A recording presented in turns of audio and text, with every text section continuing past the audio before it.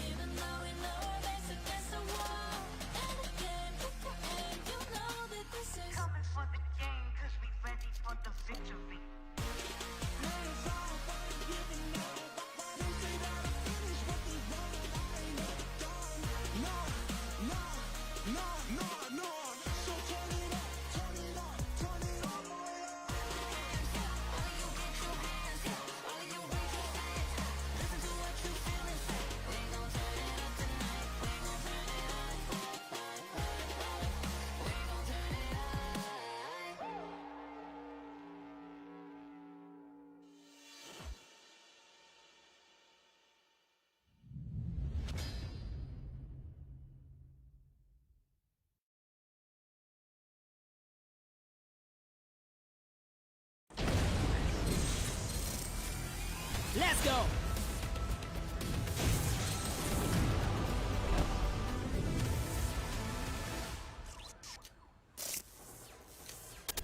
Sting ជាមួយនឹង Jensen រួមនឹងវីតាមីនចម្រុះមួយជា Strawberry ឆ្ងាញ់ស្រស់ស្រាយអស្ចារ្យ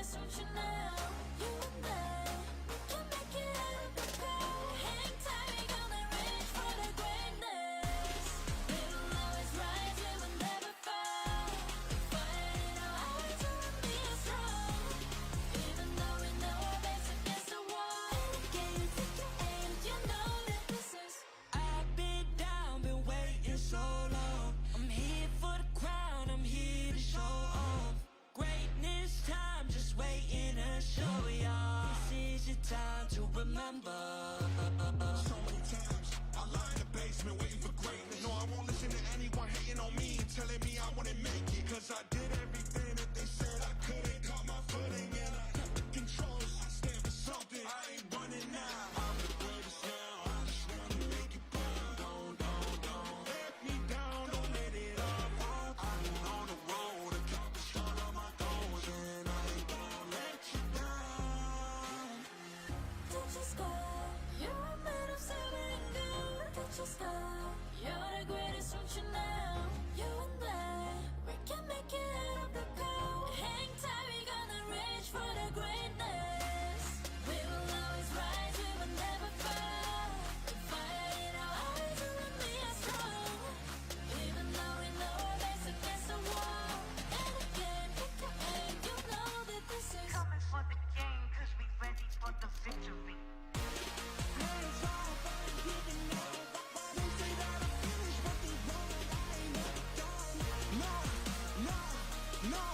No.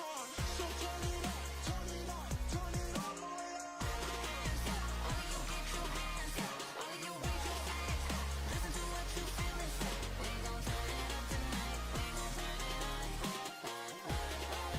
We gon' turn it up.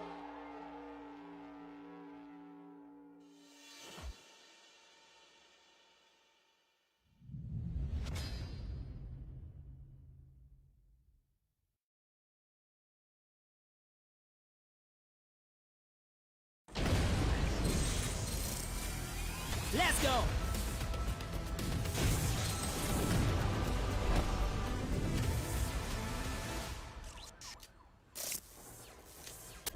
Sting ជាមួយនឹង Jensen រួមនឹងវីតាមីនចម្រុះដូចជា Strawberry ឆ្ងាញ់ស្រស់ស្រាយអស្ចារ្យ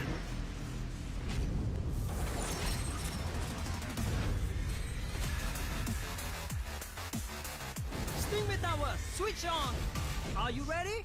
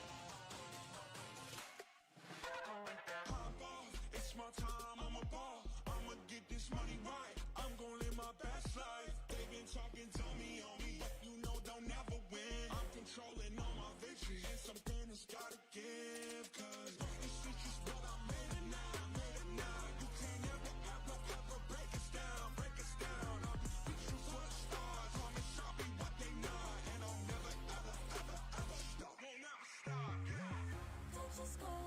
You're made of silver and gold. Look at your sky. You're the greatest, don't you know? You and I, we can make it out of the cold. Hang tight, we gonna reach for the greatness. We will always rise, we will never fall. Fighting our hearts and we are strong. Even though we know our backs against the wall. Can you take your aim? You know that this is. I've been down, been waiting so long. I'm here for the crown, I'm here to show off. Greatness time, just waiting to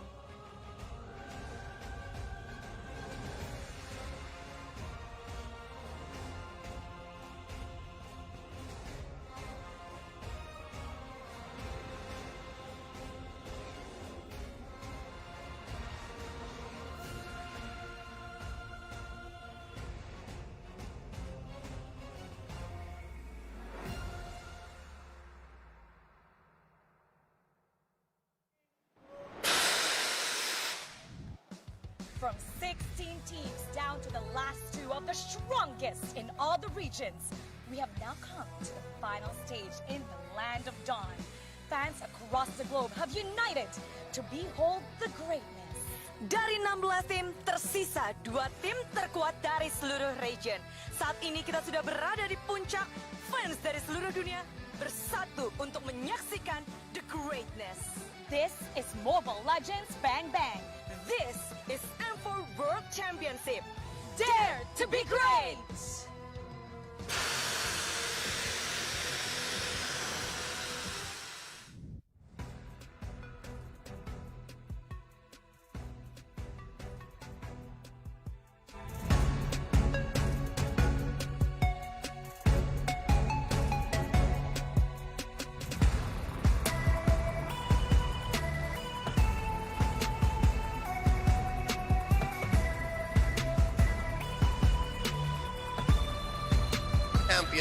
But let's take a trip down memory lane. Gideon, you were there during M1. It was live from Malaysia. Yes, it was. It was a beautiful event, and more importantly, an incredible story of EVOS turning things around and really living up to the name of EVOS Legends, dropping down to the lower and then pushing it all the way back to the grand finals. Looking back in history, that was the age of Indonesian domination. The grand finals were between EVOS Legends and RRQ Hoshi, and I think that set a good, I guess, foundation for the scene that we have now. You know, after that as well, we saw that Indonesian MLBB just grew so much more. And we saw the development of every single team leading up to M2, where it all came down to a Myanmar versus Philippines grand finals. Carl Tizzy, the player you see in Echo right now, was the same jungler that got the finals MVP back at M2, winning the World Championship for Bren Esports. The way they were able to do it though, my goodness, they started a pattern here, Leo, that future tournaments follow through. Lower bracket champions from Bren. Oh, now here's a visual again from Akshata Arena. This is a scene that you were live from,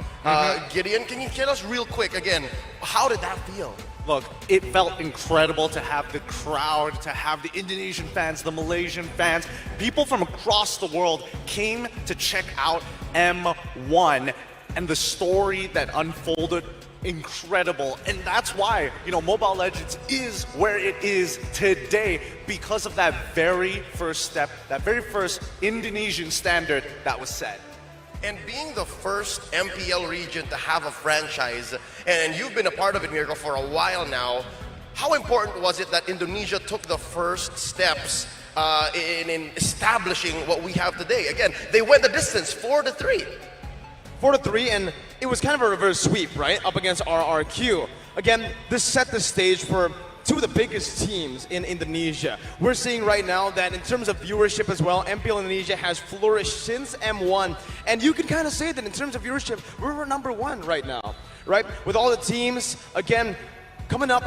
playing with their new rosters and even importing players, we can see the level of competition rising from Season 9, even from Season 8 to now Season 10, and it's going to continue to rise. G, that was back in 2019. What was it like for you watching from across the world? So across the world, it was amazing. You know, 2019, I think that was when I actually started my Mobile Legend career. So that was when I was dabbling into it, and you know, diving into esports. It wasn't around then, you know, like in NA. So I occasionally watched, but it was at a different time zone. But I loved it. I loved it when I did get a sneak peek. Were you a supporter of Gosu, who was also present during M1? I'm looking at you. I'm trying to get a read here. Supporter, maybe not. Gosu was good. Team Gosu was good. I was a big fan. Yeah, I mean anything NA, I try to follow.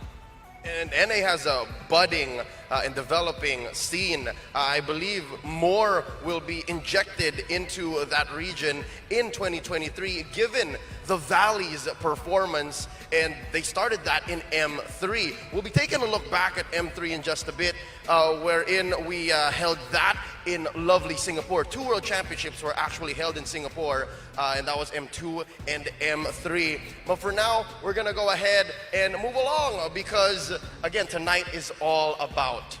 the next championship. It's M4. Only one will go home with the trophy. Let's go ahead and see who. Clara and I are here with two gorgeous girls all the way from the Philippines. Dexy, one of the most popular content creators and the owner, co-owner of Blacklist International, Alodia. Hello, selamat siang cantik. Hello. You know what it means? Hello, good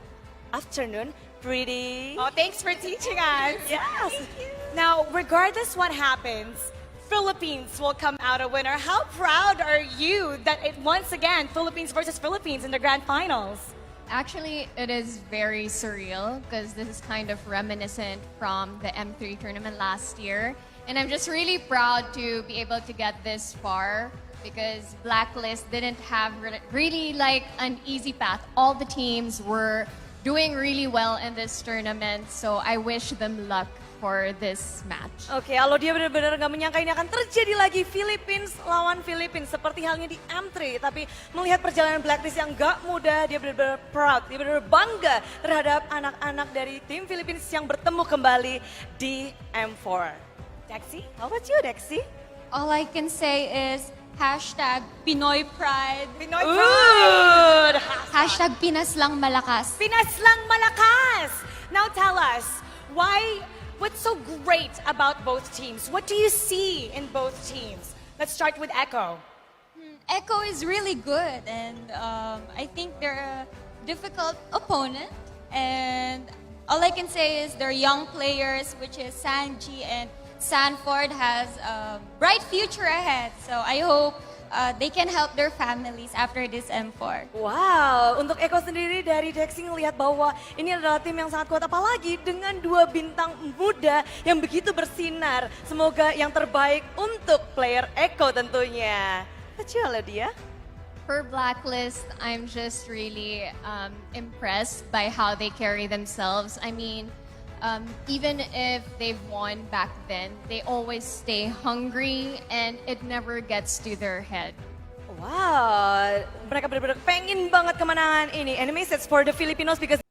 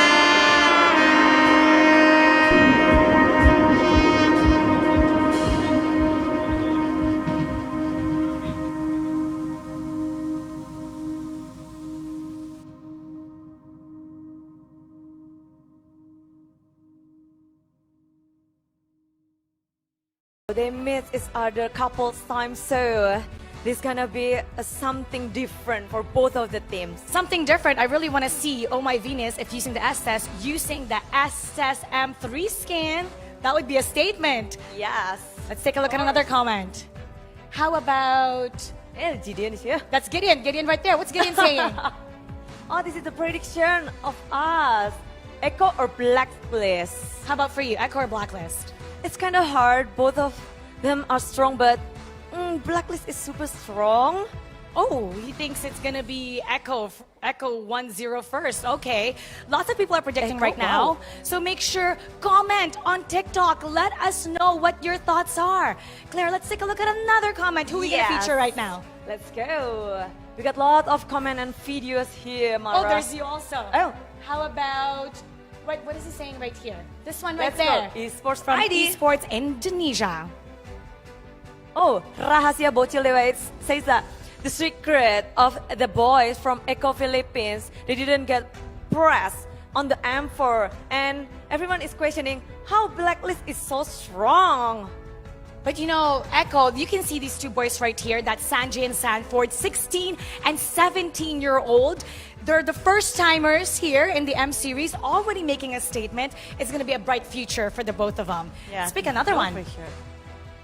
Let's go, find another one. Ooh. Grangers, right over here. Grangers is saying, wishing luck to the whole Echo team. Can't let Blacklist getting that back-to-back. Ooh, that's going to be a really hard one because Blacklist International is very determined. We love getting your comments on TikTok, so keep them coming. Be sure to use the hashtag Mobile Legends Bang Bang, MLBBM4, and Dare to be Great. Langsung aja kirim postingan kalian tentunya untuk ngedukung tim-tim yang akan beradu di Grand Final tentunya di TikTok. Now we're going to dissect the performance of Echo and Blacklist International during this entire M4. So analysts, break it down for us. The world watches here today, incomprehensible of what might be a potential defending champion. Us here at the Analyst Stands once more. This is LaFell. This is the most wanted man here, and across the world, it's Wolf, Miracle, and myself, Gideon Q. We're going to talk a little bit about between the matchups between Blacklist International and as well as Echo. But honestly, guys, I think there has been a lot of talks, and based on what we've seen, thanks to Mara and Clara, I'm thinking that maybe, I don't know, Echo seems to be the favorite for a lot of teams.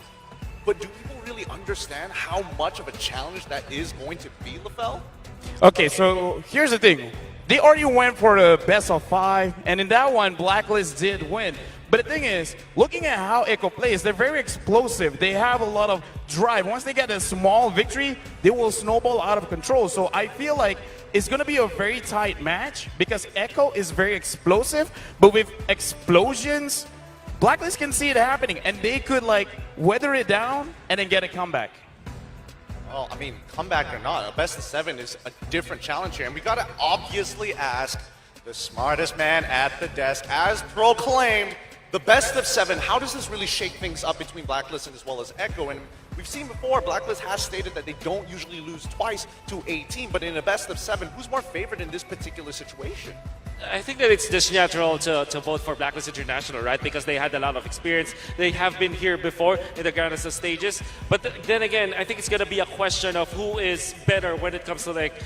handling their fatigue. Because we saw in the best of 5 series, right, between these two teams, there were so many, there's so many ideas and strategies that kind of got exhausted by both teams between each other. So I will say that when it comes to just to answering your question of who is favored here, I think Blacklist because of their experience, but Echo, if they really showed something different from a best of 5, I think that Blacklist will be stunned from that. Well, we'll see how that's going to be. Soon we're going to be throwing off some graphics and we're really going to start breaking it down. But Miracle, my brother, unfortunately our nations have been cut down a little short here. It's a little sad, of course, but you know, walk me through this because now the performance summary overall, how important is this overall first pick rate? You know, blue side used to be dominant side during the group stages, but things have changed and the meta technically has evolved. Well, you know, obviously looking at it right now, for the first pick, it's kind of weird, right? Because for first pick, Echo has a very, very good win rate. They love picking up their prio heroes. Sometimes it's the Kaja, it's the Yi, but mostly it's the carry on Benny, right? So the first pick has been very, very good for Echo. Not so much for Blacklist, but it's a fun fact that right now, in the M4 meta, we all think that, hey, first pick is going to be better. No, not for Blacklist, because they actually enjoy being the second pick. 72.7% win rate on second pick, which is pretty crazy, but it really makes sense when you understand their heroes. They really like to counter the opponents based on what they prioritize first, and Blacklist, especially up against Echo, they kind of have their number. I mean, if we're talking about numbers here, Wolf, I mean, when we're looking at that, and especially when it comes down to that second part of second picks, generally it's just overall higher. And it's not even like below 50% for either one of these teams. 72%, right? I think that it is the Blacklist special, the Bonchan special, to kind of go for the trade, the first two picks, then eventually go for a curveball in the last pick. That's how he is able to outplay his teams. But looking now at the KDA, okay, so almost the same, but Benny QT, that's 7 average KD is actually pretty high. Okay, so here's the thing. Looking at KDA, it's either two things. Number one, you don't die as much, or number two, you just get a lot of kills. And that's why we got to talk about the numbers, because according to the average KDA, numbers have proven that Echo, they're more explosive. Because even talking to Bonchan, it's like, it's all about the objectives. But for Echo, it's the same. But their objectives are kills. I mean, this could honestly skew the data here, and that's something that I really want to talk about, because overall we're talking about GPM high score. We're looking at Oheb here, and I honestly was hoping to see him in the KDA side, but no, he's only in that GPM. So teams, and especially for Blacklist International, are winning games with Oheb just hard farming, but not getting as many kills as we would like to, imagine, from the performance of M3. Honestly, looking at it, if you see how Blacklist International plays compared to Echo, I think LaFell kind of touched on it already. Echo is very explosive, but Blacklist International, they're consistent, right? They don't need a lot of kills. Sometimes they even die for it, but hey, they deal a lot of damage, and the damage is enough for them to get the dub in the game. For Echo, it's a lot relies on actually their mid lane and their gold lane, sometimes even their XP lane. Carl TZ has taken more of a utility role this time, as you can see from the performance summary here with the top hero picks. The top hero picks for Echo, it's going to be the Fredrin. So Carl TZ in this tournament, he's evolved, he's matured as a player from the player we saw at M2, the assassin, the hyper carry Carl TZ. He's still here, but he knows that right now it's time to enable these younger players, the players like Sanji, Sanford, to perform on the stage. Funny enough, LaFell, you and me, we have no stake in this, unfortunately. We're not part of that top region, so we can actually have an objective look at the overall performance of both of these teams. And so far, and especially with Echo, we're seeing, Cortese's performance. Yeah, he's great. The next generation of a potential Filipino dynasty here being built upon his shoulders. Is this going to be a problem, or is Blacklist going to defend? Honestly, I'm on the side of Echo. I kind of feel like they will build their own dynasty as long as they understand they got to watch out for the draft, because so far we're looking at performance summary, but something we got to take note of,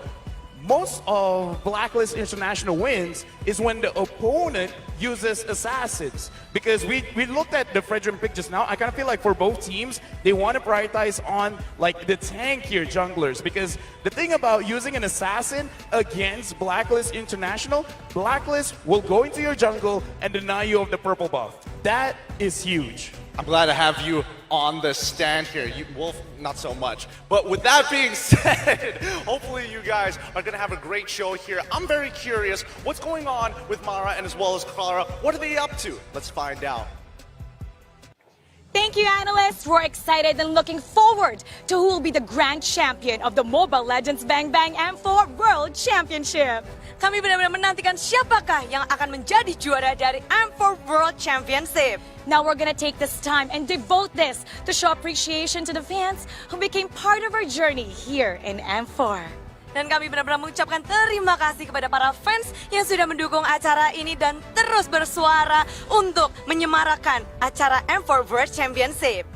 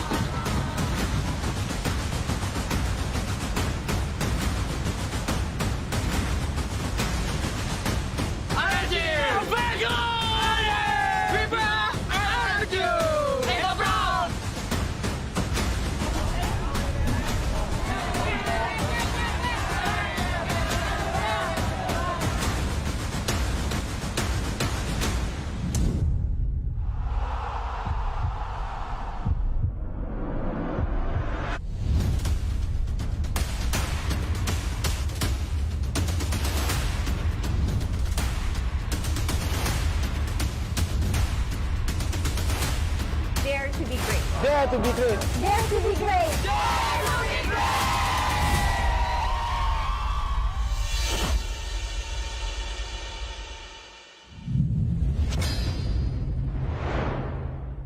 From the bottom of our hearts, we thank you, Mobile Legends Universe.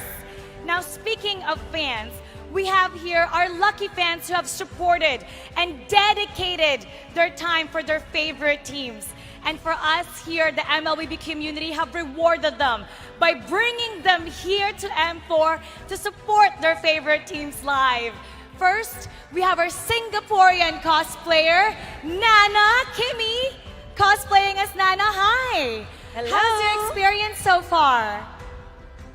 How is the experience so far, Nana? This is my first year experience a live stage. My first time is last year in Singapore. I have witnessed Blacklist as the champions of M3. This time I'm really excited to witness a championship again. Wow, cute Nana here. And dia benar-benar excited untuk menyaksikan kali ini. Adalah kali pertama dia menonton. And thank you for coming, Nana. Please don't make me a cat, okay? But we have another fans, lucky friend from Malaysia, at Enan. What do you think about the teams that is playing in M4? All of the teams. From my perspective, every team is improving, especially Philippines team. It's been 3 seasons already since they are getting the world champion, starting from Brand. Second season, second is Blacklist, and this season it's either Echo or Blacklist. We really excited to see who will going to be the champion. Wow, banyak banget yang terus berkembang dari setiap timnya. Dan apalagi kali ini lagi dan lagi Filipina. Dan mereka benar-benar penasaran siapa yang akan menjadi juaranya. But next, we have lucky friend from Indonesia. They're from Munton Care. Halo Bapak Wahyu. Halo. Gimana nih kalau ngelihat dari semuanya, kita menjadi tuan rumah. Ada nggak sih pesan-pesan yang pengen kamu sampaikan untuk semua yang menyaksikan? Ada dong, bagi fans Indonesia mari kita ramaikan Grand Final M4. Kita tunjukkan bahwa kita itu tidak toxic dan selalu hype untuk event MLBB ke depannya. Okay, let's don't be toxic and let's just be great. Thank you, Wahyu. Now, Pinas lang malakas, lucky fan, Reese and Boost Gio. When you found out that it's going to be Philippines versus Philippines in the grand finals, tell us what your reactions were. Reese. Sobrang saya, Timara, na Sobra? Philippines at Gaano Philippines ang kasaya? nalagay 100%. Sobrang saya po na kasi yung Philippines at lalo na yung Blacklist nakapasok sa Grand Finals. And yun po, sobrang, kahit ngayon di ako po makapaniwala na Blacklist nakapasok sa Grand Finals. And this is my first travel international, kaya sobrang memorable po. He's really happy that once again Blacklist has made it to the grand finals. He's been supporting Blacklist for the longest time. Sometimes he would travel 10 hours to watch them, even early for 15 hours, 3 in the morning. And look at what he made, show it off. So he can't believe that he's here to be able to watch live. What about you, Boost Gio? For me, I'm very grateful from the start. I know both Philippines teams like Blacklist International and Echo is very strong, and I'm grateful that this is a once-in-a-life experience that because we won in this contest. Then of course, thank you Muntun for having us, and yeah, I'm very grateful for having here. And we're very grateful to you. Oh, he's shaking, he's so cute. Oh, lucky fans, mereka benar-benar bersyukur berada di sini untuk menyaksikan acara yang luar biasa dan tim-tim yang begitu hebat. And now we have our lucky fan, Manjin. Manjin, Hi. why do you think Philippines is so great? Why do you think they're so good? Because again, M2, Bren, M3, Blacklist, and now regardless what happens, Philippines is a winner. I think the best trait that I can describe for us Filipinos is that we're really persistent and very well disciplined, especially for the things we love. We're very passionate for our dream and we love challenges. So to the Filipino gamers who's watching out there, I know by now they're inspired to be someday be champions as well. If you can prediction, who's gonna win, what's gonna happen? I think the winner will be a Filipino. A Filipino. And the losing country will be Philippines. Okay, you know That's what? right. We're so grateful to have all of you here. And it's not just Indonesia that people are celebrating. We have fans all across the globe. So how about let's say hi to some of them right now from Singapore. Where's Singapore? Hello. Hi. I am here all the way in Singapore, but I am not alone here. I'm here together with everyone. And of course, we are all here to bear witness this one region battling against themselves, PH versus PH. Blacklist International, they are ready to take the crown for themselves again. However, of course, Echo is one hell of a challenger, and we are all here super stoked and really wanted to find out if whether Echo will be able to be victorious this time, if whether Blacklist International will be able to defend their throne. Back to you guys. Thank you, Singapore. You know, Clara, I heard from Jace, a caster from Singapore, that they really watch MPL Philippines. We have a lot of fans there. How about, let's take a look at Malaysia. Hello from Malaysia. I'm Sid, and now we are having our watch party here at Homeboys Pit Stop. And after this, it's a grand final between two teams from Philippines. Who's gonna be the best team? It's either Echo or Blacklist International. Please give them the full support for the all Philippine teams who are competing in the grand finals. May the best Philippine teams win this battle. Now, back to you, Mara and Clara. Thank you, Sid. Thank you, Malaysia. And finally, Philippines! Hello, Jakarta, from the Philippines. This is your very own Odin, and we're here at Market with a horde of Filipino fans who have been watching M4 from here or from home since day one. From a repeat of our MPL PH Season 10 finals, and now back again to the world stage, the whole Philippines is cheering you on. Echo and Blacklist International. Let's have an excellent series. Everyone here just wants to watch exciting MOBB. And so you can feel the energy here. Audience, let's show Jakarta our pride. When I say Blacklist, break the crowd. Echo loud, echo proud. And all together, Pinas lang, malakas. Good luck over there, everyone. Again, this is your very own Odin. Back to you, Mara and Clara. Wow. So energetic, I love it. They're really showing, even with the energy, Pinas lang, malakas. Now we're gonna break it down for Echo and Blacklist International. Analyst.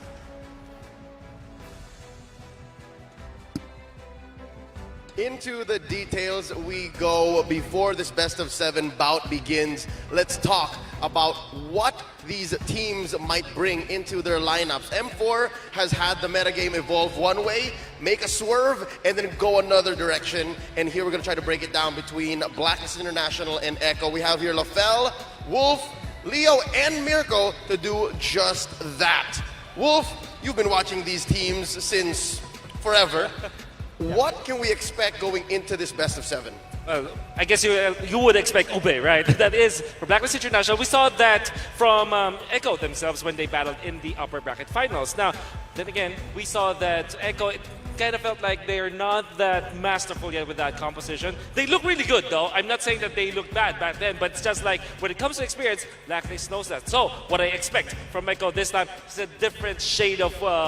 purple coming out from them when they're going up against Blacklist in the finals. Okay, whoa. You said that Blacklist International have a lot of experience, and Echo, the thing that I've learned for newer teams is that they learn faster. Sure, the more veteran teams, they learn more efficient, but in the best of 7, I kind of feel like for the newer players, whatever mistakes they do, it was stuck with them for the entire best of 7 series. So in this series, I kind of feel like I understand what you're saying, but if we're talking about learning, Echo might have the edge. They might learn a little bit faster. Well, in terms of drafts, honestly, it does feel like Blacklist International have had the more solid drafts around or across M4. Meanwhile, Echo, I think me and you, Leo, we had a lot of discussions about this where the drafts from Echo seemed kind of shaky sometimes, right? We saw the Yi Sun Shin, we saw even yesterday picking up a Cho, and then the Hilda later on, swapping Yaoi into that Hilda. But first, I think we're going to take a look at the statistics first. If anything is to be said about Blacks International, they are so consistent. And one of the most consistent players I've ever seen in the entire history of pro MLBB play is Haji, as LaFell would call the Kada machine. And the thing is, it's nice when Blacklist International, they're in a pinch. They look at Haji, they look at Edward. Everyone performed well, but for these two players, they're gonna have more on their shoulders. And looking at the win rate as well, Eve, like, okay, Farsa, he played more, it's a lot of bursts, but if Eve is given to Haji, this 100% win rate might stay. Yeah, worthy of the trade, right? Definitely. I think I will be seeking for Blacklist International, both Farsa as well as the Eve, and the way that they are controlling the map because of it and the team fights. Haji just plays the Eve as well as the Farsa so differently from other teams. Maybe the only similar playstyle was from when Rosa plays it, the aggressive kind of Nook mages. We are going to experience once again how great Haji is, these kind of heroes. One of my personal MVPs of the past championship of Blacklist International is definitely Haji, and I think that his improvement from the previous season was still very consistent. Yep, he's your favorite player. He is. He is my favorite player on Blacklist, right? I mean, the way he plays ththese mages, these are safe mages. These aren't mages that are supposed to be in front, right? I think back at M3, I was very surprised of Hatred's performance, right? On Onyx PH. The way he was able to just play in the middle of the team fight. But for Haji, sometimes he's the frontliner. He's the frontliner. He builds Winter Truncheon early. I think in terms of itemization, positioning as well, this is your guy, right? And I'm not just talking about positioning, playing in the back line. No, playing in the front line by understanding the spacing of the hero so well to a point where he can be the front line, but he's always still safe. And that just shows how important the box is in the current metagame of M4. And that's supported by Oh My Venus, who a lot would agree with me when I say is the heart and soul of the Ube.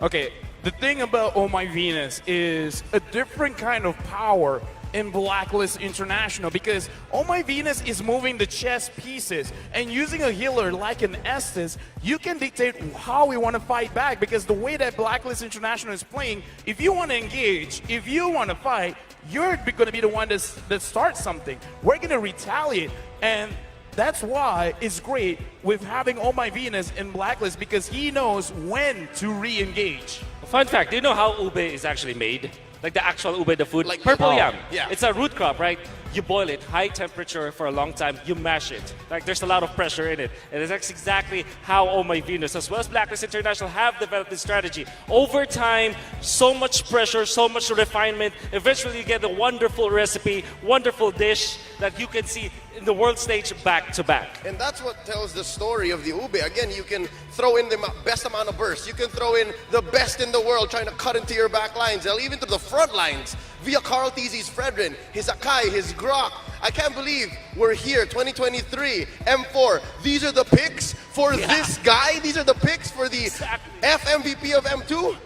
It's insane, right? How much he's matured, how much he's learned and progressed through the years here. Coming again into the grand finals of his second grand finals in a world championship. It's not like he can't play the assassins anymore. He can still play those assassins. He can still threaten the back line with the Fanny, the Ling, and I'm still waiting for it, but the Lancelot, right? I mean, it's still possible, but honestly, look at this tournament, the meta as well, it just really favors these fighters in the jungle. Not just the fighters, but also just the tanks. The utility provides so much for the team, enables the mid lane and the gold lane to do what Echo's been doing. Sanford as well, XP mid gold. And even to a point, it's Yaoi too. These are all carries. That's why Echo is so dangerous. They can carry through every single role. I guess we know who he's voting for. Okay, so right now we're looking at Benny Cutie as well, where he has, if I'm not mistaken, still the highest KDA. And very weird thing, Benny Cutie, it looks like the entire map is open to him, because even if Yaoi catches someone, sometimes he doesn't engage. He's waiting for the rest of the enemy team to show their face, then he re-engage. So he's playing a very different way than every other goal laner, where usually when the foot is in front of his face, he'll eat it. No, Benny Cutie, he assesses first and makes the judgment call a little bit later. Which is the entire essence of this hero, his power hero, carry, because the kit just solves everything that Benny Kangi wants, right? If he wants to split push, he can go ahead and click that ult. If he wants to space the opponents out, throws out the pinwheel. If he needs to locate himself, he's got the dash. And what I can say about Benny Cutie is that if you have a trophy for a gold standard, a gold lane standard, he now holds it for sure. He knows how to position well. He knows how to time his ultimates. He knows when to fight whenever his power spike is not yet there. So I think he is the holder of the gold standard today. Yep, everybody watch out for Bagyong Benny. For now, let's go ahead and throw it back to our lovely hosts. I'm pretty sure they'll have something very interesting for y'all before the match begins.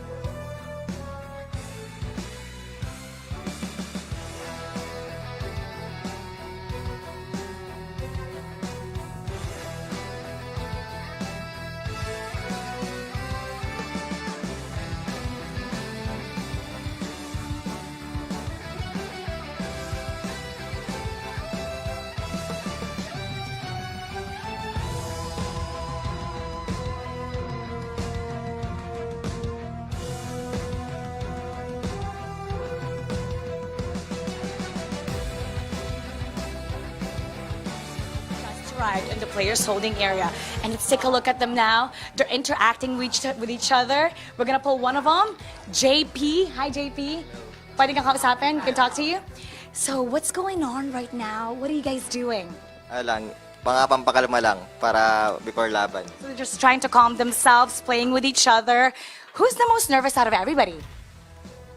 Sa ngayon siguro, puro excited lang nararamdaman kasi sanay na sa stage. So they've gotten used to the stage. It's all excitement that they're feeling. Who could not sleep last night? Yung San duo kasi ayaw nga nila magtabi sa kama kaya ayaw magtabi kaya hindi makatulog eh. The San duo could not sleep last night. That's Sanford and Sanji. They couldn't sleep beside each other. They couldn't sleep beside each other, so they couldn't sleep properly without being with each other. So they're like twins, inseparable. So out of everybody, you have the most experience in the world stage. And Carl TZ, you've been to the M Series before. The four of them, first-timers. What's something, an advice that you gave them to make sure that the nerves don't get in the head and they can perform their best today? Sinasabi ko lagi na parang kaya naman nila yung kalaban just lang. Tas kalma lang lagi, tas walang parang overhype ganun. He's telling them that they can handle the team. They just need to be confident and they can do their thing. All right, I know that you got some stuff to do, so good luck. You got this. Echo loud. Echo proud.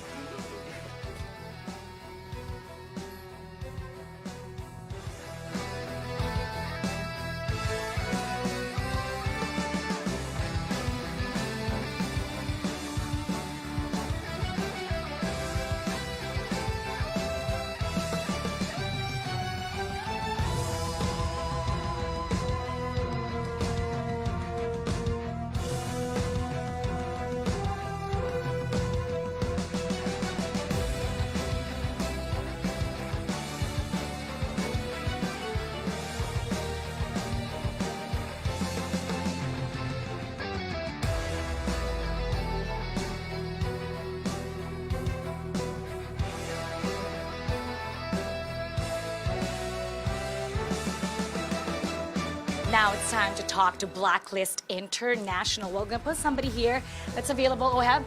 come over here. Okay. Oh, don't trip. We still have a game. What's the first thing you ate today? Corned beef. Are you nervous? Yes or no? No. And who do you think is gonna be the finals MVP? Me. Who's the best Matrix user? Me. Wow, confident. Okay, I want to know, how's the feeling this time around compared to M3? I think it's the same. The same. And what is the same feeling? What is that feeling? Excited to get on stage and win. If you were keeping an eye out on one specific player from the other side, who is that? Yawi. Why? Because their gameplay revolves on Yawi. What's your message to Yawi? Good luck. May the best team win. May the best team win. Let's get it on. the teams are preparing for their battle, best of 7 for the grand final. But how about the opinion from the talents? But before we heard from them, let me invite our queen, Mara. Hi, Hello, Clara. Mara. Do you want to hear from our talents here? I had to run all the way from the players' room. Oh, Now, la la. you know, this is going to be a really exciting match. So we got our talents. We got a little bit of a debate going on right here. So on our right, who do we have? Blacklist! Wow. Okay. Assassin Dave. Yeah, Blacklist for the win! Okay. For Blacklist, representing Blacklist International, there's Jay's Assassin Dave, Professor KB, and Wolf. I think Wolf is on the wrong side. Oh, really? We need to push Wolf on the other side. This curse is too strong. Oh, the curse is the curse. The wolf curse. Okay, right over here. For the side of Echo, there's Gideon, Mirko, LaFell, and Leo. Wow. Come on! Echo Brown! All right, okay, we gotta settle this right now, Clara. We gotta know why Blacklist deserves to win and why Echo deserves to win. Let's do,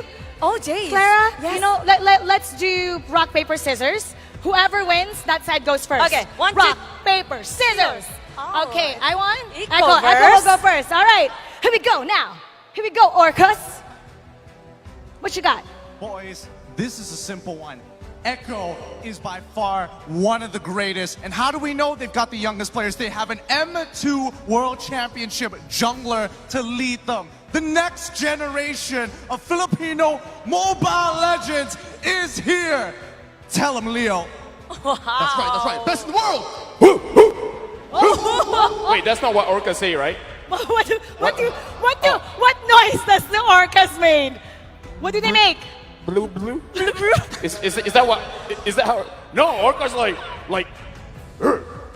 Oh, Probably, and I don't it's know. not. I They didn't do bloop, the bloop, research. and they Bloop, go. bloop. All right, I Jace, don't what you know. gotta say? To be honest, you have one MVP. We have the whole team that won M3, and they're gonna do it again. Not Hell just yeah. that, we have the best duo in the world, right, guys? Oh yeah! Blacklist. We got a V-Wise on the Blacklist International, right? That's right. Best duo on the world. Oh, okay. Wow, Mirko, strong statement. they got the best duo. What you got?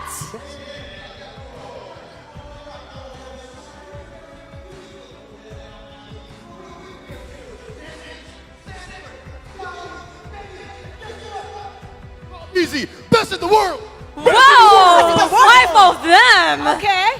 Yo, we have James. super AI, okay? Assassin Blacklist is all about the playstyle. It's all about the discipline. It's all about everything that Echo does not have. All right? The discipline. Wow. Okay, Assassin Lafel Dave's want to trying say to something. assassinate Blacklist you. has everything. Come on. We got V-Wise, we got OHAP, we got Haji, the KDA machine, right? Yes. We got a number. Oh, maybe they got the because numbers. the Blacklist is number 1. Oh, they got the numbers. Number one, LaFell. LaFell, what you gotta say to that? Okay, not gonna lie, I'm here because I'm upset. Oh, why are you upset? Oh. Why? Blacklist. Because I wanted to buy their jacket and it's sold out. That's why you went there. I got the last jacket. I got the last Our one. loyalty can be bought. So if like you guys could hook us up, then we can trade places. Hey, Is that right? Hey, that's what- right. That's right. That's Hey, right. Lafel. Loyalty Hey, can be Lafel. bought. What a reason. Hey, LaFell, how Okay. about a jacket and a jersey and track pants and some shorts, some merch from Blacklist? Will you come over here? Oh yeah. Oh, let's Yeah, do do it. we have a jacket for them? Where's Elodia? No, you move it. Whoa. Are we giving him a jacket? Whoa. Whoa. Have you seen their varsities, bro? Uh-oh. Lavelle? LaFell, You want to change what's your going heart? on? Okay. Since we're on the side of Echo, no. Echo loud, No. Echo proud. Oh, You we got thought we could buy him rejected. over. We thought we could buy him over. Yeah, but we know, we don't have to buy him over though, because we know that Yeah. in Blacklist International, they're the trendsetters. They set the meta, and everybody just follows. And if you're even looking at the past the matches that we saw from Blacklist International and Echo, and even other teams, like they're just really following Blacklist International. They haven't broken the code. Okay. Leo, how we gonna break the code? It's very simple, isn't it, Leo? Wow, they're discussing right now. What discussion? Come on, They're come on. discussing. You guys just hold on. You guys just hold on. Okay, we need Leo to hype up a little bit. This have- is just gonna be short and sweet, just like this best of 7. Yeah, we. You ready for this, Leo? All right. Echo is going to need the help of Limang Echo fans all around the world. Limang Echo fans so that they can eventually become best in the world! Best in the world!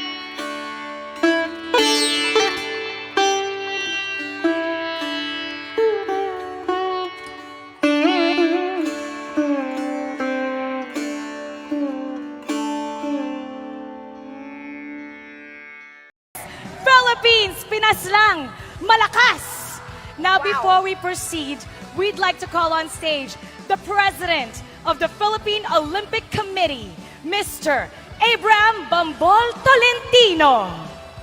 Please join us.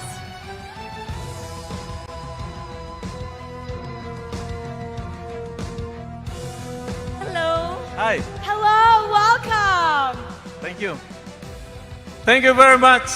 Jakarta. Thank you very much, Munton, for this 2022 M4 Mobile Legend Bang Bang Championship. We're so excited.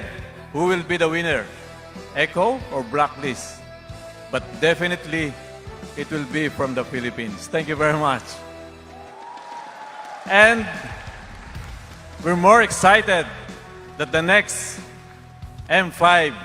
will be in the Philippines. We'll be excited to give you the best hospitality of the Filipino. So see you guys, M5 in Philippines. Thank you very much, Jakarta. Thank you very much, Munton. Thank you so much, Thank Mr. you. Tolentino, the President of the Philippine Olympic Committee. This is going to be very exciting. And regardless what happens today, Philippines will come out as the winner. It's now time to find out who is the strongest amongst all the regions, the best team, the fiercest. Let us now start the Mobile Legends Bang Bang M4 World Championship. Dare to be great!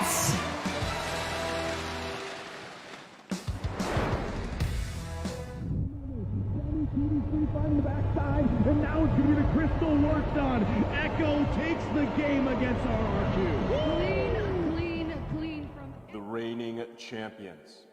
The relentless agents from the Philippines marched through the M4 World Championships with sheer dominance,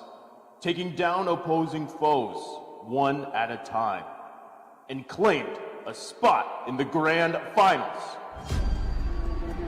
Haji's gonna fight it as well. Haji takes him down, and Black International is the first Filipino team to confirm a grand finals spot. Right now, looking in the room, looking inside the scene.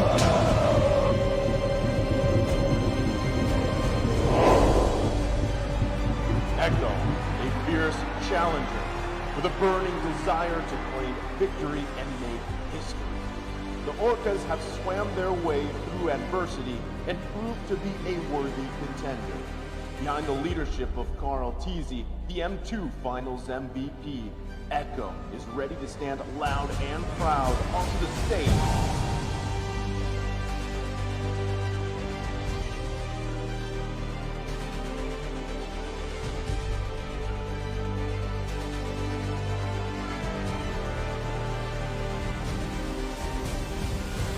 Sa mga kalaban namin bukas sa Echo. Sobrang gusto ko manalo bukas para sa akin at para sa kakampi ko.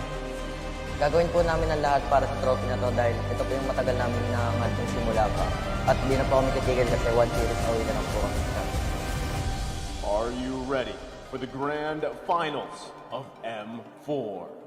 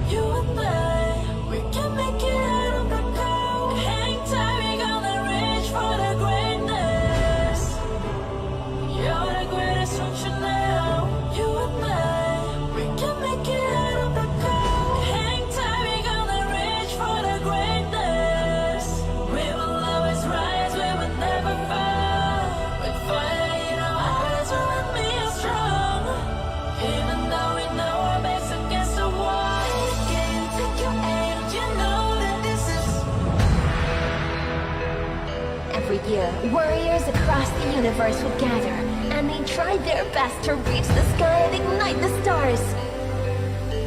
But ultimately, there can only be one victor each year. M1, the first ever world champions, EVOS Legends. M2, the meteoric rise of brand esports. And M3, Blacklist International, which finally broke the code. And now, it's finally time to commence the grand finals of M4 ship. Now this is a wonder to behold. Touch a star, you are made of silver and gold. Touch a star, you're the greatest, don't you know? You and I, we can make it out of the cold. Hang time, you're gonna reach for the greatness. We will always rise, we will never fall. We find it in our hearts, we'll be strong. Even though we know our best against the wall. Game, take your aim, you know that this is.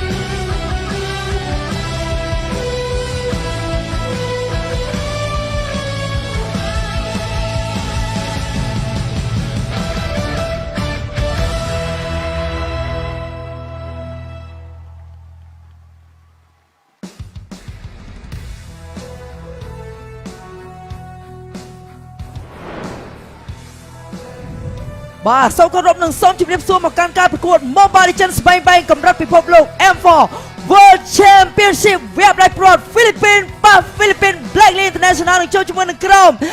Echo បាទអញ្ចឹងដូចនេះបានដឹងអញ្ចឹងសម្រាប់ជំនួប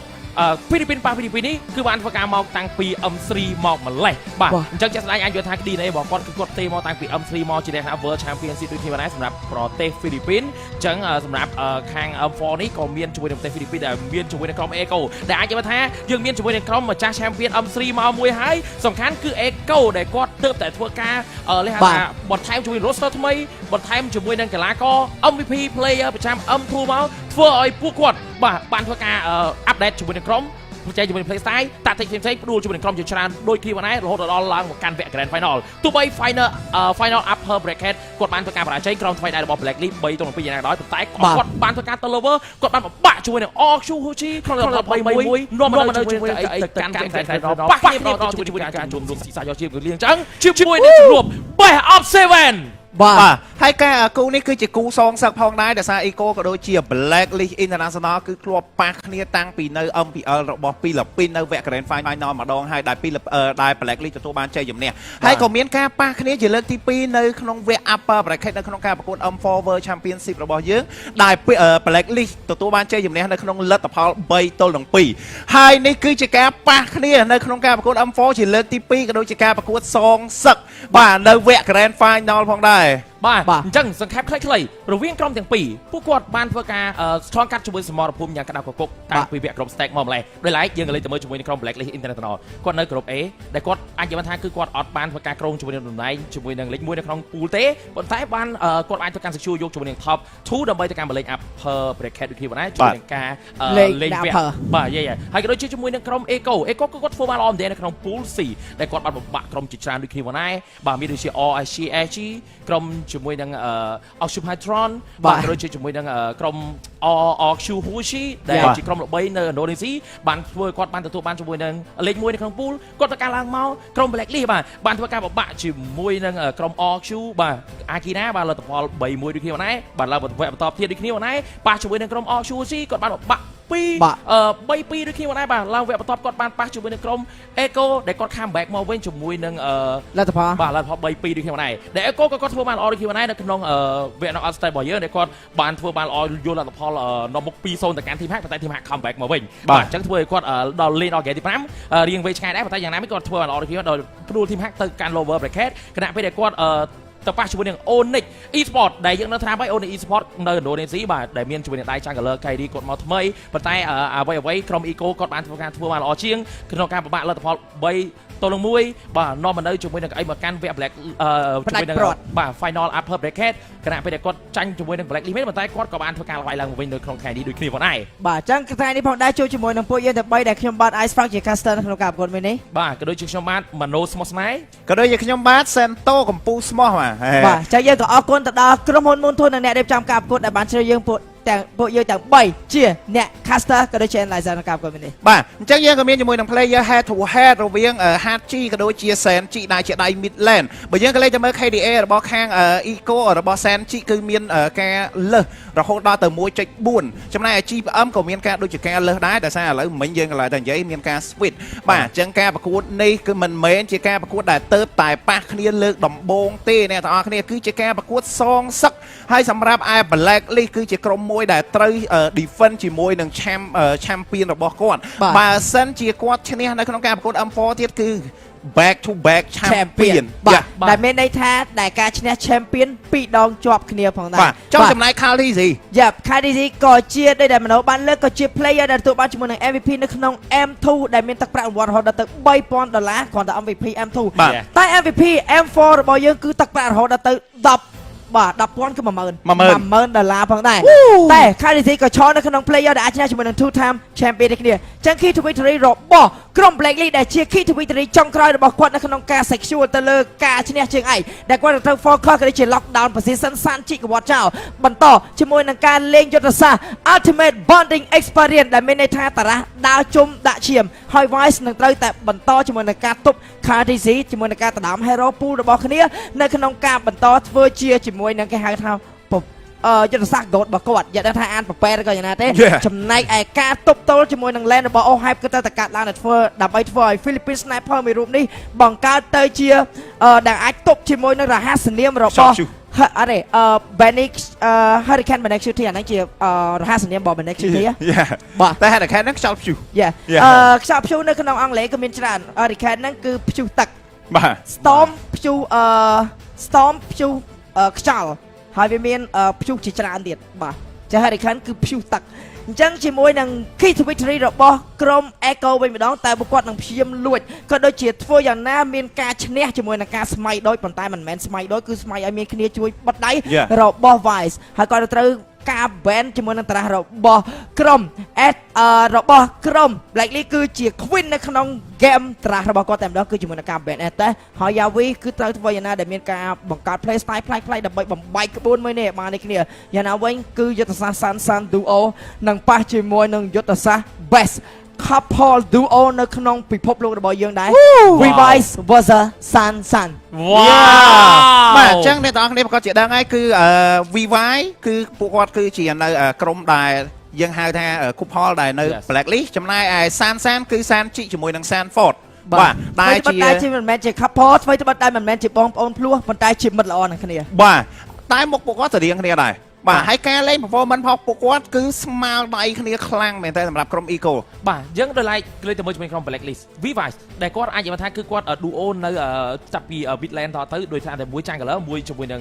Roaming ដូចគ្នាបានអញ្ចឹងពួកគាត់អាចនិយាយថាជាការកាផលគ្នាដូចគ្នាប៉ុន្តែចេះដៃយើងលេងជាមួយ San ទាំងពីរបាទជាមួយនឹង Sanchi Sanford ពួកគាត់និយាយថាអាចយកមក Land ពីគ្នាមក Land អាចគ្នាតែម្ដងប៉ុន្តែអាចនិយាយថាជាមួយនឹង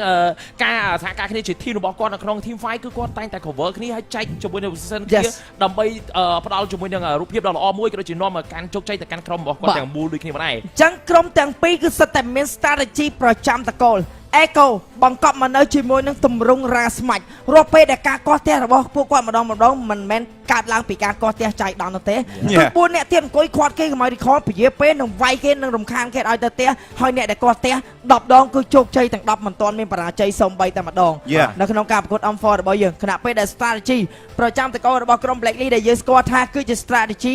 UBE strategy គឺ ultimate bonding experience ជា strategy pick ជាមួយនឹង hero healing ហើយដើរជុំដាក់ឈាមចាំមើលថានឹងទៅជាងណាជាមួយ strategy ទាំងពីរនេះក៏ស្វាគមន៍មកកាន់ការប្រកួត M4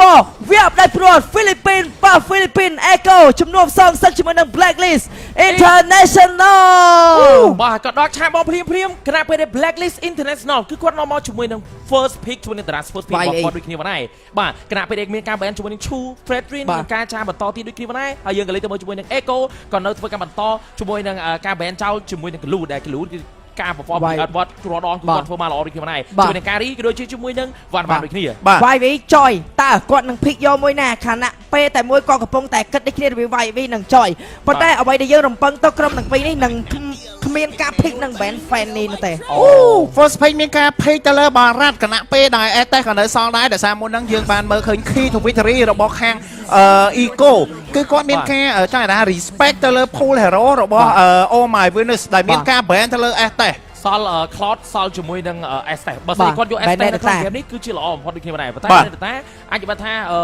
ការលេងពួកគាត់ប៉ះគ្នាបើតែពី Edward គាត់អត់សូវចេញដល់ slot ទី3បានទេបាទគាត់ដូចគ្នាដែរបាទអញ្ចឹងផាឆាមកមួយបាទអញ្ចឹងយើងបានឃើញហើយ3 hero របស់ខាង Blacklist International មានដូចជាបារ៉ាត់ក៏ដូចជាហារិតនេះគឺឆ្នៃទៅលេង Goland សម្រាប់ OHYPE ក៏ដូចជាផាសាសម្រាប់ Hachi បាទយើងឃើញត្រាដែលគេ enemy មានក្តារអុកសម្រាប់ Blacklist International គឺអត់សូវ pick អេតទេគាត់จะចាត់ pick Digi និង Lolita អញ្ចឹងបើសិនជាចង់បិទដៃជាមួយនឹង Oh My Venus តើនៅមានការ ban Estes ឬមួយក៏ ban Lolita ក៏ដូចជា Digi យើងចាំមើលទាំងអស់គ្នាអ្វីដែលខ្ញុំបានធ្វើការស្ដាប់ Oh My Venus គាត់បានធ្វើការនិយាយនៅការលើពេលដែលគាត់ឈ្នះជាមួយនឹង Echo ណាគឺគាត់និយាយថាក្រុម Echo គាត់ព្យាយាមការ focus ពេកទៅការបិទដៃជាមួយនឹង Hachi ក៏ដូចជា OHYPE ដូចគ្នាដែរហើយជាពិសេសនោះគឺហេតុអ្វីបានគាត់នៅតែធ្វើការបើក Estes ឲ្យគាត់ជាអ្វីមួយដែលធ្វើឲ្យគាត់ចាញ់ដូចគ្នាដែរប៉ុន្តែនៅពេលបច្ចុប្បន្ននេះ Echo បើកជាមួយនឹង Hero Pool របស់ខាងក្រុម Blacklist ដូចជា OHYPE ដូចជា Hachi មកទាំងអស់ទៅបាទដោយតែបាននិយាយគាត់នៅតែ ban Estes ទាំងដឹងថាគាត់មិនសូវជា perform Estes ទេនៅក្នុងក្តារអុកបាទអញ្ចឹងអ្វីដែលសំខាន់គឺយើងបានដឹងហើយថាបារ៉ាត់គឺជា hero jungle មួយដែល counter ទៅលើអាកៃ បាទប៉ុន្តែសម្រាប់ខាងEco សម្រាប់ Khao TC ដែលជាដៃ Jungler នៅតែមានការ pick ទៅលើអាកាយទៀតប៉ុន្តែយើងអត់ដឹងថារូបភាពនេះគឺអាកាយយកឆ្នៃមកលេងជាមួយនឹង Roamer ឬមួយក៏យកទៅ Jungler ប៉ុន្តែបើសិនជាយកទៅ Jungler គឺភាគរយនៅក្នុងការស្មៃដូចគឺពិបាកជាមួយនឹងបារ៉ាត់បាទនេះបានសាកសមជាមួយនឹង Key Victory ដែលគាត់បានការនិយាយ respect to Queen អញ្ចឹងគឺ double ban ចុងក្រោយរបស់គាត់គឺគាត់ធ្វើការ ban ទៅលើผู้lerរបស់ Home My Venus ដូចគ្នាហ្នឹងបាទអញ្ចឹង quote របស់ Oh My Venus ធ្វើឲ្យតែពួកយើងមានអារម្មណ៍រំពឹងទៅលើជាមួយនឹងការ enemy ដឹងតែ ban S តែហើយប៉ុន្តែពួកយើងនៅតែ practice និង prepare គ្រប់យ៉ាងដែលពួកយើងមានដូចគ្នាគោលដៅរបស់ពួកយើងគឺនឹងយកជ័យជំនះឲ្យបានជាមួយនឹង strategy UVE មកហើយ pick អូនេះពិភាក្សាBen Ete Ben ទីគេភិកលលីតាបាត់បាន3-0ម៉ែជីតែនឹងមានការ surprise Rafaela Fredrin ឬមួយក៏ Farmi ដែរទេចឹងសម្រាប់បាទសម្រាប់ដៃ Roamer របស់សម្រាប់ Oh My Venus គឺនៅសល់ជាមួយនឹង Mathilda យ៉ាគេដែរគាត់លេងទូទៅប៉ុន្តែសំខាន់ជាមួយថា Golan នៅក្នុងហ្គេមនេះនឹងជា100គេដែរអាចជាលូនដូចក៏ Cloud យកជាមួយដល់គ្នាប៉ុន្តែ Mathilda មកហើយ Edward Benedetta តារាដដែល strategy ដដែលចាំមើលការ perform របស់គាត់ដែលបិទជាមួយ hero healing ទាំង3 last pick មិនបាច់គិតយូរ Lunoid Golan ដោយដែលបាននិយាយដោយសារតែមួយទៀតដែរគឺជា hero ដែលស្រួលចាប់ជាមួយនឹង Golan មែនតើតែបើសិនជា Golan ជា Lunoid គឺគាត់មាន brilliant ដើម្បីកាត់តជាមួយនឹងការបុកនាំមកញ៉ាំជាមួយនឹងគាត់2ទៅនឹង1បាទអ្វីដែលយើងក៏ស្គាល់មើលនេះជាមួយនឹងការកំភារគ្នាទៅលើ Happy Hero ទាំង5នាក់របស់គាត់អាចនិយាយថាគឺគាត់មានទៅមានមកដូចគ្នាដែរយើងក៏លេចមើលជាមួយនឹង Hello Wrong Rank របស់ខាងក្រុម Blacklist International គឺគាត់មានផាឆាតែគាត់អាចធ្វើការតង់ស្បៃនាំជាមួយនឹងផាឆាមួយហើយម៉ាទីណាក៏ដូចជាអាចធ្វើការតង់ស្បៃនាំ Voice ដើម្បីធ្វើការទៅចូលលេខដូចគ្នាដែរដល់ឡែកក្តៅវេទមន្តរបស់ខាងសមាជិកក្រុម Eco ក៏គាត់មានដូចគ្នាដែរបាទគាត់តែខ្ញុំចង់បន្ថែមបន្តិចសម្រាប់ថ្លែងពីបង SENTO និយាយទៅអាកៃហើយនឹងបារ៉ាត់វា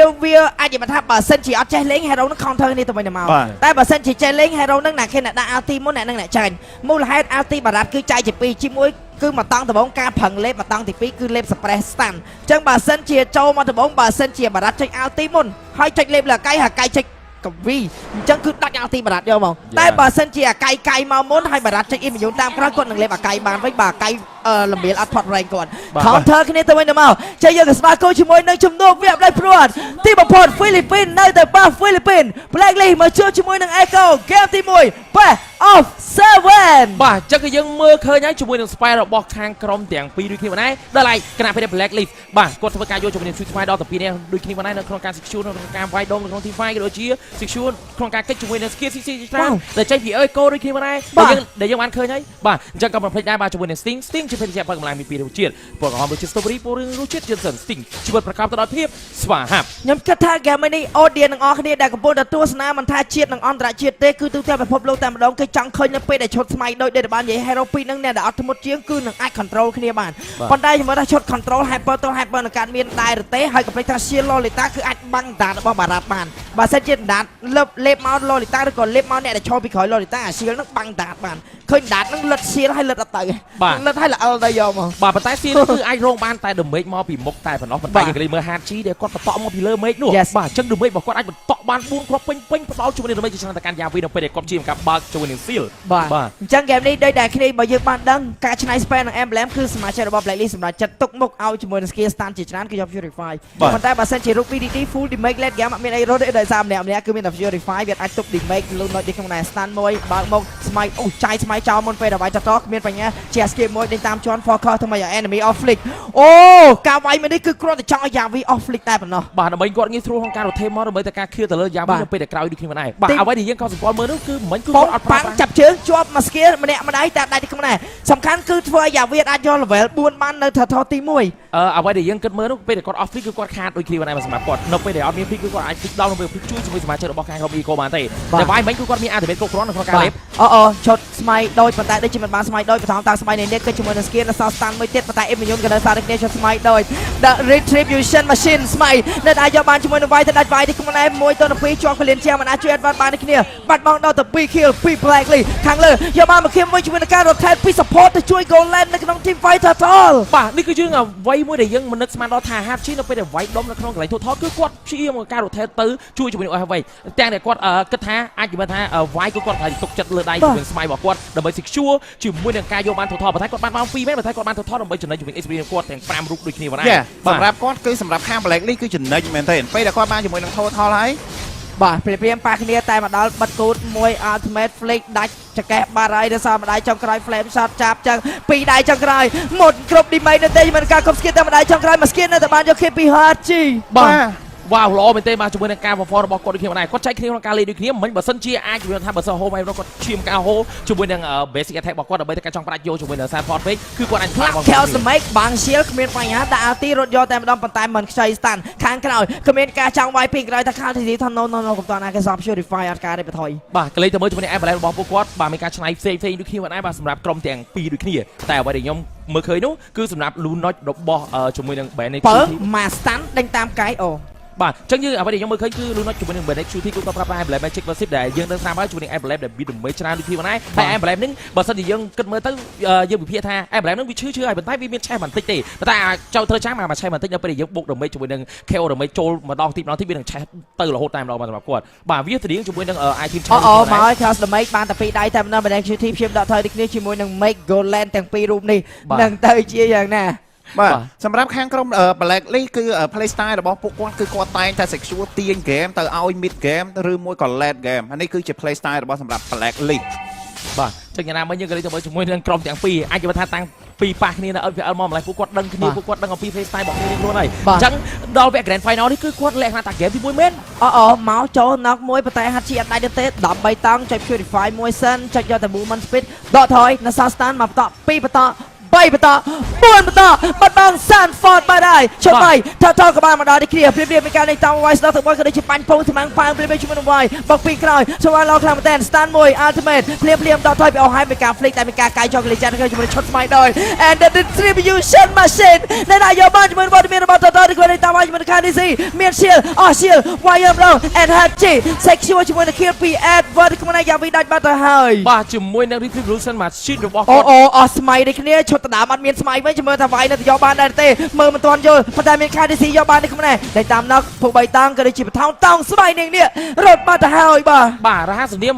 distribution machine របស់ Wise នេះគឺមិនធ្វើឲ្យអ្នកដែលគាត់ control ក៏ដូចជា audience អ្នកដែលគាត់ដាក់ឈ្មោះឲ្យគាត់ហ្នឹងគឺខកម្ដងទេជាមួយនឹងការ distribution របស់គាត់ជាមួយនឹងការស្មៃបាន2តង់ជាមួយនឹង total នេះគឺនាំមកនៅភាពចំណេញមែនទែនទោះបី early game ជាមួយនឹងការយកបាន total ទី1គាត់បាត់បង់យ៉ាងណាក៏ដោយប៉ុន្តែយើងក៏លេងជាមួយនឹង Ohab នៅ Hatchi នៅលើក៏បានធ្វើការ pick up ទៅកាន់ Bane Shooting តែ Bane Shooting អាចនិយាយថាប៉ាំងភ្ញុកយកតែម្ដងមានអីតដៃទៅទេជាមួយនឹង Oh my goodness បាទអញ្ចឹងម្ដងទៀតដូចគ្នាសម្រាប់ Bane Shooting យើងអ្នកនេះនឹងស្រាប់ហើយដែលជា hero លេង Golet ដូចគ្នាដែរប៉ុន្តែជា hero មួយដែលមានជាមួយនឹង KO damage ហើយ magic របស់គាត់គឺគាត់វាយអត់ខ្វាយផលជាមួយបើមក stand ចុច purify ខាងទេព្យាមរត់នេះខ្ញុំដែរមកបន្តចុងក្រោយមាន chat មាន flame shot អត់មានវាយគ្រប់យ៉ាង Oh have 1 AP alive ប៉ាំង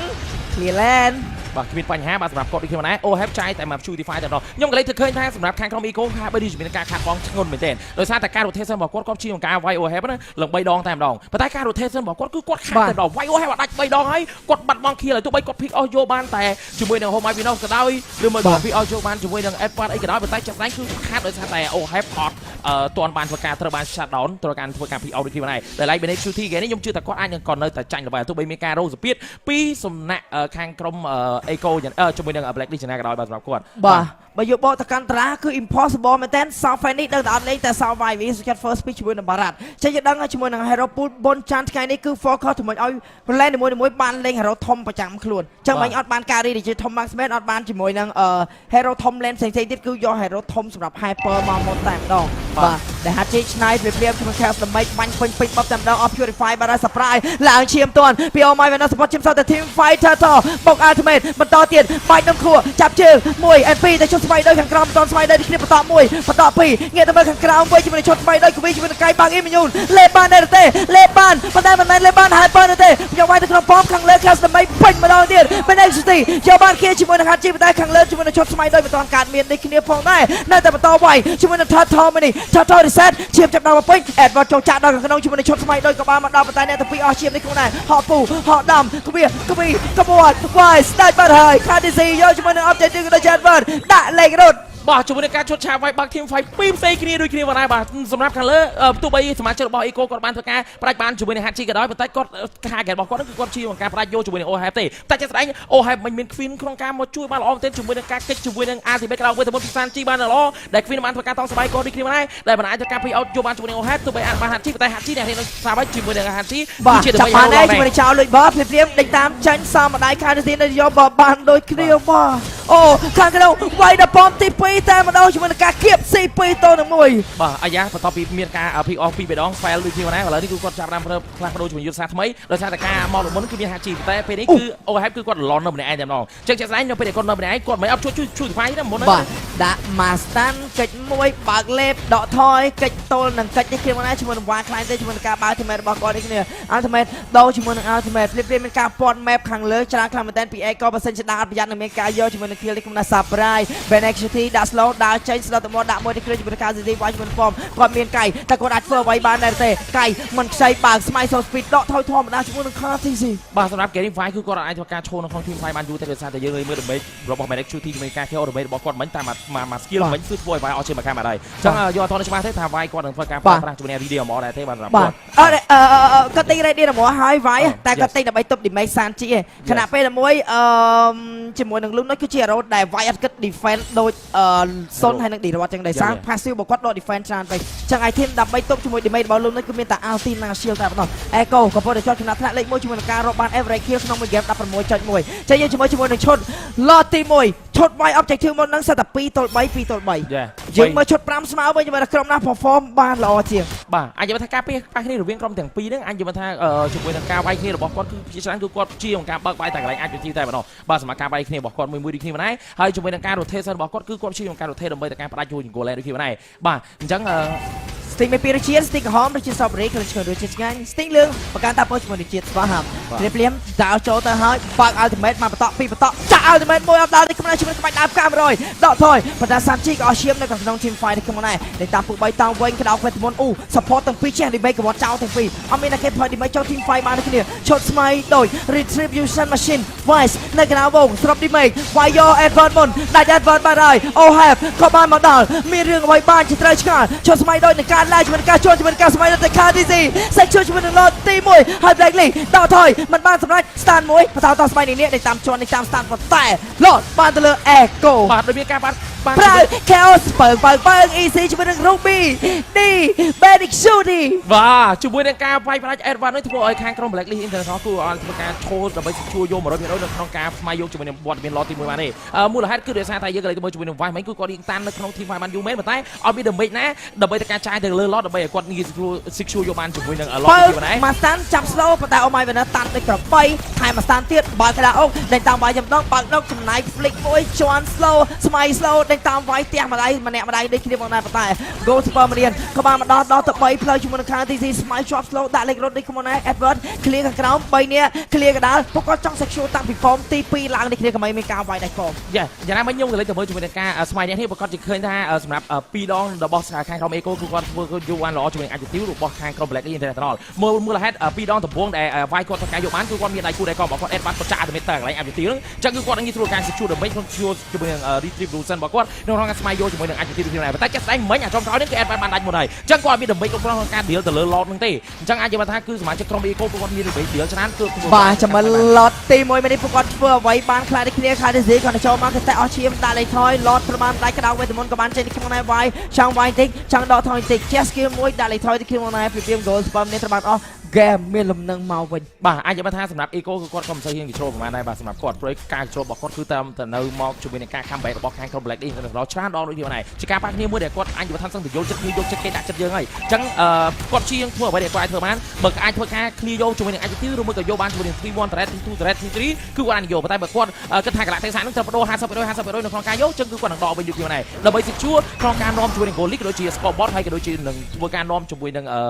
ងចាំជាមួយនឹងវត្តមាន lot កាត់មកដូចគ្នាដើម្បីគាត់ជួក្នុងការយកឈ្នះតែម្ដងបាទមិញវាយចាយស្មៃតែបានបើ KO ឯ KTC អ្នកយក Wow wise what happened បាទចឹងអាចនិយាយថាសម្រាប់ពួកគាត់បើយើងមើលទៅគឺខំគ្នាមកល្បែលអត់ទេគេស្មៃគាត់ស្មៃដែរអូ ផាតបានទេបាទ What happened wise today tell us what happened យើងជាមួយនឹងអរគ្នា បាទចង់អត់មានបញ្ហាទេសម្រាប់ពួកគាត់អាចនិយាយថាដោយសារតែគាត់មើលទៅគឺគាត់រងសម្ពាធពីខាងក្រុម Eco ដូចគ្នាដែរប៉ុន្តែជាក់ស្ដែងអានឹងគឺថ្លៃទៅលើជាមួយនឹង team fight របស់ពួកគាត់ណាសមាជិករបស់ខាងក្រុម Eco ទោះបីឥឡូវគាត់កំពុងធ្វើការ lead ជាមួយនឹង goal យ៉ាងណាក៏ដោយប៉ុន្តែយ៉ាងណាមិញយើងចាំបានថាសម្រាប់ការប្រកួតរបស់គាត់លោកមុនទោះបី Eco ព្យាយាមការដាក់សម្ពាធហើយទៀតប៉ុន្តែខាងក្រុម Bradley នៅតែមានបច្ចេកទេសយុទ្ធសាស្ត្រក្នុងការ defend របស់គាត់គឺបានជាប់រហូតតែម្ដងខ្ញុំចាំបានថានៅការ Grand Final Upper Bracket បាទជាមួយនឹង Final Upper Bracket ហ្នឹងគឺពួកគាត់ចាញ់ goal ឡើង12 13k goal ចាញ់ kill ចាញ់អីគ្រប់យ៉ាងម្ដងប៉ុន្តែគាត់អាចទប់បានរហូតដល់2 lot ឯណោះចឹងអាចនិយាយថាគឺជារឿងមួយដែលយើងពិបាកក្នុងការស្មារតីប្រទេសជាមួយនឹងយុទ្ធសាស្ត្ររបស់គាត់ក្នុងការ defend ណាគាត់មានទាំងយុទ្ធសាស្ត្របុក team fight ក៏ដូចជាធ្វើការ defend ដូចគ្នាមកសម្រាប់គាត់នឹងតម្រង់រ៉ាស្បាច់មួយទៀតបាទចាយើងជាមួយនឹងអស់គ្នា team fight lot ទី2មកនេះសមាជិក Blacklist មានអ្វីចូលដែរទេ damage របស់ Harris ត្រូវបានបាំងដោយ shield ខណៈពេលតែមួយវាយគឺស្ទើរតែគ្មានសង្ឃឹមនៅក្នុងឈុតស្មៃដោយ damage គេចាប់ដើមច្រើនជាងបលែង lot ទី2ឲ្យទៅ Echo បាត់ទៅហើយជាមួយនឹង Traffic Can Pick មួយនេះផងដែររបស់ Echo បាទប្រហែលជាគាត់គិតថាសម្រាប់ជាមួយនឹងបាទពីបើចូលជាមួយនឹង Golan នេះខ្លួនឯងទាញវាយជាមួយនឹង Barkill ឈុតស្មៃដូច Barkill នៅតែមិនបានដោយសារតែចាញ់ជាមួយនឹង level តែ2 level ដែលចាញ់ជាមួយនឹង160 damage ស្មៃបាទអាចនិយាយថាប្រហែលជាគាត់ប្រឡែងជាមួយនឹង lot នេះប្រហែលជាគាត់គិតថាសម្រាប់ damage 50ជាឥឡូវបច្ចុប្បន្នគឺគ្រប់គ្រាន់ក្នុងការ clear ជាមួយនឹង lane នេះគ្នាណាបូកជាមួយនឹង Edward ទោះបីគាត់ចាក់ចូលទៅវារៀងស្លុយមែនប៉ុន្តែចាស់ស្ដែងគាត់អាចធ្វើការប្រើជាមួយនឹង SKTP ដើម្បីទៅកែ mute ដកថយវិញបានដូចគ្នាដែរជួយនឹងការចាក់ចូល activate ចុចកក់ mute មកវិញចាក់ passive តង់ឲ្យរត់បានដូចគ្នាអញ្ចឹងពីរនាក់ហ្នឹងជាមួយនឹង Edward ក៏ដូចជាជាមួយនឹង HG នេះខ្ញុំគិតថាអាចនឹងងាយស្រួលក្នុងការ clear ជាមួយនឹង lot ទី2នេះដូចគ្នាដែរបាទឥឡូវយើងគិតចេះបើសិនជា game ដែលគេចាំ late game ប្រឡែង lot ប្រឡែងឲ្យតែគេរងចាំអ្វី game នេះអត់មានអីដែលរងចាំទេដោយសារតែ Loon នោះក៏ពិបាកHarris គឺជា hero ដែលពិបាកនៅក្នុងការបញ្ចេញ damage ខ្លាំងមែនតើដោយសារទៅ shield ទៅឲ្យ Harris មិនជា damage ដែលច្រើនពេកទេបើសិនជា game យឺតមានគឺគេមាន alternate នៅនេះក៏បាក់វាយដូចគ្នាក្រោបក៏បានចេញមកជាមួយនឹងក្បាច់ដើរផ្កា100 Sing ទៅ Sing មក Sing 1 Sing 2 Sing ចូល ulti គាត់ក៏បានដឹងជាប់ stun and Edward goodbye ដាក់ជាមួយនឹង Ruby Diminish City ដកថយមួយយ៉ាង free នេះក្នុងជាមួយនឹងការវាយជាមួយនឹង form ភ្លាមសមាជិក Echo stand strong Echo loud and proud what they gonna do ជាមួយនឹង ultimate របស់ Sanford មកឲ្យប៉ាំងBoom and dang chaos ដើម្បីកចេញមកនេះគ្នាជាមួយនឹងការកាយបែកក្បួនអារ៉ាមសាលីងសតបៃ and last man standing ទៅលើ Ohio no one alive and GG គេទី1ជ័យជំនះគឺបានទៅលើ Echo បាទខ្ញុំមកនឹងស្មានថា Echo ជាមួយនឹងការលេងយុទ្ធសាស្ត្ររបស់គាត់ឲ្យគាត់ come back មកវិញនៅក្នុងវគ្គ Grand Final ក្នុង M4 របស់យើងនៅក្នុងការប៉ះគ្នានៅក្នុង game 2គឺគាត់ធ្វើបានល្អបែបនេះសោះតែម្ដងសម្រាប់គាត់បងអាចនិយាយថានៅពេលដែលគាត់ប៉ះគ្នាជាមួយនឹង Blacklist នៅ M4 របស់យើងនៅ Upper Grand Final គឺគាត់ទទួលបាន lead ជួយនឹង goal ទទួលបានការគៀបសង្កត់បែបហ្នឹងប៉ុន្តែគាត់ពិបាកក្នុងការរក position ក្នុងការបុកដើម្បីតែការយកជ័យជំនះតែម្ដងគាត់ជាងការចំណាយ lot ទី1 lot ទី2រហូតដល់ lot ទី3ទៅគាត់អាចបានប៉ុន្តែលើកនេះគឺត្រឹមតែ2 lot តែប៉ុណ្ណោះដែលអាចនិយាយថាមុននឹងខ្ញុំគិតថាសម្រាប់ Edward វិញគឺគាត់ជាមែនទែនមកក្នុងការចាក់ចូលទៅដល់ Sanji គាត់ចង់ប្រោដមេចង់ឲ្យ Sanji ខាត់ខ្សែអាតមេតរបស់គាត់កន្លែងហ្នឹងដើម្បីកុំឲ្យមានរបស់គាត់អស់ឈាមច្រើនដល់ពេលដែល Sanji គាត់បើកអាតមេតដើម្បី clear minion ណាដល់បឋម lane ប៉ុន្តែចុងក្រោយគឺគាត់ចាក់ចូលអត់ឈឺ Sanji ឡើងឈាមសទៀតមុននឹងទៀតដូចគ្នាដោយសារតែឈាមសហ្នឹងមានស៊ីលពី Lolita របស់ Yavi ចឹងធ្វើឲ្យ Edward គឺអស់លេងដល់ចាក់អាតមេតចូលចាក់ចូលចាក់អាតមេតមកវិញបន្តមកចាក់ skill ទី2ហើយទៅ Yavi បើកអាតមេតមកដំគាត់ចប់អត់មាន passive អត់មានរត់ហើយជាមួយនឹង Ruby Diminish Shooty អស់លេងតែម្ដងបាទអ្វីដែលសំខាន់ការ ban តារាសរបស់ខាង Eco មានការ ban ទៅលើ ST ក៏ដូចជាធ្វើការ ban ទៅលើ DG ហើយមានការ pick ទៅលើ Lolita ដែលបង្ខំចិត្តឲ្យ Oh My Venus គាត់លេងជាមួយនឹង Mathilda អ្វីដែលសំខាន់ game មួយនេះគឺ Golan គឺ Loon Notch របស់Benexuti គឺ counter ទៅលើ Harris អ្វីដែលសំខាន់គឺ Oh My Venus នៅ early game គាត់បានទៅជួយមែនប៉ុន្តែបន្ទាប់ពីបានប្រហែលជា 3-4 នាទីគាត់ត្រូវការទៅ join ជាមួយនឹង team fight នៅក្នុងការវាយយកជាមួយនឹងtotal អញ្ចឹងធ្វើឲ្យBenexuti ធ្វើការបិទ level ទៅលើ Ohab វិញដំបូងការនៅ level 5 គឺ Benexuti មានត្រឹមតែ level 5ឯងចំណែកឯ Ohab level 6ប៉ុន្តែចាប់ផ្ដើមដល់ level 7 level 8 គឺ Benexuti ចាប់ផ្ដើមបិទ level និយាយទៅគឺបិទ land goal land របស់ Ohab អត់ឲ្យមាននៅក្នុង team fight មួយនេះហើយអ្វីដែលសំខាន់ទៀតនោះការ pick ជាមួយនឹង Purify រហូតដល់ទៅ2អញ្ចឹងគឺគាត់ខ្លាចជាមួយនឹងការដំ ultimate ក៏ដូចជា ultimate របស់អាកៃហើយក៏ដូចជា ultimate របស់ Lolita អញ្ចឹងការចុចជាមួយនឹង Purify នេះគឺអត់មានអីជាមួយដែលត្រូវរត់ជាមួយនឹង damage របស់ Lunoid ពេលដែលគាត់បើកជាមួយនឹង ultimate charge បាទហើយការ pick ទៅលើអាកៃដែលយើងអាចគិតថាបារ៉ាត់អាចនឹងធំជាងអាកៃនៅក្នុងការវាយប៉ុន្តែនៅ early game គឺ Oh my Venice វាយគឺគាត់ធ្វើបានល្អមែនប៉ុន្តែចាប់ផ្ដើមពី2 mid game ទៅគឺការលេងរបស់ខាង Eco គឺគាត់សហការគ្នាបានល្អអ្វីដែលសំខាន់គឺ Sandport ដែលលេងទៅលើឡាពូនៅ early game គាត់ដាច់ 2-0 ប៉ុន្តែ item ដែលគាត់ build គឺ Antenna Seal មួយដើម្បីទុករង damage ជាមួយនឹង damage របស់ Phasa ក៏ដូចជា damage របស់ Harrod អញ្ចឹងសម្រាប់ Sandford គឺគាត់ធំខ្លាំងមែនទែននៅក្នុងការ load ដំ ultimate ដើម្បីជាន់នៅក្នុង team fight បាទអ្វីដែលខ្ញុំមើលឃើញនោះបងសម្រាប់សមាជិករបស់ខាងក្រុម Black International គាត់អាចនិយាយថាគឺគាត់ដូចជាចែកគ្នាជាមួយនឹង road យុទ្ធសាស្ត្ររបស់គាត់ជឿច្បាស់ហើយនៅពេលដែលគាត់ជាអង្គការចង់ចូលទៅ control active ទាំង total ទី1ទាំងទី2ឬមួយក៏ lot ឬមួយក៏អីចោះគឺគាត់តែងតែ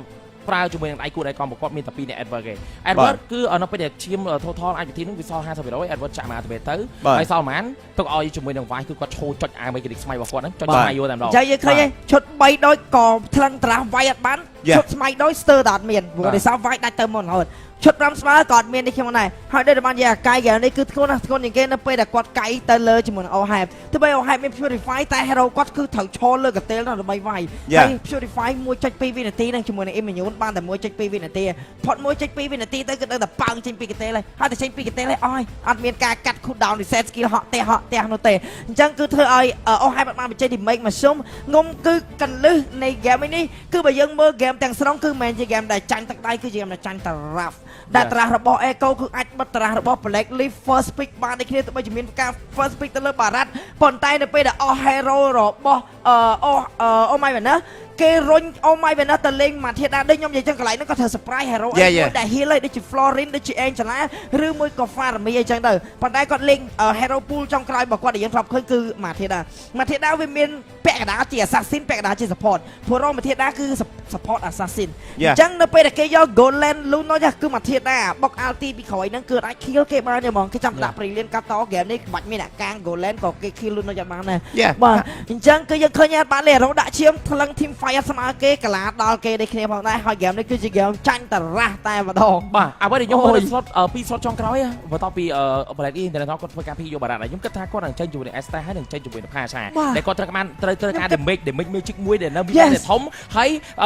បើសិនជាគាត់មានជាមួយនឹង Hachi damage villain ដែលធំមួយហើយដែលងាយស្រួលបក Phasa បន្តជាមួយនឹងកណ្ដាលវិញទៅមុនរបស់ Sanchi ហើយគឺគាត់មិនខ្វល់ទេអូ Have ចង់បាន Cloud ក៏បាន Trick ក៏បានដែលគាត់ឬមួយក៏ Prodi ក៏បានដែលគាត់មានជាមួយ damage physical ដូចគ្នាដែរបាទអញ្ចឹងអ្នកនេះ complete ជាមួយនឹងត្រីសមត្ថភូមិនៅថ្ងៃទី21ខែមករាតទៅបាទអញ្ចឹងបងប្អូនអរអ្នកត្រាដែលមកគ្រប់បាក់ធ្វើការចូលទៅបំពេញជាមួយនឹង Vision បាទបំពេញតាពេជ្រជំនួសទេវតាដើម្បីតែការទទួលបានជាមួយនឹង skin epic ក៏ដូចជា skin epic limited edition ជាច្រើនទៀតដូចគ្នាដែរហើយនៅក្នុងនោះក៏មានជាមួយនឹង Star Protection សម្រាប់ពុកម៉ែបងប្អូនដែលគាត់ធ្វើការបើកនៅថ្ងៃទី21ហើយក៏មានការតេស្តទៅលើ skin epic ជាច្រើនទៀតដូចគ្នាបាទអញ្ចឹងយើងចង់តតិចទៅព្រោះដោយសារការមុនហ្នឹងក៏មនោបាននិយាយដែរថាពេលដែល pick ជាមួយនឹង Phasa គឺជាប្រភេទ hero មួយដែលមាន damage ច្រើនបាទប៉ុន្តែអ្វីដែលសំខាន់គឺគាត់ចង់ pick ជាមួយនឹង Harrod ដើម្បីចង់អាចគិតថាយក Harrod ដើម្បីបិទដៃទៅលើជាមួយនឹង Benex Shuti ព្រោះដោយសារការ performance របស់ Benex Shuti គឺអត់ដែរឃើញ performance ជាមួយនឹង Lunoch ទេអញ្ចឹងយើងក៏មានជាមួយនឹងតារាងបន្ទុកក៏ដូចជា item នៅក្នុង game ទី1របស់យើងដែល Black List មានត្រឹមតែ4 kill តែប៉ុណ្ណោះចំណែក Eco គឺមានរហូតដល់ទៅ13 kill ដែល game នេះគឺបញ្ចប់នៅត្រឹមថរៈវេលា14នាទីនិង42 second អញ្ចឹងបើយើងក៏លេខទៅមើលចំនួន goal គឺខុសគ្នារហូតដល់ទៅ 11k goal គឺច្រើនមែនទេសម្រាប់ខាង Eco ហើយ Torret គឺអត់មានសំបីតែផ្ដាច់ទៅលើខាង Eco មួយ8 Torret ពេញបឹបបាទក៏ដូចជា total គឺបានទៅខាង Black List 2ខាង Eco 1ចំណែកខាង Eco គឺគាត់បាន lot រហូតដល់ទៅ2បាទអញ្ចឹងយើងក៏មានជាមួយនឹង item អញ្ចឹងយើងក៏លេខទៅមើល item របស់ Benex Shuti ដែលជា Lunoch ដែលគាត់ goal របស់គាត់នោះគឺច្រើនមែនទេមានរហូតដល់ទៅ 1500 បាទចំណែក Ohab បើយើង compare គ្នាគឺខុសគ្នា 2500 ស្មើនឹងមួយ item ដែរបាទអញ្ចឹងLunoch នៅក្នុង game មួយនេះគឺគាត់ damage ច្រើនជាងគេនៅក្នុង team fight ការ load charge យ៉ាងម៉េចក៏ដូចជា brilliant ដើម្បីបើកមុខមិនចាំបាច់ពឹងជាមួយនឹងប្រភេទ hero tank ដូចជា Lolita ឬមួយក៏ជាអាកៃអញ្ចឹង Rich Guy របស់យើងគឺបានទៅលើ Benex Shuti goal per minute គឺ720ចំណែក Senchi គឺ damage deal 59000 Y damage taken 130,000ចំណែក Yavi បាទ total assist 9ដែល performance ទៅលើ Lolita ដែលជាការ pick hero ធ្វើការដែលជាតារាងរបស់ខាង Eco band បិទដៃទៅលើ Oh my Venice ហើយ pick hero របស់ Oh my Venice យកមកលេងវិញទៀត យ៉ាអញ្ចឹងយើងក៏មានជាមួយនឹងការjoin team fight ចំណាយ Haji គឺ 75% Edward 75% Oh my Venus 75%ចំណាយ Advice join team fight មានតែ 25% បាទដែលបាននិយាយគឺតារាថ្លឹង damage អត់ស្មើគេទេ First pick បារ៉ាត់13មាន healer បិទឲ្យពីខាងក្រោយប៉ុន្តែ no healer no happy No nice one baby no ultimate bonding experience សំខាន់អ្វីដែលខ្ញុំមើលឃើញនោះគឺគាត់វាអត់មាន hero ជា physical របស់ បងដែលធំណាព្រោះឥឡូវគាត់ចេញបាន Haji ដែលខ្ញុំឆ្ងល់គាត់ចេញបានជាមួយនឹង Pasha ដែលជា hero magical damage ដែលពេញបបសម្រាប់ Pasha ហ្នឹងព្រោះអីដើម្បីបកគាត់ឡងដែរអញ្ចឹងគាត់អាចយកថាបើតាមមើលជាមួយនឹង hero របស់ខាងសមាជិករបស់ខាងក្រុម Eco អត់មានតែគេងាយស្រួលក្នុងការចូលទៅដល់គាត់ប្រហែលទេអញ្ចឹងគាត់អាច build magic ពេញបបឈប់តក់ activate បន្តមាន activate បន្តមាន activate បន្តដេញជាមួយនឹង Direct QC ចេញក្រៅទីផៃទៅហើយអាចបាទជាមួយនឹង player MVP ក៏បានទៅលើ Sanji ដែលផ្ដល់ថាមពលឲ្យ Sting ដូចគ្នាបានដែរបាទ KDA របស់ Sanji គឺ2-0 និង 8 GBM គឺ608បាទអញ្ចឹងការ join team fight របស់គាត់ 77.5%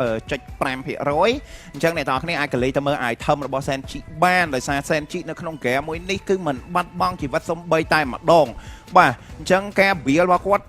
គាត់ build ជាមួយនឹងអាតាណាសៀលមួយទៀតដើម្បីទប់ជាមួយនឹងដើម្បីរបស់ Pasha ក៏ដូចជា Harris អញ្ចឹងការ build item របស់គាត់គឺគ្រាន់តែទិញជាមួយនឹងសភៅកាត់ cool down ក៏ដូចជា item slow item chase ដែលយើងដឹងថា Glow Wing Van អញ្ចឹង game មួយនេះសំបីតា Benedetta ក៏ចូលទៅអត់ដល់ជាមួយនឹង Senji ដែរអញ្ចឹងការបើក ultimate ដើម្បីឈរឲ្យ Senji វាយអញ្ចឹងតិចទៀតយើងក៏មានជាមួយនឹង video highlight ហើយឥឡូវយើងក៏លេចមកមើលជាមួយនឹង head map ដែលពីគិតត្រឹម5វិនាទីទៅដល់5នាទី5វិនាទីបាទអញ្ចឹងការ rotate របស់ Senji គឺអត់មានទៅជាមួយនឹង Goland សំបីតែម្ដងបាទអញ្ចឹងការដើរមកផុសគាត់ហ្នឹងគឺដើរពីប្រទីឲ្យមកកាត់តាម Blue Bus ដើរទៅអាកន្លែង crypt ចិត្តផ្លូវទឹកហ្នឹងហើយ rotate មក Experience Land បាទនេះបញ្ជាក់ថា Goland ដែល pick Lunoch នេះដូចតែនិយាយអញ្ចឹងគឺតាម៉ាធាដាដែលគេ Lunoch ឲ្យម៉ាំងគឺ Lunoch នេះគឺ safe យកហ្មងបាច់មាន support ទៅជួយក៏បានដែរក៏ roamer out play ដែរបានបាទប៉ុន្តែនៅ early game មុនហ្នឹងគឺ Yavi គឺនៅចាំ care ជាមួយនឹងនេះរហូតបាទតែចំណែក Ohab គឺម្នាក់ឯងពេលដែលនៅ early game រៀងពីស្មើជាមួយនឹង Oh My Win នេះហ่ะប៉ុន្តែដល់ពេលចាប់ផ្ដើមពេល4នាទីទៅរៀងប្រឡែង Ohab ចោលបាទអញ្ចឹងយើងក៏មានជាមួយនឹង video highlight នៅក្នុង game ទី1របស់យើងដែរតែ total ទី1នោះគឺបានទៅលើខាង Black List ក៏មានការ trade kill 2 kill ពីខាង Ecoនេះមកខៀលហ្នឹងយ៉ាកន្លែងនេះបាទដាច់ក៏មានការ flicker មួយផងដែរអញ្ចឹងបើយើងខ្លាំងទៅត្រឹម4នាទីគឺបន្ទុក kill ក៏ដូចជា goal គឺខាង Black List គាត់លើសមក K goal ប៉ុន្តែចាប់ផ្ដើមពេលដែល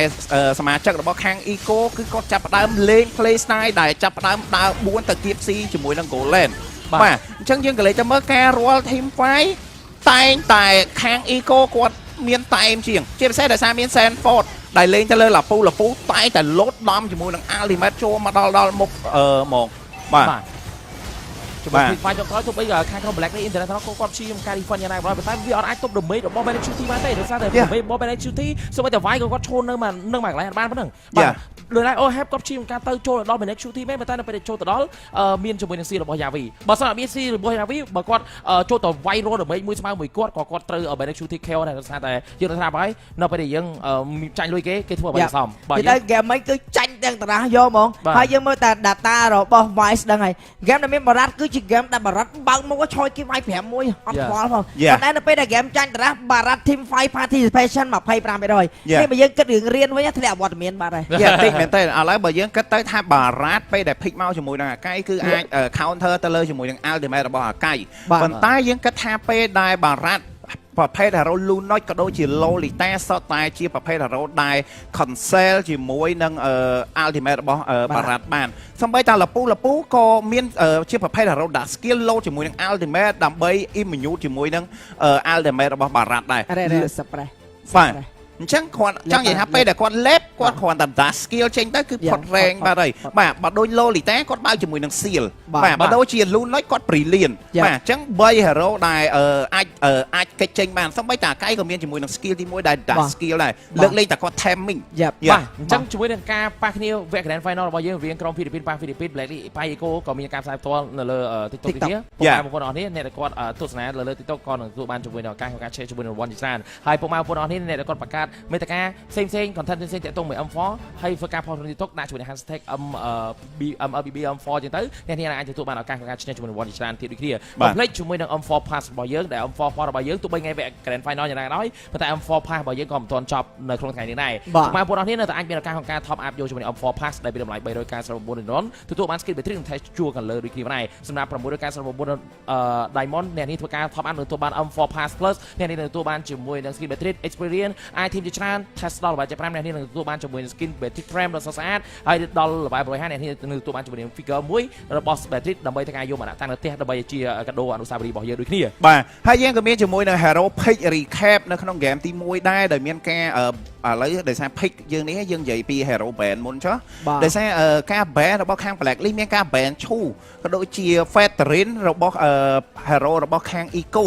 ក៏ដូចជាមានការ ban ទៅលើការចាក៏ដូចជា Battery ហើយនិង Brody ចំណែកឯខាង Eco មានការ ban ទៅលើ One Kari Kalu Estes ក៏ដូចជា Digi អញ្ចឹងបើយើងក៏លេខទៅមើល3 hero នៅខាងក្រោមមិនគិតជាមួយនឹង double marksman ដូចជា One ហើយនិង Kari 3 hero នេះគឺការ ban ទៅបិទដៃទៅលើ Oh My Venus ក៏ដូចជា Edward បាទបងអ្វីដែលខ្ញុំមើលឃើញណាសម្រាប់ក្រុម Black នេះគឺជាក្រុមមួយដែលគាត់រឹងមាំមែនទែនមកក្នុងការ pick យក trash របស់គាត់និង strategy នៃ play style របស់គាត់ដូចខ្ញុំដែរអញ្ចឹងខ្ញុំគិតថាសម្រាប់ game ទី2នេះក្រុម Black នេះនៅតែញាត់ជាមួយនឹង hero ទាំង hero ជាមួយនឹង trash play style បែបហ្នឹងដែរប៉ុន្តែគឺគាត់អាចនឹងធ្វើការញាត់ជាមួយនឹង Estes ចូលក្នុងនឹងមួយបើសិនជាគាត់ញាត់ Estes ចូលក្នុងនឹងមួយគឺប្រកាសជាលេខថា trash ជាមួយនឹង Ube របស់គាត់ក៏នៅនឹងអាចធ្វើការដំណើរការបាននេះទៅក្រុម Black League គឺគាត់មានទ្រព្យចម្លែកមួយអញ្ចឹងដល់ពេលដែលគាត់លេងចាញ់ក៏កម្របន្ទោសថា enemy ខ្លាំងគឺគាត់តែបន្ទោសថាត្រាស់យើងល្អហើយតែយើង perform មិនល្អបាទអញ្ចឹងក៏ដូចជា game ហ្នឹងទោះបីជាយើងមើលទៅឃើញរូបភាពចាញ់ត្រាស់តែដូចដែលមនោបាននិយាយអញ្ចឹងគាត់នឹងត្រូវញាត់ Estes មកតែបើសិនជាគេអត់ចង់ឲ្យញាត់ Estes តើគាត់នឹងសល់ hero ទៀតប៉ុន្តែនិយាយអញ្ចឹងមិនហ្នឹងគឺបើសិនជាខូចរបស់ខូចបុនច័ន្ទណាអាយ៉ាខ្ញុំ fan គាត់fan តែបន្ទោសទម្លាប់ឲ្យតែឃើញស្រីស្អាតចេះតែតដឹកមាត់បាទនិយាយលេងអ្នកទាំងអស់គ្នាអញ្ចឹងការប្រកួតតារ៉ាស់នៅក្នុង game ទី2ក៏ចិត្តចាប់ផ្ដើមមកដែរអ្នកទាំងអស់គ្នាចឹងនិយាយតទៀតអញ្ចឹងដូចនិយាយមិញខូចបុនច័ន្ទគាត់មានវិបត្តិសេរីមែនតើដែលអត់បាន pick ជាមួយនឹង Estes ឬក៏ Digi នៅក្នុងក្តារអុកមួយហ្នឹងមកសុំងុំគឺគាត់មិនដឹងស្មានថាគេ respect តារ៉ាស់គាត់ដល់ថ្នាក់ pick 2ហើយ ban 2 pick បាត់ដៃមួយទៀតអញ្ចឹងគឺធ្វើឲ្យតារ៉ាស់ខូចមែនតើនៅពេលដែលយកមកធាតាក៏គ្មាន surprise ដែរចេះយើងស្វាគមន៍ជាមួយនឹង game ទី2 Echo នឹងត្រូវជួបជាមួយនឹង Black League បន្តទៀត Bell ដែលមានន័យថាឈ្នះ4បានឈ្នះបាទអញ្ចឹងយើងលេងមើល Black List International គឺគាត់នៅតែបន្តជាមួយនឹង slot first pick របស់គាត់នេះដែរបាទអញ្ចឹងនៅតែមានការ ban ដដែលបាទសម្រាប់ខាង Black List ក៏ដូចជាខាង Eco ព្រោះដោយសារមានការ ban double marksman សម្រាប់ខាង Eco មុនហ្នឹងគឺ One ជាមួយនឹង Kari នេះហើយប៉ុន្តែនៅក្នុង game ទី1ការ ban 3របស់ខាង Eco អត់មានការ ban ជាមួយនឹង Estes ទេខាង Black List សម្រាប់ខាង Black List គាត់អត់ pick ជាមួយនឹង Estes នៅ slot pick ទី3បាទ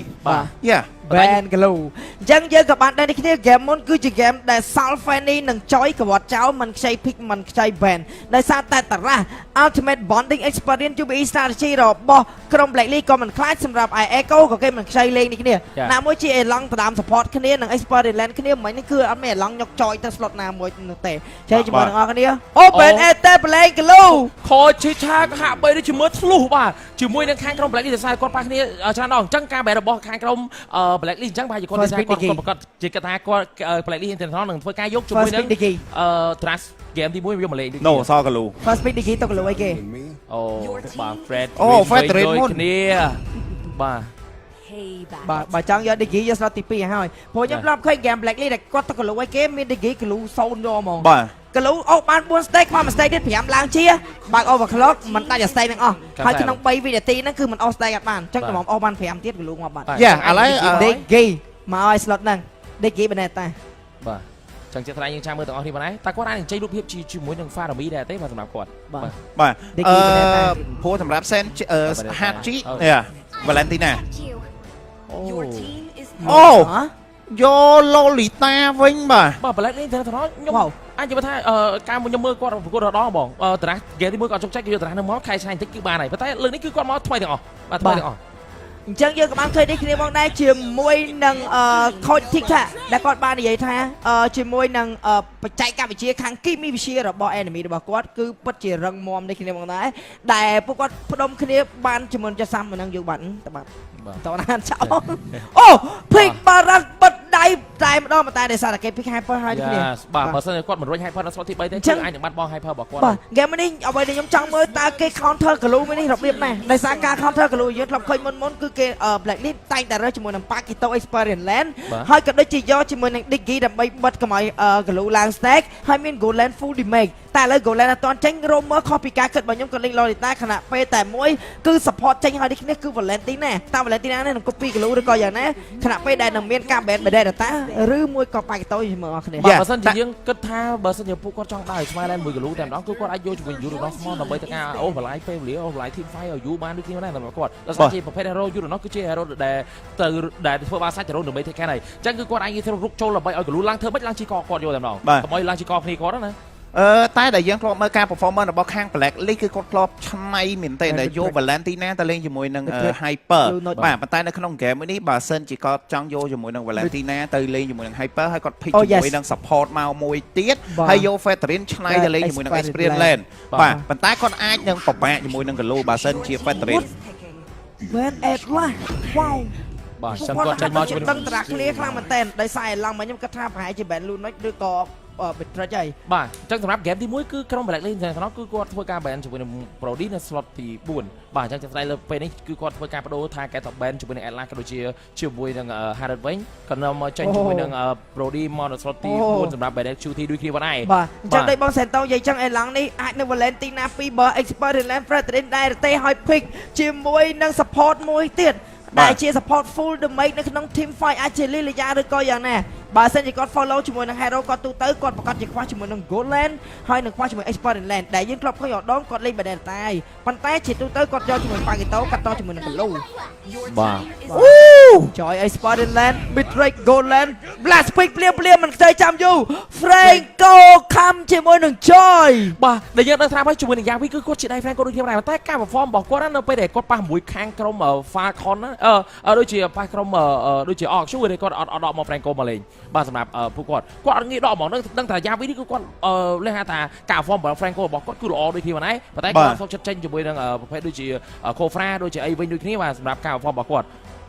Wow អញ្ចឹង team fight នេះ Franco ទទួលស្គាល់ថានៅពេលដែល pick off គ្នាគេនឹងដើរហុកហើយប៉ុន្តែ along late game គេនឹងខាត់ចយកុំឲ្យចយទៅលេងជាមួយនឹងBrody ប៉ុន្តែអញ្ចឹងនៅ team fight គឺ Romer ក៏ដូចជា Golan គឺឈរអោបគ្នាហើយក៏ដូចជា support អញ្ចឹងអ្នកបើកមុខគឺមានតែ2ទេ Galo ហើយនិង Hyper ចាំមើលថាតារារបស់ Black League វាយអ្នកបើកមុខ2នឹងទៅដែរទេខណៈពេលដែលការពារ item counter គ្រាប់ Betrayed នឹងកាត់ឡើងនេះគ្នាកុំឲ្យ Betrayed វាយឈឺពេកប៉ុន្តែ complex ថាជាមួយនឹងការវាយបើកមុខផងដែរនឹងមានជាមួយនឹង damage ដ៏ច្រើនពី Valentina នេះគ្នាជាមួយនឹង Valentina នេះនឹងឆ្នៃ copy គេនៅក្នុង team fight យើងក៏ស្វាគមន៍ជាមួយនឹង game ទី2ជាមួយនឹង Echo ត្រូវជើជាមួយនឹង Black League វាផ្ដាច់ព្រួត M4 បាទអញ្ចឹងមកដល់ព្រាមក៏មាន audience គាត់ធ្វើការគាត់ផ្ទះដៃគ្រប់គ្រងក្រុមទាំងពីរគ្នាបាទជួយនឹងការហុកត្រូវពីថ្នាក់ Yavi ល្អមែនទេបាទជួយនឹងការហុកទៅការ Homai Winners ដូចគ្នាបាទបើយើងកលេសទៅមើលជាមួយនឹងការប៉ះនេះទៅ Homai Winners ដែលគាត់លេងលូតាគឺគាត់ដូចជាធ្លាប់ប៉ះមួយ Falcon គឺត្រូវណា Obi គូគាត់ហុកច្រើនមែនទេបាទជាមួយនឹងលូតារបស់គាត់លើកស៊ីអត់ដែរតន់តែម្ដងសម្រាប់គាត់ដូចគ្នាដែរតែណាមិញយើងបើកឆាកជាមួយនឹងការហុករបស់ Yavi ដំបូងមកគឺនាំមកនៅជាមួយនឹងការហុកត្រូវបានមួយហើយអានេះយើងរាប់ target របស់គាត់យក 100% តែម្ដងបាទចាំពេលមាន4 flick សម្រាប់ Echo ការឆ្នៃ span និង Airblade របស់ពួកគាត់គឺសិទ្ធិអ្នកទាំងអស់គ្នាធ្លាប់ឃើញប៉ុន្តែ Badek City លេងជាមួយនឹង Airblade Assassin Team Fight ដើម្បីមានជាមួយនឹង damage ច្រើន movement speed 8% នៅក្នុងនោះគឺច្រើនសម្រាប់គាត់ដូចគ្នាផងដែរ Edward ជាមួយនឹង Glue Spell Long ក៏សង្ឃឹមថាគាត់អាចនឹងបើកមុខបានជាមួយនឹងការវាយជាមួយនឹង Backstep ដែលមានជាមួយនឹង Fasha Brody ដែលនឹងមាន Franco ដែលអាចខំគាត់ដូចគ្នាជាមួយ Spell Long នេះតាមដែរទេ complete អ្នកគ្នាជាមួយនឹង Sting ជាពេលចាក់បើកម្លាំងមានរសជាតិឆ្ងាញ់ប្រកបដោយរសជាតិ Jensen Vitamin B3 B6 និង B12 បង្កើនភាពស្វាហាប់ Sting ជីវិតប្រកបដោយភាពស្វាហាប់បាទជាមួយនឹងការបើកឆាកជីចាប់មកមួយវិសានជីឃើញមកជាមួយនឹង Homai Winners គេនេះគឺរៀងពិបាកក្នុងការឆៃពិសេសមែនទេប៉ុន្តែយើងលេងទៅមើលជាមួយនឹងការដាក់ពុកសមាមកគឺ concept skill ហុករបស់ Yavi បាទហើយមិញបើសិនជាពុកសមានោះអត់ធាក់ជាមួយនឹង Homai Winners ចេញក្រៅទេប្រកាសជានឹងត្រូវ Yavi ហុកត្រូវជាមួយនឹង Homai Winners បាទហើយបាទទាំងស្គៀកតគ្នាឯងភ្លាមថតទី1គឺយើងនឹងរងចាំមើលតើក្រុមណាធ្វើបានល្អជាងគេជាមួយនឹងការ perform ថតទី1ផងដែរបាទរូបភាព 2-1 ក៏បានកើតឡើងមកដូចគ្នាផងដែរខណៈពេល Sanford គេនេះអត់ទាន់បានល្បែ4ក្នុងការបើកជួយអាទិមេដើម្បីទៅការជីកទេប៉ុន្តែយើងលេងមើល San ជីក៏មកដល់ double San ទាំងពីរក៏គាត់មកដល់ដើម្បីទៅការជួយគ្នាដូចគ្នាផងដែរ បាទជាមួយនឹង Duo Sansan ចាប់ពីរៀបថតទី1ក៏មកដល់ដូចគ្នាមកដែរ Hachi ក៏នឹងឆ្នៃ copy ជាមួយនឹង skill ណាគេចេះត្រានេះជាត្រាដែលប្លែង Oh my Venus យក level 4មុនដោយឲ្យជាមួយនឹង support ធ្វើការ roam តែឲ្យ roamer ជាអ្នកធ្វើការ roll លុយនៅ level នៅកណ្ដាលពេញបបតាយក level 4តតែទេជាមួយនឹងអ្នកគ្នា flow ហ្នឹងគេឲ្យ mid ទៅយក goal នៅ អូជាមួយនឹងការបើក ultimate មួយដូចគ្នាមកដែរដើម្បីតែការចូលទៅដល់secure ក្នុងការជីកកជាមួយនឹង Vice ដើម្បីទាញ Vice ចេញការដើម្បីកុំឲ្យធ្វើការស្មៃប៉ុន្តែក៏មានការទាញចូលក្នុងវិញតើជួយនឹងការស្មៃប៉ាំងប៉ុន្តែមានការយកបាយពីខាង TC បាទហើយជួយនឹងការទាញ Vice ខាង TC ស្រុំគេដើម្បីជាការវាយខាង TC នឹងយកបាន 4 block ទៅខាង TC តែម្ដងពីថ្នាក់ Hachi ជាមួយនឹងការបោកជាដូចគ្នាបាទជាមួយនឹងការចូលទៅដល់វាយផ្ទះដៃមកចង់ក្រោយយកបានជាមួយនឹងមកគៀតែម្ដងទៅកាន់ Yavi ដូចគ្នាពីចយរបស់ Advance វ៉ាវជាមួយនឹងដៃស្មៃទាំងពីរថ្ងៃនេះគឺខាង TC គឺធ្វើបានល្អខ្លាំងមែនទែនចុះស្មៃដោយអាម៉ៃនេះ Hyper ទល់ Hyper គឺអត់មានណាគេ counter ណាគេនោះទេបាទជាមួយនឹងការឆ្នៃស្មៃដូចប៉ុន្តែនៅតែបានចូលទៅខាង TC ខណៈពេលដែល Hyper ទាំងពីរគេវាយដាច់ដូចគ្នាអញ្ចឹងថតទី1ប្រយ៉ាម្នាក់ក៏ដូចជា Echo បានមកខៀបានមកថត Black League បាន2 kill តែមិនបានថតទេបាទចឹងហ្គេមមួយនេះបើសម្រាប់ BNXQT ខ្ញុំគិតថាអាចនឹងពិបាកនៅក្នុងការជួញ team fight ក៏ដូចជាការបញ្ចេញចំណុចនៅក្នុង team ព្រោះដោយសារមានជាមួយនឹង Edward ដែលលេងទៅលើ Choi ដែលគាត់ជ្រើសរើសជាមួយនឹង Spare One ចឹងនៅក្នុងការ lock បាទនិយាយហ្គេមនេះហ្គេម Advance 1-3ជាមួយនឹងការបើក ultimate មួយដើម្បីធ្វើការ secure ក្នុងការ save ជាមួយនឹងខាង TC ដូចគ្នាដែរប៉ុន្តែយើងមាន Hachi ក៏ជិតនឹងបាត់បង់ដូចគ្នាបាទអាយ៉ាដល់ angle បាទដូចអត់មានបញ្ហាទេពួកគាត់គ្រាន់តែធ្វើការតេស្តតែម្ដងបាទហូមហើយនិយាយទៅបើសេតូអញ្ចឹងហ្គេមនេះគឺជាហ្គេមដែល Advert វាយ 1-3 ហើយដែលបាននិយាយ3នៅខាងក្រោយនេះគឺមានខាង Franco ទៀតដែរនៅពេលដែលPikachu រូបនេះលោតទៅជាមួយនឹង Advert គឺមានជាមួយនឹង passive របស់គាត់ដែលឡើងជាមួយនឹងឈាមសនឹង speed ដើម 100% movement speed ហើយនឹង immune ហ្នឹងគឺគេចាប់គាត់អត់ជាប់នោះទេអូវ៉ាវដៃ Snapper Philippines បាទជាមួយនឹង last hit secure យកជាមួយនឹងកាក់មួយដូចគ្នាដែរបាទអត់មានចង់ឲ្យមកខ្ចីការ fight ព្រេះហ៎បាទលៀមយើងក៏បានដឹងចឹងហ្គេមហ្នឹងគឺពេលដែល Edward បើកមកទៅជាមួយការឆ្នៃ team របស់គាត់តើគាត់អាចតាមបានដែរទេនៅពេលដែលមាន Brody វាយគាត់សានជីបតគាត់ហើយមាន Franco ខំបញ្ញគាត់ដែល Immune មិនអាចស៊ូជាមួយ Suppress Stand ដែរទេនោះទេក្នុងនេះ Echo មាន Suppress Stand ដល់ទៅ2ដែលមាននៅ Franco គឺដូចជាមាននៅជាមួយ Barat អញ្ចឹងអត់ខ្លាច Immune នោះទេឲ្យតែដល់ rank គឺដល់តែបានហើយបាទជាមួយនឹងការហុកវិយាវីហាក់បីមានការ copy ដងមកហើយប៉ុន្តែក៏មានការបន្ត activate មួយពីសំណាក់ជាមួយនឹងសានជីដើម្បីការដេញជាមួយនឹង Fight ចេញក្រៅដូចគ្នាដែរអញ្ចឹងការបើក total ទី2នេះសម្រាប់ Eco ខ្ញុំគិតថាអាចនឹងពិបាកដោយសារ Pasa គាត់អស់ជាមួយនឹង Ultimate បាទ Experiment វាយគ្នាតាមផ្លូវមកហើយបាទ Sanford ក៏ដូចជាជាមួយនឹង Edward កំពុងជាការ rotation មកតែម្ដងអូហុកមួយប៉ុន្តែ Immune បានហើយជួយការលេបគ្រប់ប៉ុន្តែក៏មានការកសាចុចឆ្មៃយកបានតែម្ដងជាមួយនឹង total ពី Snap Fight ប៉ុន្តែវាការបើក Activate ដើម្បីការ copy វិញចោលទៀតដូចនេះប៉ុន្តែ Edward ដូចជាមិនស្តានក្នុងទី Fight ទេក៏ជាទៅការចូលទៅដល់បាល់ជួយ Activate 2ជាមួយនឹង BNXQT ល្អប្រទេសជាមួយ Flicker Activate របស់គាត់ដើម្បីការយកបានជាមួយ Edward ប៉ុន្តែមានការជីកកមួយជាមួយនឹង Sanford ប្រៃបានតែម្ដងហុកមកវិញដូចនេះប៉ុន្តែមានការហុកមួយទៀតប៉ុន្តែត្រូវទេជាមួយនឹង Hole Hype ខណៈពេលយើងជាមួយនឹងការចូលទៅដល់ដើម្បីការវាយយកជាមួយ Hachi Flicker មួយដើម្បី secure ក្នុងការត្រត់តែម្ដងបាទ Hachi មិនចង់ស្លុយចង់វាយតដៃនេះខ្លួនណាតែមិនអាចធ្វើបានទេគ្នាឈុតស្មៃគឺជាមួយនឹង Vice ជាអ្នកយកបានថតប៉ុន្តែបើយើងងាកអូជាមួយ support ពីររូបនេះគឺញ៉ោះគ្នាខ្លាំងមែនទែនចាយើងឃើញហើយជាមួយនឹងឈុតស្មៃដូច Black List ជាអ្នកយកជាមួយនឹងថតទី2វិញម្ដងប៉ុន្តែ Kill Echo យកបានទាំង2 Kill តែម្ដងបាទអ្វីដែលខ្ញុំមើលឃើញទៅ Yavi ដូចហុកគម្រាមឬក៏មិនដែរបាទសម្រាប់គាត់បាទដើម្បីឲ្យមានរបស់គាត់បុកជាមួយ T1 Trade Top Lane ណាព្រោះការហុករបស់គាត់ខ្ញុំឃើញ file 3 ដងមកហើយសម្រាប់គាត់នេះគ្នាបាទអញ្ចឹងហ្គេមនេះ Edward អត់ទៅសប្បាយចិត្តទេដូចតែបាននិយាយជាមួយនឹង Pikachu ដែលមានជាមួយនឹង Immune ប៉ុន្តែ enemy មានដល់ទៅ2 Suppress Stand បាទប៉ុន្តែគាត់សប្បាយលេងជាមួយនឹង Sanford ដូចគ្នាជាមួយនឹងការបើកជាមួយនឹង Activate របស់គាត់ឬវាណាប៉ុន្តែគាត់គាត់ធ្វើការប្រែងទេបាទអញ្ចឹងមកប្រើតែរត់លឿនបើសិនជាគាត់រត់ផុតអណ្ដាតផុតហើយមកគាត់រត់ផុតខំផុតហើយតែបើអត់ផុតទេតែទៅគៀកបារ៉ាត់ហើយនឹង Franco បើមកជាប់ខំជាប់លេបដូចមិញជាប់លេបមកបុកមកតង់ដាច់យកហ្មង flick មកបាញ់ ulti ទៅដាច់ល្មមបាទ Yavi ដូចជាដឹង map មុនដូចគ្នាដែរខណៈពេល home មកវិញនោះក៏បានធ្វើការមេក់ទឹកចិត្តដូចគ្នាជួយនឹងការបើកសៀលទុកចោលតែម្ដងបាទខ្លាច Yavi ក៏ធ្វើការហុកបាទ team fight នេះ experience land គេមកបានមុនអូតកាក់ land វិញបាទអញ្ចឹងអត់មាន team fight កាក់ land ទេដោយសារតែ Echo សម្រាប់ថាទេទៅក្រោមវិញ Sanford ឬក៏ចេះកាក់ land ឲ្យដល់មុនអូ experience land ទាំងពីរគឺperform 100%ដូចគ្នាគាត់កាក់ lane ឲ្យបានមុនរៀងខ្លួនដើម្បីសល់ពេលវេលាច្រើននៅក្នុងការទៅ join team fight ថតឲ្យអត់ខាត minion perfect ជាមួយនឹងការលេងរបស់ Black Lee និង Echo team fight នេះជា team fight 5ស្មើជាមួយនឹងក្រុមណាត់ស្មើឡើយត្រូវហើយចាប់ជួយនឹង Fight ក្រៅពីការចាប់ស្តានស្រុបស្គីមជាការតអត់មានបាយយកជួយនឹង Fight តែម្ដងឲ្យគ្រោះថ្នាក់ជួយនឹងការលេបពីខា TC ចំបាយផ្ទះបញ្ញាជាង Fight ត្រូវដាក់មកជើងចុងក្រោយផ្ដាច់បាន Fight ដូចគ្នាដែរប៉ុន្តែចោលរបស់ Advance ជាការបើកជួយនឹង Activate ដូចគ្នាដែរជួយនឹងការ copy Activate ពីថ្នាក់ Hachi ប៉ុន្តែលេងជួយនឹងការចូលដល់បាយផ្ដាច់យកតែដល់ជួយនឹង Sanford ពីថ្នាក់អូហើយជួយនឹងការរៀន Rafale របស់គាត់បន្តទៀតដូចគ្នាប៉ុន្តែ Hawk Ever ចេញការក៏បីដេញខា TC ខណៈពេលមានការដូរថាគេវិញចង់ធ្វើការវាយ Yavi តែមានការអត់ថយប៉ុន្តែយើងលេង BNXQT នៅពីក្រោយ អញនឹង back មកវាយវិញដែរទេគណៈពី OHAP កំពុងតែការដើរទៅក្នុងនឹងប៉ុន្តែយើងលេងមក benefit ប្រហែលជាអត់ចាញ់មកទេដោយសារតែគាត់ឯកាមែនទេជាមួយនឹង game នេះគណៈពីឈុតឆា3ស្មើនៅកន្លែង total ប៉ុន្តែចាំង color របស់ខាងក្រុម Blacklist International ជាមួយនឹង White ក៏គាត់ធ្វើការកាត់មកដូចគ្នាដែរ61មិនត្រូវ OHAP ពី Yavi គណៈពី Home Binos លោតចូលទៅដល់ដំជាមួយនឹង total ទេបាទសម្រាប់ Home Binos បាទ Wow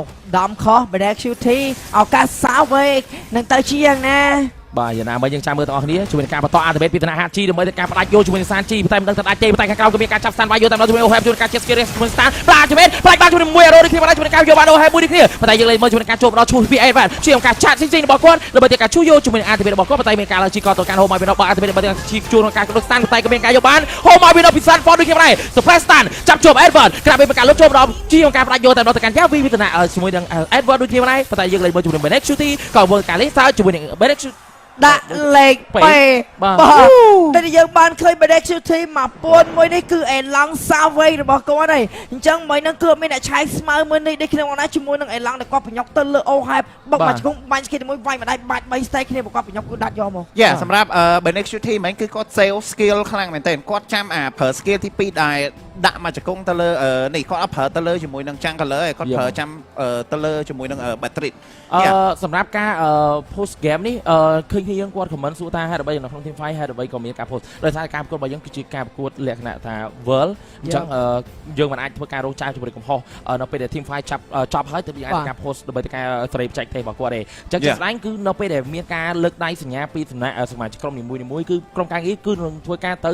ដោះស្រាយគាត់ភ្លាមយកតែម្ដងមកសម្រាប់គាត់បាទចឹងបងប្អូនយើងកំភៃអ្នកដែលខាងរៀបចំនោះគឺស្តង់ដារអន្តរជាតិហើយបាទមិនបាច់ចាំភ័យទេដូចយើងឃើញតែស្រុកខ្មែរយើងមិនសូវពុះពេក team fight តែស្រុកគេមាន rule គេផ្សេងអញ្ចឹងពើងម៉ាំងបាទលឿនមែនទេអ្វីដែលសំខាន់គឺគេអត់ខ្វល់ថាកំពុងតែពេលហ្នឹង team fight ឬមួយក៏កំពុងប្រើ skill ដេញវាយគ្នាឬមួយក៏យ៉ាងហ្នឹងហើយប៉ុន្តែបើយើងក៏លេខទៅមើលនៅក្នុងតារាសនៅក្នុង game ទី2នេះគឺចង់និយាយថាអាចនឹងម្នាក់ម្យ៉ាងដែរបើសម្រាប់កលូបើយើង compare គ្នាកលូហើយជាមួយនឹង Joy គឺសតតែជាប្រភេទ hero ដែលឈ្មោះទៅរោជាមួយនឹងប្រភេទ hero carry របស់ខាង enemy នីមួយៗដូចជា Joy ដែលយើងបាននិយាយមុនហ្នឹងអញ្ចឹងគឺ Joy នៅក្នុង game មួយនេះរបស់ Advance គឺតួនាទីរបស់គាត់គឺធ្វើមិនដាស់ skill របស់គាត់4ហ្នឹងបើជាមួយនឹង combo ជាមួយនឹង ultimate ក៏ដូចជា spare vengeance ដើម្បីរោទៅលើ Benek Shooty Benek Shooty ហើយបើចំណាយឯកលូគឺនៅក្នុង game មួយនេះគឺគាត់ធ្វើមិនគឺដេញលុកបើក ultimate ដើម្បីកុំឲ្យ damage Valentina ក៏ដូចជា damage របស់ Brody បាទកុំឲ្យងាយស្រួលនៅក្នុងការបញ្ចេញនៅក្នុង team fight មួយនេះបាទចេះយើងឃើញជាមួយនឹង data របស់ក្រុមរបស់ roamer ទាំងពីរ Yavi ជាមួយនឹង Oh My Winner ដែលសារមួយជាមួយនឹងលេង roamer បែប support មួយទៀតលេង roamer បែប tactic team fight អញ្ចឹងយើងឃើញជាមួយនឹង Yavi មាន damage ច្រើនជាងប៉ុន្តែ KDA ក៏ដូចជា team fight participation គឺចាញ់ជាមួយនឹង Oh My Winner វិញអញ្ចឹងបើយើងបកទៅដល់កន្លែងដែលគេហុកបានជាមួយនឹងហុកបានវាយហើយគេដាក់ពី suppress stand នោះគេខំហើយគេលេបទៀតអញ្ចឹងពេលហ្នឹងគឺយើងឃើញតដាក់ពី suppress stand បានវាយដាច់តែ Edward វាយ free វិញបាទជាមួយនឹងការយកបាន double kill ដូចគ្នាបានពី Edward មុនហ្នឹងគឺឃើញគាត់បានធ្វើការលុកបានតែការ Benek Shooty ពីការ unlock ultimate របស់គាត់ហើយប៉ុន្តែយ៉ាងណាមិញយើងលេងមកវាយថប់តែធ្វើការ respawn មកវិញដូចជាអស់ឈាមលោខ្លាំងមែនទេប៉ុន្តែបន្ត ultimate 3គ្រាប់ពីសានជីជាមួយនឹងការ soul kill យកបាន HG ដូចគ្នាបានហើយហើយ support ទាំងពីរតែគ្នាទៅវិញទៅមកតែហាក់ដូចជាចាញ់ទឹកចិត្តរបស់សានជីអីញាក់ចកេះក៏ដូចជាជើងដាក់ skill ចៅ off flick មិនអាចរត់រួចជាមួយនឹងការបន្តពីសានជីនោះទេអញ្ចឹងយើងមើលបាទជាមួយនឹង Edward គាត់ដឹងមុនដូចគ្នាបានដែរខណៈពេលដែលគាត់អាំងថាគាត់បាន unlock ultimate ហើយអញ្ចឹងគឺគាត់រត់បានយ៉ាងស្រួលបាទពិបាកចាប់ដូចគ្នាសិតតែ skill suppress stand តែសិតតែ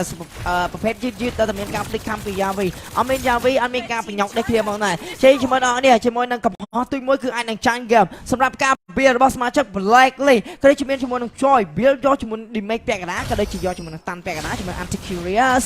បាទចឹងគេនេះអូជួយនៃការហុកត្រូវទៀតដូចគ្នាបានតែកាន់ Home My Winner អញទស្សនាកណ្ដាលពេលមានការផ្ដាច់បានជាមួយនឹង Home My Winner មួយនេះគ្នាអាច level ចូលក្នុងប៉ុន្តែចង់ទៅណាគឺលោះដាតមួយលេបទៅវាយយកតាមដល់កាន់វាយជាមួយនឹងការជីជន់ធាក់ចានចាប់ stand ប្រាច់យកតាមដល់កាន់វាយពីសំណា Benek Shooty បើក ultimate មួយព្យាយាមការបន្តដេញជាមួយនឹង HG ប៉ុន្តែ HG រៀងចកេះល្អដែរបាទជួយនៃការលោតចូលទៅដល់ copy ultimate វិញអញនឹងបន្តវិញដូចគ្នាមានណាយ៉ាងមិនទៅហើយវាយជា player ដែល perform រាប់រយរាប់ពាន់ game ទៅលើបារ៉ាត់តែបែរជាយកអត់ចេះ counter hero ខ្លួនឯងគាត់ដឹងដូចគ្នាថាគាត់លោតផុតទៅប៉ុន្តែគាត់លោតនឹងមួយវិនាទីចុងក្រោយនឹងគាត់លោតទៅលក្ខណៈដាត់ផុតហើយប៉ុន្តែរយៈពេលហ្គេមនឹងគឺធ្វើកន្លះវិនាទីគេគិតថាអត់ទាន់ផុតទេអញ្ចឹងដាត់នឹងគឺជាដាត់ extra វែងតែម្ដង ដាក់មកឲ្យជាមួយនឹងដាត size XXL លេបបានតែម្ដងមកជាមួយនឹងការចេញលូតដែរតែចេញលូតយឺតពេកចឹងព្រាមបាត់បង់2 kill free ដែលធ្វើឲ្យសមាជិក Echo ចំណេញមែនតើជាមួយនឹងការ surprise 6រំបាំងកាយរត់លឿន half speed មើលឃើញព្រាលប៉ុន្តែ6 flick ចូលពំ perfect combo ជាមួយនឹង Javi នៅក្នុងការលេង Franco នៅក្នុង game នេះបាទជាមួយនឹងការ form របស់ V5 ថ្ងៃនេះដូចជារៀងធ្វើការ process ច្រើនដូចគ្នាប៉ុណ្ណាសម្រាប់ការ form របស់គាត់យល់ទៅគឺគាត់អាចទាំងគូតែម្ដងនៅក្នុង game នេះដូចគ្នាប៉ុណ្ណាបាទចឹងយ៉ាងណាមិញព្រាមយើងក៏លេងទៅមើលខាង TC ក៏មកទៅការបើកឆាកជាមួយនឹង Lord ដូចគ្នាប៉ុណ្ណាប៉ុន្តែយើងលេងមើលជាមួយនឹងការខុសគ្នាមួយ level ខុសគ្នា80ដើម្បីក្នុងការស្មៃជាមួយតា Vai អាចធ្វើការបើចេញជាមួយនឹង mechanic ស្មៃរបស់គាត់បានច្បាស់ដូចដែលគាត់បានទៅការទទួលបានអាហារសញ្ញាថាជា player ស្មៃលេខ1នៅហ្វីលីពីនដែរទេតែយើងលេងមើលជាមួយនឹង Gary ដូចគ្នាគណៈពេលមានការតថ្លៃ Lord សល់ជា 15000 ប៉ុន្តែខាងក្រោយ Edward ព្យាយាមការឈូសជាមួយនឹង San Sport ដើម្បីការមកអាន Lord អាតមែនប៉ុន្តែកម្រៃបាន San G ជាមួយជាមួយការចូលទៅដល់ស្រុកស្គីវាយតែម្ដងជាមួយនឹងការផ្ដាច់បានយ៉ាវីដូចគ្នាពីទៅ Ohab ប៉ុន្តែមានការ distance ចង់វាយ Ohab ចង់ជីក Ohab ប៉ុន្តែ Ohab ដក Rafa វិញរះវិញដូចគ្នាតែមានការតតែមែនជាមួយនឹង San G ផ្ដាច់បាន Ohab មួយគ្នាលេបក្រឹបអញធ្វើការចូលវាយប៉ុន្តែបើក skill ចូលរ៉ាប់បាល់ល្អមែនទែនជាមួយនឹង Home ឲ្យពីដូចគ្នាតែយើងមានការជីកដល់ថយវិញដូចគ្នាតែដូចតចប់ខណៈពេលមានការមកដល់ស្រុក skill ពីតា Alex Shooty ព្យាយាមការវាយបាទមែនអាឡូយកបាន2-0វាយទៅ web out មួយណាខណៈពេល San ជាមួយនឹង Edward ព្យាយាមការបើកជួយ skill ដើម្បីការពីនឹង wipe out យ៉ាងណាវិញជាមួយនឹងការមកចេញរំបាំងកាយមកដល់ surprise cam ជាមួយនឹង Hachi បាត់បង់ដៃ support ដែលមាន damage ច្រើនក្នុង team fight មកជុំងុំទៅបីជាមានការកាត់ត skill គ្នាទៅវិញមកយកជាមួយនឹង shield លលតាមករងជាមួយនឹងដាដែលខ្ញុំបានប្រាប់មុននឹងចឹង suppress stun គឺនៅលើលោកនេះ suppress stun តែមួយគាត់ដែលអាចកាត់តបានហ្នឹងគឺមានតែ shield របស់លលតាប៉ុន្តែបាទគឺបើកទៅចំពេលវេលាខ្លាំងមែនទែនបាទអូជាមួយនឹងការដាក់ suppress stun ពី Yavi ដើម្បីការស្រួលទៅកាន់ Sanford ដូចគ្នាបានដែរល្អមែនទែនជាមួយនឹងការសហការគ្នាពី Yavi ជាមួយនឹងការ cover ប៉ុន្តែយើងលេងមើល Hachi ដូចមេរបស់គាត់ក៏ច្រើនដូចគ្នាបាទដែលយើងឃើញជាមួយនឹងការ perform នៅវគ្គមុនក៏មានការយកជាមួយនឹង Frozen មកកាត់តទាញខែចាអញ្ចឹងកាត់ត suppress stun ប៉ុន្តែអាហ្នឹងគឺត perfect timing តែ Lolita បាំង shield មិនធ្វើចាញ់ទេប៉ុន្តែនៅតែមិនអាចទប់ទល់បានក៏ដូចជាបាត់បង់នៅតែ4គ្នាអូ my winner ជាប់ចំណាត់ថ្នាក់លេខ1នៅក្នុងដៃ Romer ដែលមានជាមួយនឹង assistant ជាមធ្យម 10.4 នៅក្នុងមួយ game បាទអញ្ចឹង stat សិតតែខ្ពស់ខ្ពស់មកដល់វគ្គផ្ដាច់ប្រមីនេះក្នុងប៉ុន្តែ Echo ហើយដូចជាកំពុងតែគៀបទាំងសេដ្ឋកិច្ចទាំង objective ទាំងអ្វីគ្រប់យ៉ាងហើយការថ្លឹង team fight របស់ Tra Echo រូបនេះគឺធំខ្លាំងមែនតើតែម្ដងបាទចឹងជាត្រង់យើងលេងទៅមើលជាមួយ Lord ទី1គឺអាចងាយស្រួលការ clear ពី blacklist international បានយ៉ាងស្រួលតែម្ដងបាទដោយសារតែមាន Hachi copy activate របស់ Sanji ក៏ដោយប៉ុន្តែយើងលេងមើលជាមួយការអន្តរាគមមកវាយហាក់បីមានការឈោកកាំងមួយកន្លែងតែម្ដងជាមួយការមិនអាចធ្វើអ្វីបានក្នុងការ cover បានជាមួយ T2 Thread បាទអាចមានមួយពី Sanford ប៉ុន្តែយើងលេងមក Edward ក៏មានការឈូសជាមួយ Sing របស់គាត់ដើម្បីការនេះវាយយកទៅកាន់ Sanford បាទអាចមានមួយប៉ុន្តែក៏ដកថយវិញដូចគ្នាផងដែរបាទជាមួយនឹង LT តាមដូចជាមិនទាន់ចប់សរុប skill វាយយកទៅកាន់វាយជួយនឹងការវាយជាមួយនឹងវាយបន្តទៀតដូចគ្នាប៉ុន្តែមានការដូរចាំងកលស្មើខណៈពេលមានការជួតទៅដល់ដើម្បីការហុកទីមួយណាប៉ុន្តែយើងលេងមើលជាមួយនឹង Edward ជួយការជួតទៅដល់ដើម្បីការជួយជាមួយការបើកជាមួយនឹង Edward ប៉ុន្តែមានការសរុប skill ពី Alex Shooty ផ្ដាច់បានតែដល់ទៅកាន់ Edward ដូចគ្នាដែរខណៈពេលយើងលេងមើលជាមួយនឹង Ohab ជួយទៅដល់ជាមួយនឹងការឈូសជាមួយនឹងទឹកដើម្បីការ Flicker ជួតទៅដល់សរុប skill ផ្ដាច់យកតែដល់ទៅកាន់ Ohab ដូចគ្នាខណៈពេលយើងលេងមើល Hachi នៅក្រោមជាមួយការបើក skill ប៉ុន្តែ Sanji បានទៅផ្ដាច់ Oh my វិញដល់បានហើយ Hachi យកទៅវិញណាអានេះ wipe out ឬមួយគេណាជួយនឹង game នេះបន្ទាប់ពីមានការលុតជួយនឹងដៃបាញ់កលេហោះទៅពី Yavi Edward វាយតែតនៅតែ5វិនាទីចុងក្រោយបាយនៅ respawn មកអាចជា game ដែលឈ្នះដោយមិនបាច់ប្រើឡោដែរទេអូទៅមកឲ្យស្មើបាត់ទៅហើយអញ្ចឹងដែលយើងបានឃើញជាមួយនឹង game នេះដែលនិយាយទៅមុនហ្នឹង game នេះគឺជា game Edward ត្រូវវាយ1-3ដែលមានជាមួយនឹង Franco ដែលមាន suppress stun គាត់មាន immune ប៉ុន្តែ last pick របស់ coach Echo រូបនេះគឺមិនខ្ចីគិតសូម្បីតែ1វិនាទីគឺគាត់តែគេ pick ឲ្យភ្លាម pick Franco មកភ្លាមតែម្ដងដែលជាការ pick មួយប្រាប់ទៅ coach មុនចាំថាត្រាស់របស់អ្នកគឺនៅក្នុងការគិតរបស់ខ្ញុំដូចស្រេច player របស់ខ្ញុំកំពុងតែចាប់ lock ទៅលើ Franco ដូចស្រេចចាំតែអ្នក pick ចប់គឺខ្ញុំអូខេ lock Franco យកមកវ៉ាវមកសុំងុំ game នេះ Edward spell long ក៏ដោយពាក់តាន់យ៉ាងណាក៏ដោយតែការពាក់ full damage ពី Alex Shooty ដែលមានជាមួយដាវបៃតងខោពីដៃមួយដែលជា defense physics ទៀតមិនខ្ចីយក defense magic យកបើជា defense magic ខ defense ដែលមានតែ26 magic ខ defense តែម្ដង Alternate shield នឹងចេញតាមក្រោយឯងប៉ុន្តែគឺដក defense ធំដាវបៃតងក៏ដូចជាដបងប្លាគឺធ្វើឲ្យ game មួយនេះជាមួយនឹង Edward ចូលទៅគឺចូលទាំងគ្មានសង្ឃឹមវាយតែម្ដងតែគាត់ត្រូវតែបើកមុខវាយ1-3តែនៅពេលដែលជាប់ suppress stun 4 stack បាច់ RT មាន Fasha តម្លាក់បន្តមួយទៀតគឺ Edward មិនអាចពាំង1-3បានទេបាទអញ្ចឹង team fight នីមួយៗគឺអ្នកបើកមុខកលូក៏ដូចជា KTZ គឺគាត់ធ្វើបានល្អដូចគ្នាជាមួយនឹងការបើកមុខហើយការថ្លឹងត្រាស់របស់ coach Echo គឺធំមែនទែននៅក្នុង free game មកនេះសម្រាប់ game មួយនេះខ្ញុំគិតថាអាចខ្ញុំពិបាកនៅក្នុងការ defend ជាមួយនឹង law ទី2ព្រោះដោយសារ goal គឺខុសគ្នារហូតដល់ទៅ 8k goal បានទៅហើយបាទពិបាកមើល map Sanford Oh my god គាត់អាចបែកមកពីក្រោយវិញមួយគាត់ធ្វើការអូសឡែនយកតែម្ដងវិញណាប៉ុន្តែយ៉ាងណាបើយើងក៏លេងទៅមើលជួយនឹង Lord ក៏វាយអស់ជាមហាសាវីរ៉ូដែរចាញ់កលទី2មួយល្បែ3មួយល្បែ5ខណៈពេល device ចាញ់ជាមួយនឹងស្មៃដើម្បីស្មៃដល់160ដើម្បីឌីធីណាប៉ុន្តែលើបើសានជីជួយការបាក់ទៅលេវាយចុះក្នុងផ្ទះវាយបញ្ញាជាងចុះដល់វាយ soft skill បោះជាមួយនឹង RPG ជាការលេងតប៉ុន្តែវាការចុះយកបានជួយនឹង Lord ជួយនឹងការចាញ់ពី device យកបាន Lord ដូចគ្នាបានបានតែការទី2 Miniman អូជាមួយនឹង penalty អាយ៉ាជាមួយការពូត្រែនជាមួយនឹង program ស្មៃនឹងជោគជ័យហ្គេមទី2ដោយដែលបានប្រាប់ទុកបងអូឌៀនទាំងអស់គ្នាត្រៀមចិត្តជាមួយនឹងក្រុមអេកូគឺជាក្រុមដែលមានយុទ្ធសាស្ត្រតម្រង់រ៉ាស្មាច់ហើយនៅពេលដែលការលួចផ្ទះរបស់ក្រុមផ្សេងគឺជាការលួចដែលចៃដន្យប៉ុន្តែបើសម្រាប់អេកូគឺជាការវឹកហាត់ទាំងថ្ងៃទាំងយប់ហើយក៏មានការខាត់កម្ពុជាខននិងញ៉ៃញ៉ៃអេរមីហើយនៅពេលដែលលួចផ្ទះគឺជាការលួចយ៉ាង professional ហើយការលួចនៅក្នុង M4 របស់យើងគឺมันមានការលួចមួយណាដែលបរាជ័យនោះទេបាទចង់និយាយថាមិនសរសើរមិនបានទៅលើខាងក្រុមអ៊ីកូដែលដូចអាយប្រុកនិយាយអញ្ចឹងពួកគាត់មិនមែនជាការលាក់គីនៅក្នុងការមើលទៅលើមីនៀនទេប៉ុន្តែនេះគឺជាយុទ្ធសាស្ត្រដែលពួកគាត់ខំវឹកហាត់ជាមួយគ្នាពួកគាត់ដឹង flow ហ្មងគាត់សុខចិត្តវាយបើកន្លែងហ្នឹងបានឡសម្រាប់គាត់ទៀតទោះជាគាត់ចាញ់ធីម3 5នៅកន្លែងហ្នឹងក៏គាត់អាច defend បានដែរអ្វីដែលខ្ញុំមើលឃើញបងឡតសល់ឈាម10000បាទឡតឈាម10000ហាត់សានជីបើកអាតូមេតខាងស៊ីលេបគ្រប់តែម្ដងតែឡតនោះសាជា10000អញ្ចឹងអាកន្លែងនេះគឺជាការបញ្ឆោតឲ្យសមាជិករបស់ Black នេះគាត់ហៅបែបគ្នាថាយើងអត់ skill ហើយយើងអាចវាយកន្លែងហ្នឹងបានយើងអាច skill កន្លែងហ្នឹងបាន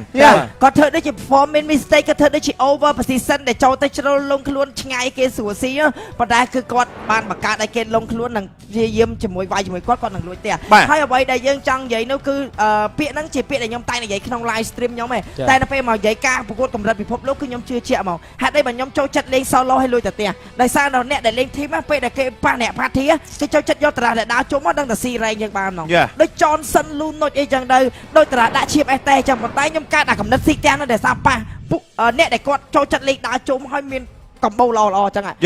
ចឹងអេកូខំបង្កើតតារាលួចទាំងហ្នឹងគឺមិនមែនចៃដន្យទេអ្នកគ្នានៅពេលដែលប៉ះជាមួយ Black Lee នៅពេលដែល Black Lee focus read skill គ្រប់យ៉ាងនៅក្នុង team fight ដើម្បីចេញ healing ឲ្យចំពេលគឺគាត់មើលមែបដែរប៉ុន្តែគ្រប់យ៉ាងគឺ too late ហើយការលុយស៊ីផ្ទះយ៉ាង professional មួយនេះគឺ counter ទៅតារា ultimate bonding experience របស់ Black Lee បាទអាចនិយាយថាខ្ញុំទៅសើមើលទេការរៀបចំកន្លះអុករបស់គាត់គឺច្បាស់លាស់តែម្ដងកន្លែង Barrack Shooting នៅកន្លែងព្រៃនៅកន្លែង Midland Barrack Shooting Sanford កំពុងតែពួនគាត់ clear lane អស់3 lane គាត់ចាក់ចូលទៅក្រោយដូចធ្វើដូច fight back ដែរអញ្ចឹងបាទអញ្ចឹងបាទខ្ញុំនិយាយកន្លែងដូចម៉ាណូនិយាយដែរអញ្ចឹងកន្លែង Sanford ដែលមកពីខាងក្រោយហ្នឹងគឺ clear ស្អាតអស់អា link តែម្ដងអាការវាយមកពីក្រោយហ្នឹងបើយើងមើលទៅគឺជាការដែលចាំមកវាយពីក្រោយប៉ុន្តែបើយើងបកគិតទៅវិញកលូគឺជាប្រភេទ hero មួយដែលត្រូវបើកនៅខាងមុខដើម្បីងាយស្រួលបើក ultimate ឈ្មោះ hero ប្រភេទ hero ដែលបញ្ចេញ damage របស់ខាង enemy ប៉ុន្តែ Sanford ការ clear មួយនេះដោយដែលប្រុកបាននិយាយថាការវឹកហាត់នេះខ្ញុំអាចវិភាគបានថានេះគឺជា flow មួយដើម្បីឲ្យ Sanford ដើម្បី hold មកកាក់ពីអ្នកដែលចង់នៅខាងក្រោយវិញចំណែកឯ Benek Shuti ការ performance របស់គាត់គ្រាន់តែឃើញសមាជិក5រូប clear minion mid លេងយកជាមួយនឹង Lord ឲ្យ Lord គេចោះខ្ញុំយកផ្ទះសំខាន់កន្លែងហ្នឹងបង Sanford ណា Sanford ពេលដែលគ្នារបស់ខាង Black Lee គាត់នៅជុំគ្នាកន្លែង Lord 5គឺគាត់អត់ទាន់ចេញ map មកទេគឺថាតែ minion ដើរមកហើយគាត់ចេញ map ឲ្យដើម្បីឲ្យ minion បាញ់គាត់ហើយបន្ទាប់មក Black Lee គេមិនដឹងថាអូឃើញ map Sanford មកពីក្រោយអញ្ចឹងយើងប្រេកតែក្រោយផងSanford ដើរទៅBlack Lee មកដល់ចាក់ពី mid lane មកវិញបាទអញ្ចឹងគ្រប់ការលុចផ្ទះគឺជាការវឹកហាត់ទាំងយប់ទាំងថ្ងៃឯងដឹងហ្មងថាត្រូវការប្រហែលវិនាទីហើយឲ្យតែខាត់គេប៉ុណ្ណឹងបានគឺវាយផ្ទះបានហ្មងឥឡូវបើសិនជាបានយើងជា MC មែនណាបើសិនឧទាហរណ៍ថា game eco លើកពៀនសំណួរដែលចង់សួរខ្ញុំចង់សួរថាយុទ្ធសាស្ត្រនៃការលេងហ្នឹងគឺជាការដែលBenek Shuti គាត់ជាអ្នកដែលគិត reflection ខ្លួនឯងឬមួយក៏ជាយុទ្ធសាស្ត្រនៅក្នុង team របស់គាត់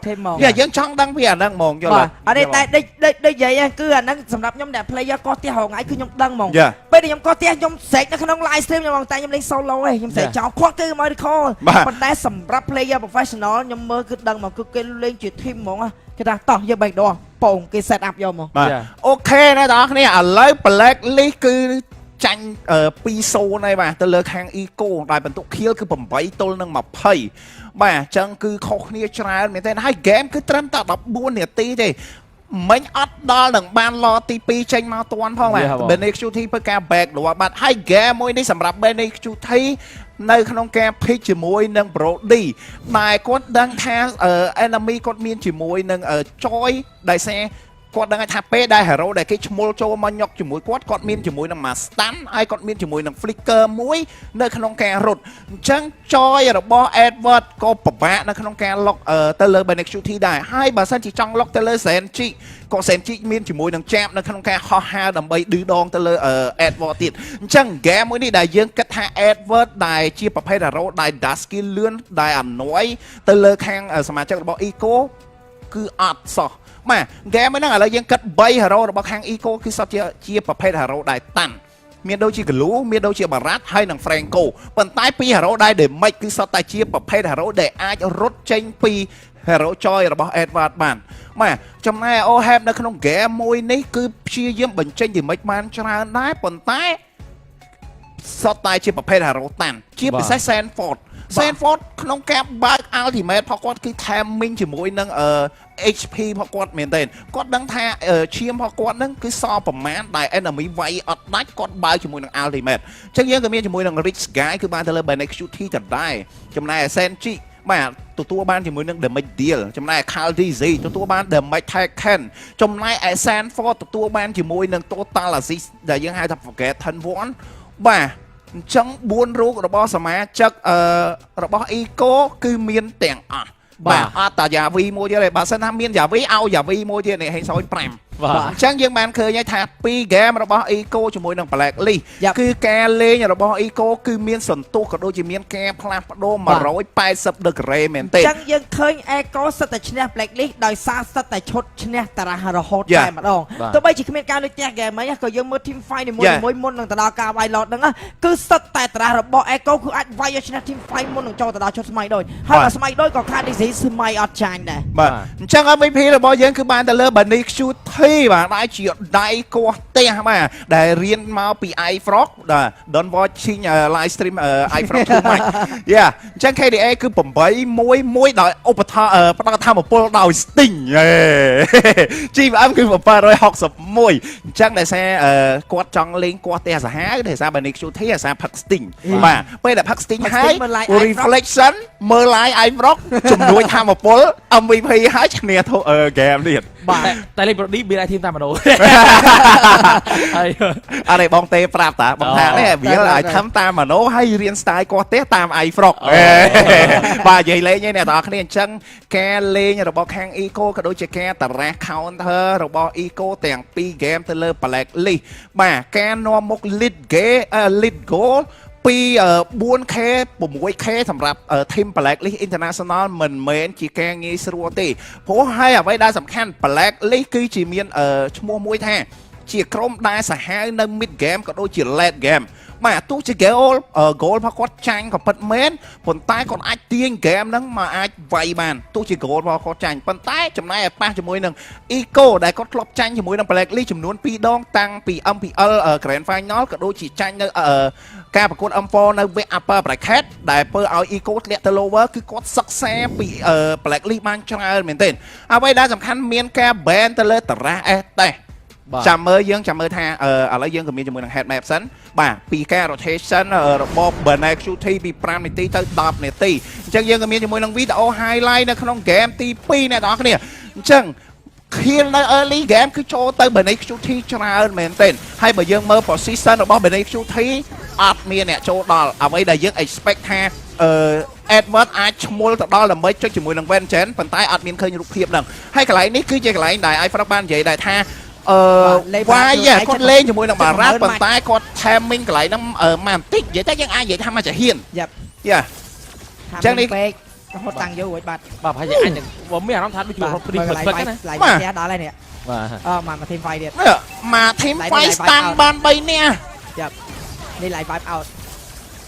បាទអ្នកđâyបាននិយាយ1 3ក្រោយវាយដាច់អត់គេមាន suppress stand យ៉ា Edward ធ្វើអីអត់ចេញដូចដែរនេះមើល mini map ម៉ាំប្រឡែងអស់លេង Fasa ហូតតែឯជុំអី Benexuti លឿនវិញទៅដែរតែមិញជាមួយនឹងសានជីក៏មកដែរមិញសានជីមកអូតោះទៅទៀតបាទមិញបើសម្រាប់សានជីជុំប្រូ ទៅដែរ ទៅដែរទៅណាមកដំបូងទៅទេទៅដែរ ទៅដែរដើម្បីឲ្យមានឈុតមន់ថៃឲ្យវាបានឃើញលោតឈ្មោះទាំងអស់គ្នា ចូលកាមេរ៉ាបាទលោក បាទសុំទៅដែរព្រោះដោយសារការ back door ហ្នឹងការ back door លើកទី1នោះគឺ Carl TZ លេង Fanny Benesuti លេង Kari អញ្ចឹងការលេង Kari របស់គាត់ហ្នឹងគឺ back door ច្រើនដងឯណាតែលើកនេះទៅ បែរដល់ទី2គឺគាត់លេងការីបែរទី2ទៅម្នាក់ បាទធ្លាប់ចង់យកHarrod back door ទៀតបាទប៉ុន្តែគេវាយមុន បែកដកបានដែរវាយតែពីរដៃទៅបាទឈឺបាទវាយបានពីរដៃបានគេរខលមកតាមក្រោយហើយវាយអស់តពាក់កណ្ដាលទេបាទអញ្ចឹងយើងមុននឹងចូលទៅកាន់ game បន្តគឺយើងមានការសម្ភាសជាមួយនឹងពួកគាត់ខ្លះនៅក្នុងទីលានប្រកួតមកណែជួយជាមួយនឹងហោយើងទាំងអស់គ្នា Kabar? Baik. Baik. Coba dong disapa dulu pakai bahasa Indonesia dong. Indonesian words. Bisa dong, tapi masih sedikit. Oh, he can do, but only a little bit. Okay, sample. Ako udah makan tadi. Oh, what does that mean? That means he have eaten. Okay, what can you say in Bahasa? Ako makan nakdi. Oh, translate, Pilar. Translate. Translate in Tagalog. Yeah. Kumain na daw siya ng McDo. Oh, okay. Did you guys expect it was gonna be a 2-0 for Echo? Did you expect that performance from them? Sa akin, hindi kasi sa tingin ko, dikit lang yung mga laban dapat. Kasi alam ko yung blacklist, laging handa yan. Okay, he wasn't expecting it because the games are too close and he knows that blacklists are always prepared. Dilar? Sa akin naman ina-expect na unang aabante yung Echo. Kasi meron silang momentum, galing silang lower bracket eh. Oh, you expected Echo to advance because they have the momentum because they're coming from the lower bracket? Okay, now, Dilar, you've been with V-Wise for 4 seasons, even before MPL, you're with them. If you can give us an inside scoop because you know V-Wise really well, how do you think they're reacting right now with 0-2? What's going through their mind? And usually, what do they say and do when they're backstage? Tingin ko dito nagagana si Venus eh. Kasi sobrang galing niya sa gantong parte. Kung paano mag-adjust, tapos pag dumamang yung kalaban, alam niya kung paano babaliktarin yung laban. He thinks this is Venus' strength. This is what he's really good at. When they're down, he knows how to flip it around and use it against their opponent. So what gonna do? What are they gonna do for the next match? For the next game? Marky, what should they do? Marky! Bigatron! Sa tingin ko, ilalabas na nila yung mga tinatago nilang bala eh. Oh. Marami pa silang papakita dyan. He knows that they're gonna be showing a lot and they're gonna take out their hidden bullets, their hidden cards, their hidden ace. How hard is it? You know this as a player, how hard is it to bounce back from a 0-2? How difficult? Tingin ko depende talaga sa mentality ng player. Kung gaano sila kalakas mentally, ganun. Kapag ganito yung laban, especially pag best of 7. It depends on the mentality of the players, how they're prepared mentally, especially in a best of 7. But do you have any prediction for this match, this grand final match, Marky and Dilar? Prediction? Gua, still blacklist. Blacklist? Score?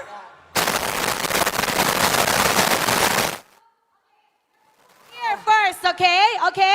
Dilar, get everybody to cheer for Blacklist. Let's go. Blacklist, hashtag break the code. Oh, Blacklist, hashtag break the code. Ang cute mo. Okay, for you. Echo loud, echo proud. Pinas lang malakas, let's go. Echo loud, echo proud. Pinas lang malakas. Let's go. Let's go, casters. បាទស្វាគមន៍ត្រឡប់មកវិញផងដែរអញ្ចឹងយើងក៏បានឃើញនេះគ្នាជាមួយនឹង game ដែលបញ្ចប់ទៅ2 game តែប៉ុណ្ណោះតែយើងអាចវិភាគបានថាតារា second pick 2 ដងរបស់ Echo គឺតែងតែធំជាងតារា first pick 2 ដងរបស់ក្រុម Blacklist International ផងដែរបាទហើយយើងក៏ចាំមើលថាតើនៅក្នុង game ទី3តើ Blacklist នៅខាង second pick ឬមួយក៏នៅតែបន្តនៅការ first pick ដដែលព្រោះដោយសារគាត់ first pick គាត់ចាញ់តារារបស់ខាង Eco 2 ដងហើយប៉ុន្តែបើឲ្យខ្ញុំនិយាយណា game ហ្នឹងគឺ first និង second ប្រហែលអត់ដូរប្រហែលមូលហេតុ Blacklist គឺជាក្រុមដែលដូច Bird X Flash ចឹងគឺជាក្រុមដែលលឿងទៅតារា first pick ហ្មងលើកលែងតែគេមកយក first pick គាត់ប៉ុន្តែបើសិនជាមានយុទ្ធសាស្ត្រពី Echo ថៃយើង surprise គេទៅ second មកគេបែកសើអត់អាហ្នឹងមែនតែបើសិនជាចិត្តដូចគ្នា ក្រុម Mobile Legends ទូទៅក្រុមទូទៅគឺដល់តែខ្លាំង second pick ហ្មងតែក្រុមដែលខ្លាំង first pick មានតិចទេនៅក្នុងពិភពលោកយើងអញ្ចឹងបើមានក្រុមដែលខ្លាំង second pick ដូចគ្នា pick ច្រើនឆ្លាស់គ្នាតែបើក្រុមមួយ first មួយ second ទៅរហូតដល់បាទសម្រាប់ខ្ញុំសរសើរទៅដល់ខាង coach ក៏ដូចជា analyze ក៏ដូចជា assistant coach សម្រាប់ខាងក្រុមពីលពីនណាពេលដែលគាត់ចាញ់ទៅលើក្រុមណាមួយគាត់សិក្សាពីគ្នាបានឡើងចង់ថាស៊ីជម្រៅដល់គ្រឿងក្នុងហ្មងអញ្ចឹងការចូលមកលេងយ៉ាតើអត់មានអីថ្មីគឺពិបាកដោយដែលឲ្យ Frog បាននិយាយអញ្ចឹងយើងក៏មានជាមួយនឹង Hero Pick Recap ឥឡូវយើងមើលទៅការ ban ដោយសារការ ban របស់ខាង Eco ពេលដែលគាត់ ban 3 hero មុនហ្នឹងគឺគាត់អត់មានការ ban ជាមួយនឹង STS នៅ slot ទី3ទេប៉ុន្តែចូលមកដល់ game ទី2គាត់ដឹងថាបើសិនជា play STS គាត់ជា blacklist pick STS ហើយយកមកនិយាយទៅគេអនុញ្ញាតតារាស្គីទី1មកគេយក STS ចូលមួយទៀតគេវាយដល់យ៉ា game ទី1គេបើកឲ្យពេលដែល3 pick ដំបូងអត់យក pick ban ទី4ទី5គេ ban គាត់ឃើញអេឡង់ Diggy ក៏អាចលេងបាន STS ក៏អាចលេងបាន Lolita ក៏អាចលេងបានតែគេប្រើមកក្បាច់បិទ3 hero លងខ្លួនយ៉ាអញ្ចឹងបើយើងមើលការ ban 5 hero របស់ខាង Blacklist មានការ ban ឈូតដែរការបិទដៃទៅលើ Yavi ក៏ដូចជាការចាព្រោះដោយសារ2 hero ហ្នឹងជាប្រភេទ hero roamer ដែរ Oh my goodness អត់លេងទេបើសិនជាចង់ឲ្យលេងបើសិនជាចង់ឲ្យយកឈូបិទដៃទៅលើនេះវិញបិទដៃទៅលើ Yavi តោះតែ Hachi switch roam មកលេងជាមួយនឹង roam ហើយ Oh my goodness លេងជាមួយនឹង mid ព្រោះដោយសារគាត់ធ្លាប់ switch គាត់ធ្លាប់ switch ប៉ុន្តែការ switch ហ្នឹងគឺគេ ban ដៃទៅលើ Oh my goodness រហូតគេលេងជាមួយ mid របស់ Oh my goodness គាត់ធ្លាប់លេងដូចជា ew ហើយក៏ដូចជាផាសាបាទអញ្ចឹងអ្វីដែលចង់បញ្ជាក់មុននឹងចូលទៅកាន់ការប្រកួតខ្ញុំមិនបាននិយាយតាំងពីការប្រកួតចាប់ផ្ដើមគឺក្រុមទាំងពីរមាន signature play style នេះគ្នាដែល UBE strategy របស់ Blacklist ក៏ដូចជាយុទ្ធសាស្ត្រគាស់ផ្ទះតម្រង់រាស្មាច់របស់ Echo ប៉ុន្តែ Echo ថ្ងៃនេះបានចេញតម្រង់រាស្មាច់មកម្ដងមធ្យមណាងុំបាន ban UBE strategy របស់ Blacklist ចោល2 game អត់ទាន់ចេញទេព្រោះ UBE strategy ចេញនៅពេលដែលយើងមានឃើញ hero ដូចជា STS Diggy Rafaela Angela Florin ឬក៏ Farabi ដែលជា hero ផ្ដោតទៅលើការដើរជុំដាក់ឈាមប៉ុន្តែអត់ទាន់មាន hero ទាំងអស់នឹងចេញមកទេចាំបានន័យថា UBE strategy មិនទាន់បានលេងសម្បីតែមួយ game ហើយក៏ដូចតែបាននិយាយក្រុមពីរនឹងដោយសារតែគាត់ជាយៈនៅដូរនេះគ្នាហើយគាត់សិក្សាពីគ្នាអញ្ចឹងមូលហេតុដែលយៈហ្វីលីពីនមូលហេតុដែលបង្កើតឲ្យមានជាមួយនឹងការលេងតារាលួចផ្ទះនេះគឺដោយសារតែ Blacklist បង្ខំឲ្យ Echo ធ្វើបែបហ្នឹងដូចខ្ញុំអញ្ចឹងខ្ញុំបញ្ជាក់អារម្មណ៍ខ្លួនឯងមកហេតុអីបាទខ្ញុំទៅអង្គុយលេង solo rank គាត់ទៅផ្ទះដោយសារតែជួបអ្នកដែលគេលេងតារាដែលគាត់ផាត់ធាហើយគាត់មកកោរែងយើងស្រួលមែនតើដាក់ឈាម Johnson ឬក៏តារាអីនិយាយទៅមកឯងគឺក៏ជួបការមកជាមួយតារាវេតតារា hero តាន់បើកមកអីចឹងខ្ញុំលេងតែ hero លុយផ្ទះដោយសារជួបតែអ្នកដែលដើរជុំអញ្ចឹងអញ្ចឹងគឺ Echo ត្រូវសម្របខ្លួនទៅតាមយៈហ្វីលីពីនរបស់គាត់ខណៈពេលតែមួយផងដែរគឺក្រុមទាំងពីរនេះគឺជាក្រុមដែលស័ក្តិសមដល់ឡើងមកដល់វគ្គ Black Rod មកដោយសារតែជាក្រុមមួយតែមួយគត់ដែលមានតារាតម្រង់រាស្មាច់មកបបែកតម្រង់ UBE strategy បាទសម្រាប់ខ្ញុំដូចតែខ្ញុំបានសង្កេតការ performance នៅក្នុង M4 របស់ខាង Blacklist គឺគាត់អ្វីដែលសំខាន់គឺគាត់អាចលេងទាញ game ហ្នឹងទៅដល់ mid game ឬមួយក៏ late game អាចដែលគាត់ធ្វើបានបើសិនជាគាត់ pick ជាមួយនឹង hero late game ដូចជា Zerber ឬមួយក៏អីចឹងគឺគាត់ទាញហ្មងគាត់ព្យាយាមទាញ game ហ្នឹងប៉ុន្តែយើងអត់ទាន់បានឃើញជាមួយនឹង Zerber ឬមួយក៏អីទេហើយសម្រាប់ Eco គឺជាក្រុមមួយដែល pick ជាមួយនឹង hero experience land ក៏ដូចជា mid ដែលមាន damage ក៏ដូចជាប្រភេទ hero ដែល experience land ឲ្យ Sanford ឈ្មោះនៅក្នុងការវាយ team fight ដូចជា Dirot លាពូ Yuzong 3 hero ហ្នឹងគឺ Sanford បុកវាយតែម្ដងបាទអញ្ចឹងភ្លាមការមកដល់ជាមួយនឹង game ទី3គាត់នឹងធ្វើការចាប់ផ្ដើមបន្តិចទីគ្នាបានហើយសូមស្វាគមន៍មកកាន់ត្រា pick game ទី3 The Echo the first pick ម្ដង surprise band signature hero ចោលក៏ដូចជា band hero ក្នុងត្រាស់តែមួយតែម្ដងគឺជាមួយនឹង Kalo ទុក Fredrin ឲ្យ first pick ម្ដងទៀតបាទ Fredrin បារ៉ាត់វិញបាទបារ៉ាត់វិញបាទចឹងយើងក៏បានឃើញដែរបាទអត់មានវត្តមានរបស់ STS នៅក្នុងការប្រកួតវគ្គ Grand Final របស់យើងទេមានការ ban STS ដល់ទៅ3ដងសម្រាប់ Eco បាទដែល ban 3ស្លុតដំបូង2ដងនិង ban នៅស្លុតទី4ម្ដងនេះគ្នាមកដែរអញ្ចឹងបាត់ជាមួយ Diggy មួយទៀតដែលជា hero pool របស់ Oh my Venus អញ្ចឹង hero នៅក្នុង meta យើងឃើញសល់តែ Joy ក៏ដូចជា Fanny តែ Fanny យើងបាត់និយាយgame នេះសល់ការីមួយទៀតអញ្ចឹងអាចចេញការីឬមួយក៏ Bennett តាមមកបាទការីហើយនឹងBennett បាន Edward បាទ Hero លេងប៉ុន្តែសំខាន់ទុកម៉ាត់ទុកជាមួយនឹងបារ៉ាត់ឲ្យតែគាត់ pick នៅ slot ហ្នឹងដែរគាត់ចង់ pick នៅ slot ទី3បាទគាត់នៅតែលើក Hachi មកមុន Pool Hero របស់ Hachi មកមុនដូចគ្នាដែរបាទគាត់បាទកាចាមកមួយក៏ដូចជាជាមួយនឹងឡាពូមកហើយតែម្ដងសម្រាប់គាត់3 Hero របស់ខាងក្រុម Eco មើលទៅគឺធំមែនទែនអាចនិយាយថាគឺចិត្តសិតតែជា Hero ប្រភេទ CC ទាំងអស់បាទអញ្ចឹងគឺសម្រាប់ Gary Pasha បើសិនជាគាត់ចង់ឈប់ត Ultimate ក៏វាមិនមែនជារឿងមួយរឿងនេះអាចពិបាកអូ Lolita ហើយបើយើងធ្លាប់បានមើលការ performance របស់ Eco យ៉ាវីដែលពេលគាត់លេងជាមួយនឹងការចាការ flick ចូលទៅដល់ក្នុង team 5នេះគាត់លុកជាមួយនឹង Maxman គេមកបានយ៉ាងស្រួលអញ្ចឹងការលុកផុសគាត់គឺច្បាស់មែនទែនសម្រាប់ការលេងការចារបស់យ៉ាវីមិនថាលេង Bennett បាទចយឬ Bennett បើចង់បិទដៃជាមួយនឹង Edward បាទខណៈពេលតែមួយគាត់មានជាមួយនឹងខាចាដែល game មុនគឺ Edward គាត់ញាក់អីដោយសារតែ suppress តាន់ខំរបស់ Franco គាត់ឯងទូមួយបាទខាចានេះគាត់រើតែទូបាទអញ្ចឹងមហាយគេខ្លាចចយទេដូចតែបាននិយាយទុកបារ៉ាត់ឲ្យយកគេមិញ recommend ឲ្យ ban បារ៉ាត់2នាក់បាទ load មកពេញ screen ដែរម្ដងបាទយ៉ាងណាមិញបារ៉ាត់គឺគាត់ទៅតែ ban តែម្ដងដោយសារស្រួលទី3គឺគាត់អត់បានចាញ់មកហើយអញ្ចឹងគឺទីណាយ៉ាបាទចឹងគឺពួកគាត់មានភាពជឿជាក់ខ្លាំងមែនទែនដែលគាត់អាច win ជាមួយនឹង M World Championship នេះក្នុងណាជាមួយនឹង Y ជាថ្មីម្ដងទៀតគឺពួកគាត់គាត់តែមិនប្រើ Assassin ហើយពួកគាត់នឹង focus 1000% ទៅលើជំនឿជាក់របស់គាត់ពួកគាត់ជឿជាក់បាទ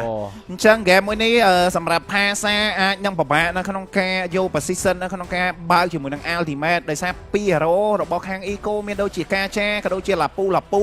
ងាយស្រួលនៅក្នុងការចូលទៅ lock ជាមួយនឹង Pasha ណាបាទអញ្ចឹងបើសិនជាគាត់ចង់ជ្រើសរើសជាមួយនឹង Purify ក៏ពិបាកជាមួយនឹងការឆាដែរបាទអញ្ចឹងស្ដាយយើងលើកទៅមើលជាមួយនឹងការ ban គោលឡែនបន្តទៀតដូចគ្នាបាទ ban 50ណោះដែលយើងដឹងថា Shielota ក៏អាចបាំង damage 50បានក៏ដូចជា Carry ក៏អាចឈ្នះ Lane 50ដូចគ្នាប៉ុន្តែបើយើងក៏លេងទៅមើលជាមួយនឹង Goal Lane ណា game នេះបើសិនជាខាងសមាជិករបស់ Eco គាត់យកជាមួយ Lunan មកក៏បានដែរសម្រាប់គេនេះការ ban ទៅលើ Harrod គាត់ខ្លាចគេភ័យជាមួយនឹង Harrod យកមកវាយគាត់ជាមួយនឹង early game គាត់ farm សំខាន់ជាមួយនឹង Y អស់ hero លេងហើយយើងដឹងស្រាប់ហើយជាមួយនឹង Aldo ក៏ដូចជាបើគាត់ pick Aldo គឺខាចាស្រួលទាញខ្លាំងមែនតើបើសិនជាគាត់លេង Ranger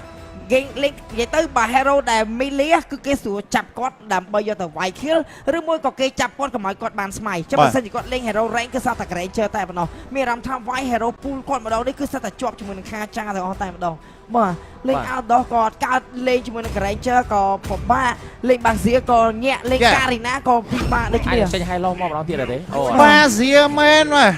សតតែពិបាកជន់លើតុហើយបាទសម្រាប់ game នេះដូចគ្នា Pro D មកដូចគ្នាសម្រាប់ game នេះអាចនិយាយថាបាសេបើសិនជាយើងមើលទៅគឺគាត់ត្រូវជាមួយ hero CC 3 hero របស់ខាង Eco ទាំងអស់4 CC សម្រាប់ hero របស់ខាង Eco ឥឡូវចាំមើល Senchi គាត់អាចនឹង pick ទៅលើ hero អីដែរនៅ mid lane បាទ support ឥឡូវមកស្នេហ៍អស់ហើយបាទ support លូណុចខ្លាច Shield Lolita តែស្រួលបាញ់ Bazia បាទបុក Bazia បាក់ឲ្យបាក់ប៉ុន្តែ game នេះបើសិនជាគាត់មើលទៅគឺគាត់អាចចេញលីយ៉ាមកលីយ៉ាបាទលីយ៉ាឬមួយក៏សល់លីយ៉ាវ៉ាឡេនទីណាអញ្ចឹងវ៉ាឡេនទីណាគាត់អាចបន្ត copy បានដូចគ្នាបានហើយបាទអញ្ចឹងតែយើងចាំមើលទាំងអស់គ្នាវ៉ាឡេគាត់ចង់ទៅលើយូសេណាអូគូសិនដោយតែបាននិយាយគាត់ត្រូវយក support ដែល full damage វាយ Bazia ដែល Gosen មកឲ្យ last pick សម្រាប់ខ្ញុំខ្ញុំជាមួយនឹងការចូលចិត្តលេង hero គូសនមួយនឹងដូចគ្នាដែរជាទូទៅនៅពេលដែលខ្ញុំប៉ះទៅលើប្រភេទ hero ដែលជាប្រភេទ armor ខ្លាំងឬមួយក៏ប្រភេទដែលមានឈាម HP ច្រើន hero ដែលតាន់ឈាមតាន់ armor គឺខ្ញុំនឹងយកគូសនមកបាយគឺជា hero មួយដែល combo ជាមួយនឹង magic full damage របស់គាត់ជាពិសេសនៅពេលដែលគាត់ combo skill 2 combo ដល់កម្រិតរបស់គាត់វាយម្ដាយdamage របស់គាត់ combo ជា skill 2នេះគាត់វាយម្ដាយវាគិតdamage through damage តាមនឹងបាទ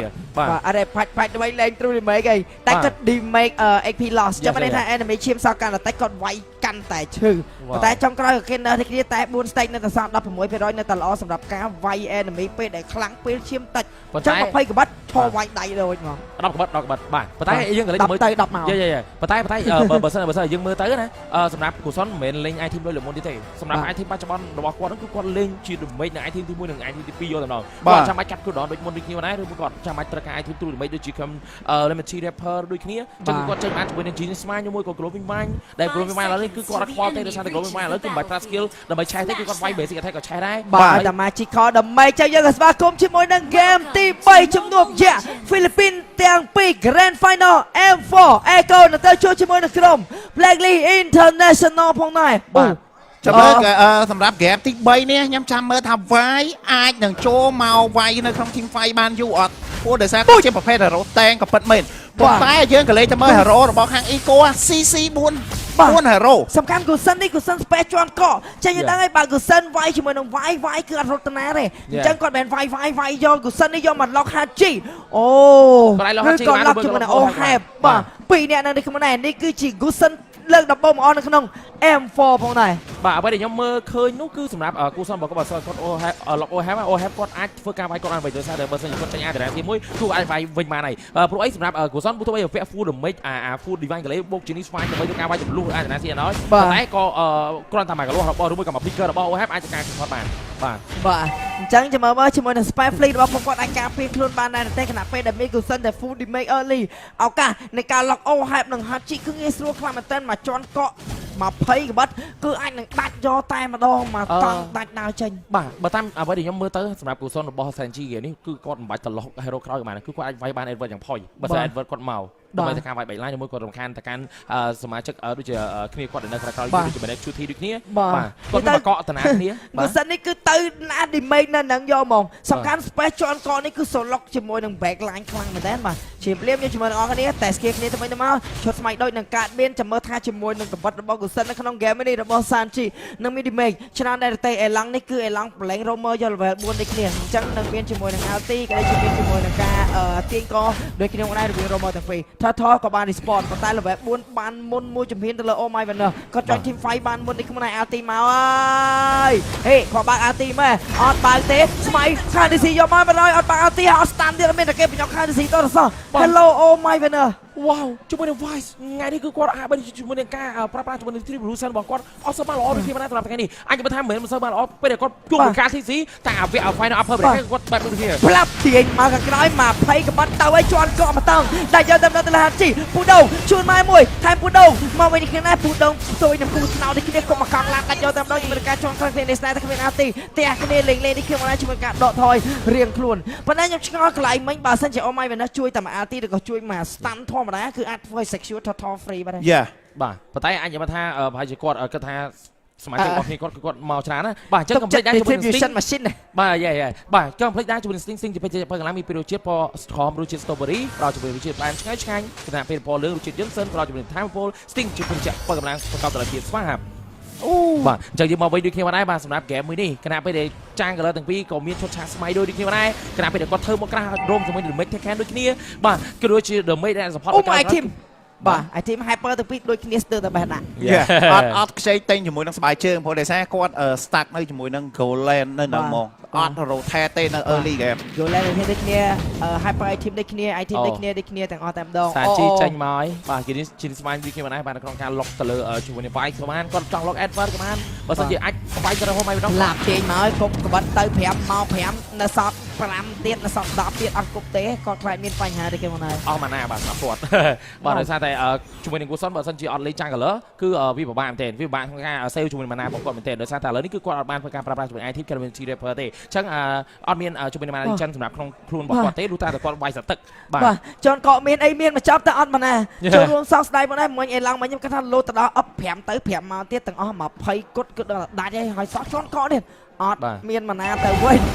អីយ៉ាបាទជារឿងមួយដែលសោកស្ដាយមែនទេបាទសម្រាប់គាត់ដូចគ្នាដែរបាទបើសិនជាយើងឃើញជាមួយនឹងចំណៃនៅក្នុងដៃប៉ុន្តែយើងធ្វើអត់បានដោយសារតែមានការ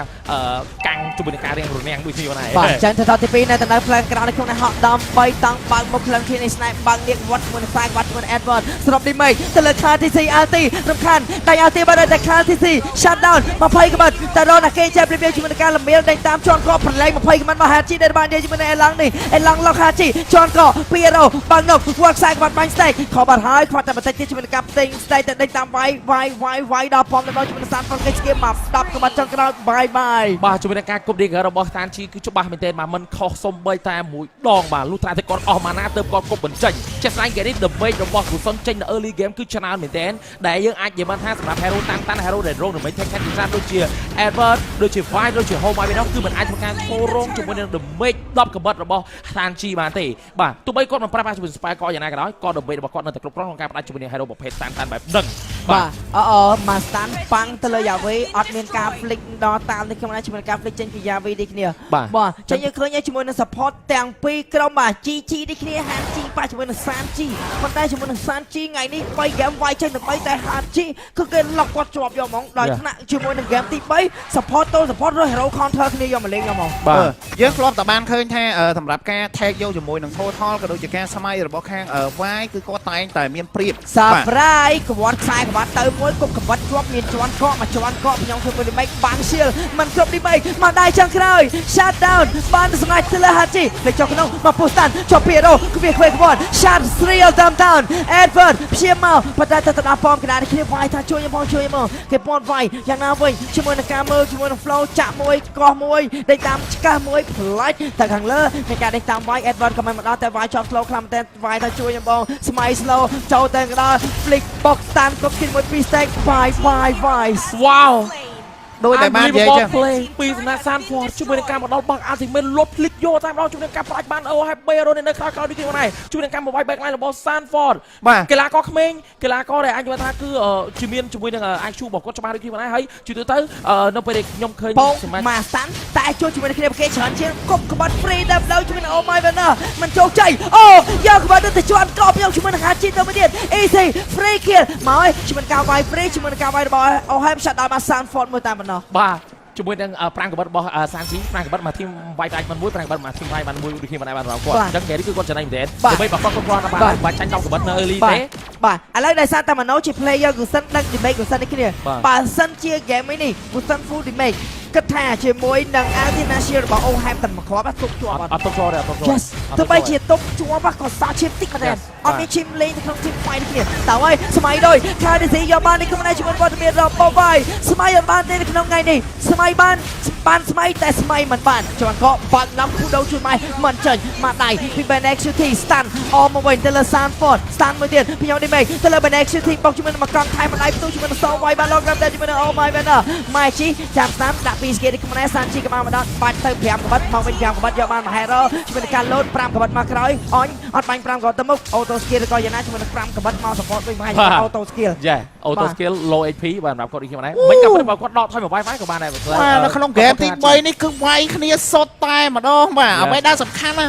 Hero របស់ខាង Eco Flick ដំតាន់ចាត់ក្តៅជំរុញឲ្យចាត់ឆៅហើយ Sanford take the kill ទៅលើ HG សាទូឌីមេកមិនទាន់ទេឡើងឈាមមកវិញដែលបានវិភាគជាមួយនឹងឌីមេករបស់ Carry ដែលចាញ់រីចាន់ឈាមវាយគេដាច់នៅទេជាមួយនឹង Ohab ទី2ក៏គេខោហើយបាទទាញយកមកជាមួយនឹងអ្នកក្លានទាញនាងរាជអាយ៉ាបាទមិនឃើញលាពូរីចាន់ឈាមឡើងច្រើនហ្មងបាទឥឡូវខ្ញុំប្រាប់បងមកដាក់លឺខ្ញុំប្រាប់ទេខ្ញុំប្រាប់បង SENTO ហ៎បាទគឺ Hero Carry វាយ through damage តែស៊ីជាភាគរយឈាមប៉ុន្តែចាញ់ការរីចិនឈាមវិញបាទអញ្ចឹងយ៉ាងណាវិញយើងក៏លេចទៅមើលជាមួយនឹងមិញសម្រាប់ Sanji មិញគឺគាត់ត្រូវបានផ្ដាច់ Ohab បានយ៉ាងស្រួលតែម្ដងប៉ុន្តែ Dagger របស់គាត់គប់ខុសបាទគាត់ដាក់ដល់កបិតទៅភ្លាមគាត់ Dagger របស់គាត់គប់ខុសតែម្ដងបើសិនគាត់គប់ Dagger ត្រូវមិញមិនទៅតែបាច់ជាមួយនឹង Ohab ទេគឺអាច skill ឯងអ្វីដែលខាងយើងត្រូវលឿនដូចគ្នាដែរចុចលឿនដែរអ្វីដែលសំខាន់ game មួយហ្នឹងណាសម្រាប់ Oh my winner គឺពិបាកនៅក្នុងការបើក map ខ្ញុំនិយាយមែនព្រោះដោយសារប្រភេទ hero របស់ខាង Eco មិនថែមតែមាន stun ទេមាននឹង slow បាទសំខាន់ Gusen យក spare ជាន់កកថែមមកមួយទៀតបាទធីមមកគ្រាប់គាត់ចេញគាត់បាច់ចេញ process គាត់ចេញបានតែ Holy Vista មកគ្រាប់ទៀតគាត់វាយរាយគាត់គ្នាចាតែបាននិយាយក៏ដូចជាយើងក៏បានដឹងដូចគ្នា game នេះបើ Gusen full damage គឺសម្រាប់ Ohab គាត់ពិបាកជាមួយនឹងការទុកមែនតើទោះបីជាមាន Antenna មកតង់ក្បែរដែរអញ្ចឹងយើងចាំមើលជំនួបទៅ MPL Philippines Season 10ពង BL7 ពីទល់អូទាញទៅហើយជាមួយនឹងការស្រុកជាវាយមកតង់វាយអត់ទេទៅលើ Ohab ដែរហើយនេះខ្លួនណាបើកឡានកង់មួយមកសងសឹកគ្នារបស់គាត់វិញគ្នា2 stack 3 stack 4 stack វត្តខ្សែក្បាត់ទុសល់គ្រប់ទីមេដែរតែខាងក្រៅ HG មកវាយ free អាចជា game ដែលឈ្នះដែលមិនបាច់វាយជាមួយនឹង Lord ដែរទេមកគ្នាព្រោះអាទីមួយជាមួយនឹងការឡើងជាតំណែងទីខៃឡៃកាយខែនិងកាយឆ្នៃតែតាមវាយជាមួយនឹង Oh my winner វាយ Lord ឬក៏វាយផ្ទះយើងជាមួយនឹងគ្នាអត់អាចវាយផ្ទះបានគ្នាជាមួយនឹងការដកថយទៅវាយ Lord បាទដើម្បីមិនខរមិន full Bikuson មកដល់វាយ HG free ដែរមិនទាន់បានធ្វើការចេញមកអាទៅមិនបន្តសុំដើម្បីធ្វើការកបលនេះគាត់អាចនិយាយថាការវាយវិញគឺជាការវាយដែលបោកបញ្ឆោតក្រុមបរិយាទាំងមូលដែលគ្រាន់តែឃើញថាសម្រាប់ Edward បោកអាទៅហើយក៏ដូចជាសមាជិករបស់ខាងក្រុមបរិយាគាត់ធ្វើការបើកជាមួយស្គីដើម្បីការចូលបណ្ដេញវាយជាមួយនឹង Yavi ក៏ដូចជា Benex Chuti គឺជាអន្តៈរបស់គាត់បានហើយបាទ និយាយទៅឡទី1នេះមិនមែនជាបញ្ហាដែលអាចបញ្ចប់ហ្គេមទៅលើខាងក្រុម Black List បានទេប៉ុន្តែយើងសរសើរទៅលើយ៉ាវីដែលយក position បានយ៉ាងល្អបាទបងឌីបាញ់កលេមកគ្រាប់ទៀតហ្នឹងបាទតែបាន full the make Gusen បានចាំបាច់ pet define ទេចឹងហ្គេមនេះបើសិនជាឲ្យធ្វើកោអីនេះ Holy Crystal បាទ Holy Crystal មកចឹងហ្គេមនេះបើសិនយ៉ាចឹងហ្គេមនេះបើសិនជាខាចាអាចហក់ទៅទាញជាមួយនឹងអ្នកបើកមុខមកខេឬមួយក៏ទាញបានអូហេបทีมไฟอันนี้จับได้สารลอตีมวยแต่จะเดินมาใหญ่ชมรมในขนมอัมพีเอลฟิลิปปินส์ไบออมสเวนเอโกบานแต่ปีประตูตายปั่นเนาะบอกสันบ้านไวใบบนต้นมวยได้การที่ที่มันกินไม่ระบายให้พลังความมันเต้นมาไว้ชิมันหนึ่งหลอด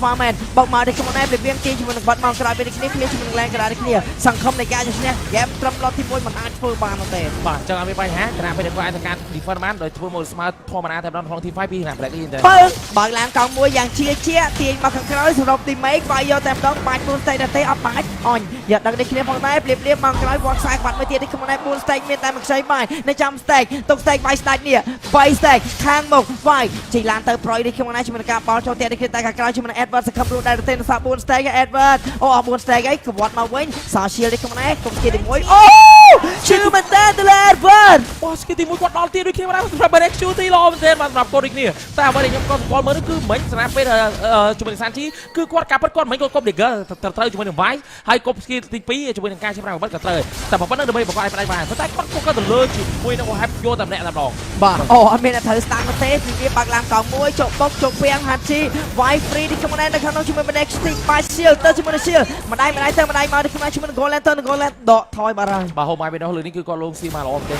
ก่อนมันก็สัญจรมีการเลือกซีถึงโฮมายไปน้องเตะโอฮับก็ดูโชว์โฮมายไปน้องตื่นตามเรามาสำหรับกอดอีกนี่โดยสาเหตุสเต็กระบจุดมวยในเบรกชูที่คือการตะการเอาแฮปบูนสเต็กมาได้ให้โอมายไปน้องมันก็ซอชื่อหมากการไม่มาตั้งใบสเต็กระบจุดเป็นชูที่จุดเป็นอาจจะเป็นบอกก่อนไอ้ปลายบานได้โดยสาเหตุก่อนเลยคือบ้านเพื่อการจะย้ายที่คอมโบยแต่โปรดีเนี่ยที่ตั้งสามไว้ไอทีมจุดเป็นกับเพลิงโดยจุดเป็นแบล็คออร์สเปนนั่นคือจะไอทีมคอมโบปีไอทีมสำคัญแต่เราสำหรับฮีโร่โปรดีนึงแต่เราคือตั้งแต่ครบซีซั่นมาแต่ออกแต่เราทำปีจังฮีโร่โปรดีคือจังแบบนึงแต่เราจังสำหรับกูเซนขนมการบอดีเกอร์มาก่อนดอบกับบัตอัลติเมทก่อนอาจจะจิมวยนังฟรอเซนนังใบโฮลนังบานติดให้เอาไว้ได้สำคัญแพ้แซ่คือปะแปะเมนเต้นสำหรับฮัตจีนะขนมแกมวยนี่อัดเมียนเป็นซีซันโชว์มั้งยัยแต่ใบฮีโร่ได้ถือล็อกเลยก่อนบ่าปีเด็กนั่งล็อกมวยหน้ากับมันล็อกเนี่ยโซโนไฮล็อกฮัตจิโซแกมนี่กูสั้นคือเปรียบมันโดยเชียเนะแต่กระปุกแต่กันจิมวยนั่งกระบอกน้อยเจ้าหางเนี่ยมองไอ้ย้ำมันนั่งโอ้ยโดยเฉพาะตอนจังจิมวยนั่งอาแต่อาเซียเลยจังตามกับบอสได้เมื่อเตอร์จังโอแฮปอังฮัตจิสเงาบ่าตามมันน้อยเด็กก็ถ่ายจังเป็นการไวลอดฟรีไวมันตั้งแต่มาเมื่อปีนี้จังสมัยเมื่อไว้แต่มาในไอแต่ปีนี้ไอ้ยาปีนี้จังโดดลอดจังปลายยันสักใจการไวเปรี้ยมาไว้บนเนี่ยที่บางเนี่ยมาปีจนนับสะได้คลิปกันได้ทีมไฟมีหนึ่งเมื่อเตียงเอาไฟอะไรไฟสมัยนั่นเป็นสมัยฟรีพิฆาตที่สี่รอคลางมาแทนพี่ยาวไปบางเนี่ยบอกมาทะเลไฟอาจจะไปบวนสเตย์ให้ได้ไฟได้คลิปกันได้ Oh my permission รอคลางมาแทนจะมัน communication บอกก่อนได้คลิปบอกสตาร์ทแทนจะมันก่อนจะเป็นการกงกันได้คลิปบอกสร้างบ้านตั้งใบตั้งควิกบอลพลิกสตันใบไฮโร่บวนไฮโร่ไม่ได้ชูตีใบหนึ่งit's 5 out oh no not 5 out 7ชั่วโมงหนึ่งวอเตอร์เมียนรอบโบไฮดอทอยดามิเนียนขบวนมาดัลโอไฮอาเมียนฟลิกอาเมียนดูลอาเมียนชั่วโมงหนึ่งอัลติเมทบอกก่อนได้ข้างในชนไฟเตี้ยเทอร์โมแคร์นั่งการเปลี่ยนโอไฮแทนที่ดีเฟนมีเนียนดาวตะใบมาตั้งเจ้าไว้เตี้ยลำดับซ้ายต่างหากเชิญจะเป็นการไฟเตี้ยใช้จิ้มแนวไปสโตนโซนขึ้นมาตะเลยเอ็กโกไฮนัสโซนต่อมาแกมจงกรอยที่ใต้ปนโนบาทรีวิดาริพลายบาการบังชาไปเกมตะเลยครองแบล็กลีเดชิมจากแชมเปี้ยนอัมทรีแดกไปเกมแดกครองอีโกนอมมองนั่นคือมันดอนหมอกไฟนิตี้เด้คือดอบนิตี้เทสดอบนิตี้ดอบพรำที่แต่เราไปดอบพรำที่จองเราแต่เรารับกรณีมาไหนจุดกู้เนี่ยก้าวไฟมือเดียไอ้กิมท่าสำหรับตราสมองเอโกคือเชี่ยกับตรามือเดียคอนเทนต์ไปเกมตะเลยอัลติเมทบอดดิ้งเอ็กซ์เพรียนบอกทางกรมแบล็กอินเตอร์เนชั่นแนลแต่งออกตามดองคือกรมแบล็กอินเตอร์เนชั่นแนลมันอาจจะการดมแต่ตัวไปมันคือนอดมก่อนไวได้บริษัทไม่ได้บอกทางกรมอีโก้คือก้อนชานมาดมไวบริษัทจิตได้สโลกับไวนี่ที่กอพิจารณากาไวเบียดในชุดที่หรือไม่กาไวจุดเดียวเอาแฮปจุดเป็นการที่กอบอกก่อนอีกทีจุดเป็นการออยเซนจีได้จำไวแต่แบบนั้นมาได้เซนจีแบบเธอไอเด้เก็บไวที่นี่ออกมาไฟสกิลได้ที่นี่เองประมาณปีเป็นแรกกันเลยตั้งดอกกับบอกก่อนคือเธอไม่ล็อกทายแกในบ้านมวยแน่กับบ้านในบ้านก่อนไม่เนี่ยบาเซนจีซอละใกล้เอาจุดมวยนั่งไวเล้งก็ครอนมาหน่อยเป้แต่กวาดเพย์จุดมวยนั่งบ้าเสียยังดังไงผมยอมเนี่ยเล้งบ้าเสียได้ผมได้บ้าเสียเมียนตัดสกิลที่มวยดับใบรถ ultimate បើជាមួយនឹងបូក movement speed ប៉ុន្តែអ្វីដែលសំខាន់ប្រភេទ hero របស់ eco នៅក្នុង game មួយនេះខ្ញុំយកមកគឺយកមកចាប់ជាមួយនឹងអូមកវិញនេះហើយជាមួយនឹងនេះមកតែគាត់ដឹងថាអស់ hero សម្រាប់បាយលេងហើយគឺនៅសល់ជាមួយនឹងបាស៊ីតែមួយហ្នឹងហើយព្រោះដោយសារបាស៊ីតអស់ជាមួយនឹង skill ទី1ហើយគឺអត់មានអីរត់ទេនៅក្នុង game មួយនេះ Brody មានមក stun កាចាមាន slow មាន stun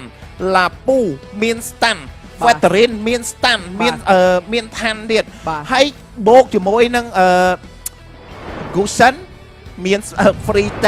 ថែមមក spare ជន់កមកឲ្យទៀតខ្ញុំអស់តែម្ដងហ្មងនិយាយមែន ស្បែកកូនចោលមិញអាចនិយាយថាគឺគាត់យកមកដូចជាយកដូចអត់ន័យអញ្ចឹងព្រោះអត់ដែរជន់ហ្នឹងបាទអត់ទេគាត់អាចជន់ប៉ុន្តែបើសិនជាគាត់បូកដើម្បីទៅលើ hero ធំដូចជា Ohab ឬមួយក៏ជាមួយនឹង Hachi អត់ខ្វល់គាត់ Deliker ទៅហ្នឹងហើយតែកប់ទៅម៉ាំងដាច់រហូតបាទសំខាន់អីឡងមិញអត់មានហ៊ានលេប purify គេអញមិនដឹងដែរថាកុសិននឹង spare ជន់កអីតែបើសិនជាលេប purify ខាចានហក់មកទាញផុយមកអត់មានអីលោតទៅវិញទេ Fasa តែអត់មាន flick ទេមកប្រើតែ face off ជាមួយនឹងខាចាគេហក់មកទាញ free យកមកផែកឡាចាំទៅមិនតាន់អញ្ចឹងនិយាយទៅគឺកលៈទេសៈមួយនេះគឺជាការរើស Gusen មកនេះគឺធ្វើឲ្យសមាជិករបស់ក្រុម Blacklist International មានអេឡង់យក purify តតែសោះដោយសារតែចាញ់ជាមួយនឹងការហក់ទាញរបស់ខាចាអញ្ចឹងគឺជន់កក C free ទាំងអស់អ្វីដែលខ្ញុំមើលឃើញណាសម្រាប់គូសុនគាត់យកមកនេះគឺបើតាម strategy ឬមួយក៏តាមការនិយាយរបស់គាត់មើលឃើញរបស់គាត់ប្រាប់ខ្ញុំគិតថាគាត់យកមកដើម្បីតែការយកមកតេស្តទេបងដោយសារតែគូសុនគាត់យកស្បែក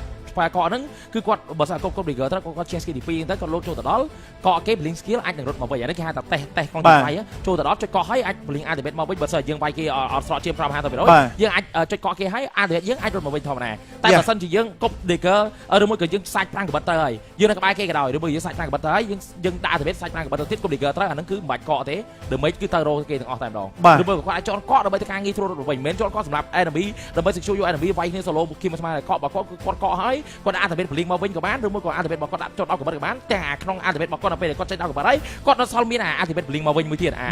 រំកិលខ្លួនបន្តិច flash មកបន្តិចមក play ហ្នឹងគឺអាចមេលបាទសាឡមេលបាទអញ្ចឹងបើសម្រាប់ Hachi វិញគឺជា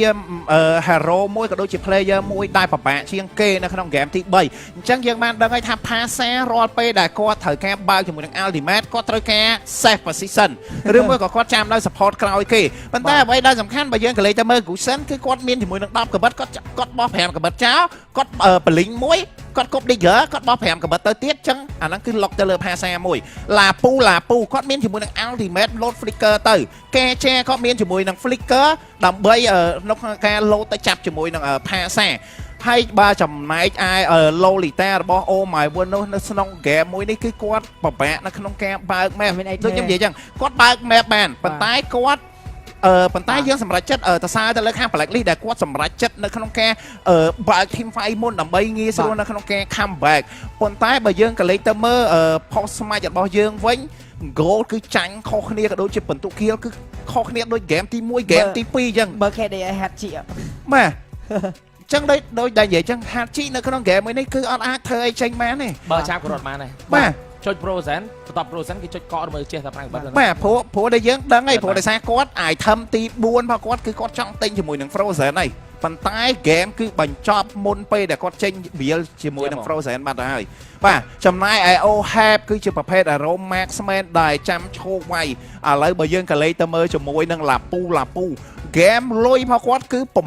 9800 លើលុយរបស់ការីទៀតអញ្ចឹងនៅក្នុង game នេះគាត់ build បានចេញ4 itemគាត់អត់ពាក់ defense ទេគាត់ពាក់ defense តែ2គ្រាប់ហើយពាក់ជាមួយនឹង dominant eye ជាមួយនឹង alternate seal បាទបងបាទសម្រាប់ game នេះបើសិនជា Blacklist គាត់អាចធ្វើការប្រើ alternate Sachi defense របស់គាត់អាច defense ដល់20នាទី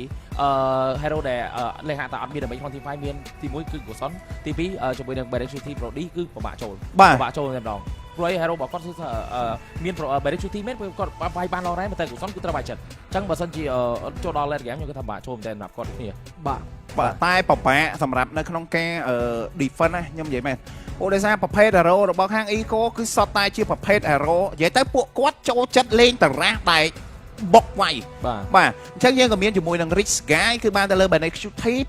769 The Carry គឺបានទៅលើ Sanford Experience Land The Carry រហូតបាទចំណែកឯ Sandbag គឺអ្នកដែលរង damage tech can ដែលរង damage ច្រើនជាងគេនោះគឺវាយបាទចំណែកឯ Yavi Total Aziz Perfect Romer បាទសម្រាប់ Yavi អញ្ចឹងការលេចធ្លោរបស់ Romer ខ្ញុំគិតថាការ ban ឈូបិទដៃទៅលើ Yavi ការ ban ខ្ញុំគិតថាការបើកការចានេះណាគឺវាយគាត់ចង់យកការចាមកលេងជាមួយនឹង Hyper ប៉ុន្តែគាត់ត្រូវការ pick ជាមួយនឹងប្រភេទ Hero Damage 2សិនបាទដូចជា Carry ហើយជាមួយនឹង Pasa បាទអញ្ចឹងសល់ការចាម៉ាំង Yavi យកបាត់អន់ចិត្តមួយបាទអញ្ចឹង 3-0 ហើយហ្គេមរបស់យើង MVP គឺបានទៅលើ Sanford បាទតាមពុតដោយ Sting បាទអេឡង់បាទអញ្ចឹងគឺ KDA របស់គាត់គឺ7 2 Aziz 10អញ្ចឹងអ្នកនរគ្នាក៏លេងទៅមើល item របស់គាត់ទៅមានការ build ជាមួយនឹង item defense 2គ្រាប់ដូចជា Dominate Eye និង Athena Seal ក៏ដូចជា item damage 2គ្រាប់Hunter Strike ក៏ដូចជា Blood Loss បាទចឹងហ្គេមមិញគេឆ្លយ carry Weister the free ដែរម្ដង carry វាយចាំណាគេដាច់តែវាយចាំ Sanford ក៏បានងាយដាច់ដែរបាទដោយសារតែផ្ទុះជាមួយនឹង true damage របស់ carry true damage របស់ carry គឺជា true damage ដែលប្រភេទមានតែគាត់តែម្ដងនៅក្នុង mobile អញ្ចឹងគឺ true damage ដែល CG100 ឈាមអញ្ចឹងគឺបើសិនជាយើងមានការ regen ឈាមនៅពេលដែលគេផ្ទុះអា true damage ហ្នឹងគឺគេវាយយើងដាច់ទេបាទអញ្ចឹងគឺឡើងឈាមមកវិញតោនហើយ true damage ផ្ទុះអត់ឈឺទេបាទបងរួមទាំង Sanford ក៏ប្រើប្រាស់ emblem Festival of Blood ដែលមាន Spy Bank ក្នុងនោះនៅពេលគាត់ kill ទីពីណាហើយក៏ដូចជាជួយនឹង Blood Flag មួយទៀតអញ្ចឹងធ្វើឲ្យគាត់ 40% បាញ់បប regen ឈាមឲ្យមិញឲ្យ OHF សាប់ free ហ្មងសាប់ឡើងអស់ ultimate បាទហើយឡើងឈាមមកវិញឡើងសាប់ទៅឈាមអត់ចោះឲ្យឡើងបាទអញ្ចឹងយើងមើលទៅមើល head map ការ rotation ពី5នាទីទៅ10នាទីរបស់ Sanford គឺ rotate ពេញ map តែម្ដងព្រោះដោយសារ game នៅ early game គឺវាយគ្នាទៅមកដដែលប៉ុន្តែចាប់ផ្ដើមពី total ទី2ទៅគឺ eco តែងតែគ្របទៅខាង blacklist បាទលើស lit 4K 5K goal រហូតអញ្ចឹងធ្វើឲ្យ game blacklist ពិបាកនៅក្នុងការទាញ game ទៅ mid game ក៏ដូចជា late game មែនទេបាយ game 3 game បញ្ចប់នៅក្រោម14នាទីទាំង3 game បាទអញ្ចឹងមុននឹងឈុត replay ខ្ញុំចង់អ្នកគ្នាចាប់អារម្មណ៍ team fight ចឹងក្រោយគឺខាចាទាញវាយចេញឲ្យគាត់ស្មៃ free មកខាទេបាទអញ្ចឹងយើងក៏លេងមកមើលមើលកាមើល Sanchi មក10កបិតបាន double kill បាទនេះគឺជា team fight នៅ Goland អ្នកនរគ្នាបាទ game មើល Sanford ម៉ាំងល្អខ្លាំងមែនតើខ្ញុំនិយាយមែនបាទបងជាមួយនឹង timing load អាចទៅគាត់ខំមួយ fling គឺល្អមែនតើដែលធ្វើឲ្យគាត់លោបានឆ្ងាយដូចគ្នាណាបាទធ្វើឲ្យគាត់អាចចកេះជាមួយនឹងខាង Black នេះអាចចកេះវាយើងលេងមើលជាមួយ OHF ជាវាយ Sanford មែនតើតាម early game មកមើល Sanford ដេញ lock Hachi រហូតអត់មានឲ្យ Hachi បានឈរបន្ត ultimate សោះបាទកន្លែងនេះគឺជា team fight អត់តន់ចង់ក្រោយទេកន្លែងនេះគឺ team fight ដែលខាងក្រុម Black នេះគឺចូលអន្ទាក់របស់ខាងក្រុម Eco អត់ហើយទោះបីនិយាយទៅគឺទោះបីគាត់ដឹងថាសមាជិករបស់ខាងក្រុម Eco គាត់អត់ skill នៅពេលដែលចាប់ជាមួយនឹង OHF អស់ហើយអញ្ចឹងគឺគាត់បុកចូលតវាយពីរហ្នឹងតែតែជាក់ស្ដែងញ៉ាំមកក្រោយសាន់ទីប្រហែលទាំងអស់បាទនេះ team fight ចង់ក្រោយនេះផតបាត់ហើយបាទមើលSanford មិញមកស្ពុះ ultimate នឹង stun 3នាក់ទៀតណានិយាយថាអត់មានណាគេវាយ Sanford ដាច់ហ្មងមកស្លាប់គេទេ Sanford គឺគេនេះគឺគាត់ចូលហូតទី fight ឡើងយូរកន្លែងនេះគឺជាការចូលបដូរតែម្ដងមកពីសំណាក់ Sanchi បើសិនជាអាចនិយាយថាមានការ support បន្តិចទៀតគឺផ្ដាច់ឆ្លងម្ដងជួយឆាក moment មួយដែលវាយក្នុងផ្ទះធំណាជាវាយដល់ gaming house យកមកបាទចាំបើយើងមើលទៅការ performance របស់ឡាពូមុនហ្នឹងការ ultimate សំខាន់គាត់មានអាម៉ាដំ stand របស់គាត់ហ្នឹងណាសម្រាប់ OHF ក៏ដូចជា Hachi ជាពិសេស Hachi របួសធ្ងន់ជាងគេហ្មងបាទនៅក្នុង game មួយហ្នឹងគឺ Hachi ដួល7ដងអត់មានបានបញ្ចេញ damage ស្រួលទេហើយអ្វីដែលសំខាន់ទោះជាគាត់មានជាមួយនឹងចាប់ passive របស់គាត់ដើម្បីហោះហ្នឹងមួយជាន់ក៏ធ្លាក់មកប្រែកន្លាជាមនុស្សវិញហ្នឹងហើយនិយាយទៅគឺពិបាកមែនទេសម្រាប់ Hachi ជាប់ជាន់កមុនក៏ដាច់តែបើសិនជាប្រែកន្លាចាប់ហើយមកជាប់ជាន់កប្រែកន្លាមកជាមនុស្សប្រែកន្លាទៅជារូបរាងដើមយកមកបាទនិយាយទៅបើសិនគាត់ចង់ចេញពី Sanchi តតែគាត់ដាក់ក្បែរចាំងក្រៅវងម៉ែបើឃើញ Sanchi គាត់ដាក់ចេញក្រៅហ្មងប៉ុន្តែបើសិនជានៅវា Sanchi ទៅបីគាត់គប់ dagger អត់ត្រូវបើគាត់អាចធ្វើការបលីង ultimate របស់គាត់ទៅជាន់គាត់ឲ្យផ្ដាច់បាទមិញបើសម្រាប់ Hachi របួសធ្ងន់គឺ double san ហ្នឹងហ្មងបើ Sanford Sanchi ទៅដេញលុកគាត់ហើយទៅដេញលុក Hachi បាទតែនិយាយយ៉ាង game ហ្នឹងគឺគាត់មានជំរឿវាយអ្នកបើកមុខក៏បានតែបើសិនជាដូចនិយាយយ៉ាង early វាយ Hachi late game វាយ OHF គឺពីរអ្នកហ្នឹងអត់ roll damage mid game នឹង roll damage late game គឺបានបញ្ចេញ damage យកមកឲ្យ game ចាំតែចាញ់ហើយដូចដែលខ្ញុំបាននិយាយនៅពេលដែល pick របស់ Blacklist International នៅពេលដែលគាត់ hyper យើងដឹងនេះគ្នា hero pool របស់ Oh My Venus គឺអស់ link តែម្ដងភាសាគាត់ចូលចិត្តលេង tank fighter ជា hyper អញ្ចឹងគឺគាត់អត់មាន hero លេងអញ្ចឹងមិញ ranger ល្អបំផុតទេប៉ុន្តែមាន damage យកមកតែបើសិនជាលេងជាមួយនឹងBaxia អាដោគឺ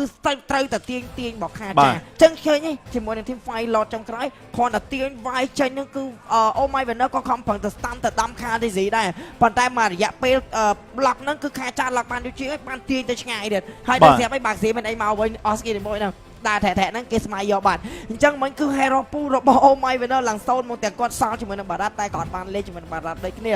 ហើយអ្វីដែលគួរឲ្យចាប់អារម្មណ៍ពីរចំណុចទៀតទី1គឺជាមួយនឹងថ្ងៃនេះ UBE strategy ដែលជាតារាដើរជុំគ្នាដាក់ឈាមរបស់ក្រុម Brazil International គឺមិនទាន់ចេញមកនោះទេដោយសារតែគេ ban ចំ hero គាត់ល្អពេកជាពិសេសគឺការ ban S តេសដែលមិនឲ្យមានចិត្តសាស្ត្រដើរជុំគ្នាដាក់ឈាមមកសុំងុំកុំភ្លេចថារង្វាន់ MVP ប្រចាំ M4 របស់យើងគឺដល់ទៅ$10000តែអាចនឹងបានទៅ Sanford ដែរទេបាទខ្ញុំគិតថាអាចនឹងបានទៅ Sanford ឬមួយក៏ Benecuti បាទគូនេះអាចនិយាយថាគឺជាគូដែលអាចនិយាយថាគឺការពារតំណែងជើងឯកដូចគ្នាបងណាបាទដែលអាចនឹងមានជាមួយនឹងឈុត4-3វិញហ៎អាហ្នឹងវាអាចអញ្ចឹងដែរប៉ុន្តែសំខាន់គឺសម្រាប់អូថឥឡូវនេះខា TC គឺគាត់ធ្លាប់ទទួលការឈ្នះពីជាមួយ M2 ហើយបាទ Black International ទាំងមូលជាមួយ clay យកទាំងមូលគឺគាត់ធ្លាក់ការពារជាង M3 យ៉ាធ្លាប់ឈ្នះ M3 អញ្ចឹងបើពួកគាត់ពីរក្រុមបើសិនជា Eco គាត់ឈ្នះនៅលើកនេះកីឡាករ KTC គឺគាត់ជាកីឡាករទី1ដែលគាត់បានឈ្នះការ World ជាកីឡាករតែម្នាក់ដែលឈ្នះ Champion 2 ដងគេហៅថា two time champion សម្រាប់ KTC ដែលការ M2 គាត់ឈ្នះនៅ Brand Sport M4 គាត់ឈ្នះនៅ Eco បើសិនជា Eco ឈ្នះតែបើសិនជា Black League ឈ្នះគឺគាត់នឹងបង្កើតជាមួយនឹង back to back champion ដែលមានការឈ្នះ champion 2 ដងជាប់គ្នាហើយក្រុមទាំងពីរនេះក្រុមណាឈ្នះក៏ដោយគាត់នឹងបន្តជាមួយនឹងរាជការហ្វីលីពីនលើកពាន M Series តាំងពី M2 មកបាទចឹងបាទសម្រាប់នេះយើងគ្រាន់តែគិតលេងណាឧទាហរណ៍បើសិនជា Eco គាត់លើកពាន M4 អ្នកដែលទទួលបាន MVP សម្រាប់ដែលខ្ញុំគិតមានតែ2នេះឯងមានតែ Benecuti ហើយជាមួយនឹង Sanford តែបើសម្រាប់នៅក្នុងការ comeback ពី 3-0 ទៅ 4-3 គឺជារឿងមួយដែលយើងគិតថាពិបាកខ្លាំងមែនទែនបាទការ M1 Evos Legend គឺធ្វើបានតែនឹង comeback ពី 3-1 បាទ comeback ពី 3-1 2-0 ហើយ 2-1 បន្ទាប់មក 3-1 បន្ទាប់មកបាន 4-3 ប៉ុន្តែនេះគឺ 3-0 យកមកបាទអញ្ចឹងគឺវាពិបាកមែនទេដែលអារម្មណ៍មួយនេះគឺ Black League International ធ្លាប់ផ្ដល់ឲ្យ Onyx PH នៅកាល M3 រួមមកជួយនឹងការដាក់ 4-0 បាទអញ្ចឹងចាំមើលតើគាត់នឹងទទួលអារម្មណ៍មួយនឹងនៅពេលដែលគេគាត់ 4-0 ដែរទេឬមើលក៏គាត់នឹងទទួលជាមួយនឹងលក្ខណៈថាការស្ប៉ាយទៅកាន់ Odin ដែលគាត់បានធ្វើការមើលទៅកាន់ Eco ថាអូឥឡូវ Eco 3-0 នេះចាំប្រកបជា Eco លើកពីនេះប៉ុន្តែក៏ខំវិញវាធ្វើឲ្យមានការ surprise ខ្លាំងមែនទែនបាទហើយការចាញ់3 game នេះគឺចាញ់ទាំងត្រាស់ចាញ់ទាំង play style ចាញ់ទាំង rotation ចាញ់ទាំង strategy UBE មិនបានប្រើហើយយុទ្ធសាស្ត្ររ៉ាស្មាច់កោះផ្ទះបាញ់ចេញមករហូតស្វាគមន៍មកកាន់ game ទី4ដែលជាក្តីសង្ឃឹម 1% របស់ Black League ជួបជាមួយនឹង Eco Grand Final M4 តែបាន ban ដែរតេស4 game អត់មានឲ្យអូមកវិញនៅស្លេងទេបាទ game ទី3បើកឲ្យលេងនៅ slot ទី3ប៉ុន្តែមិនយកមកអញ្ចឹងក៏មានការ ban នៅ slot ទី4វិញគ្នាដែរបន្តមកជួយនឹង2 game បន្តមកគឺ ban តិច ban គឺសិនបាទអូ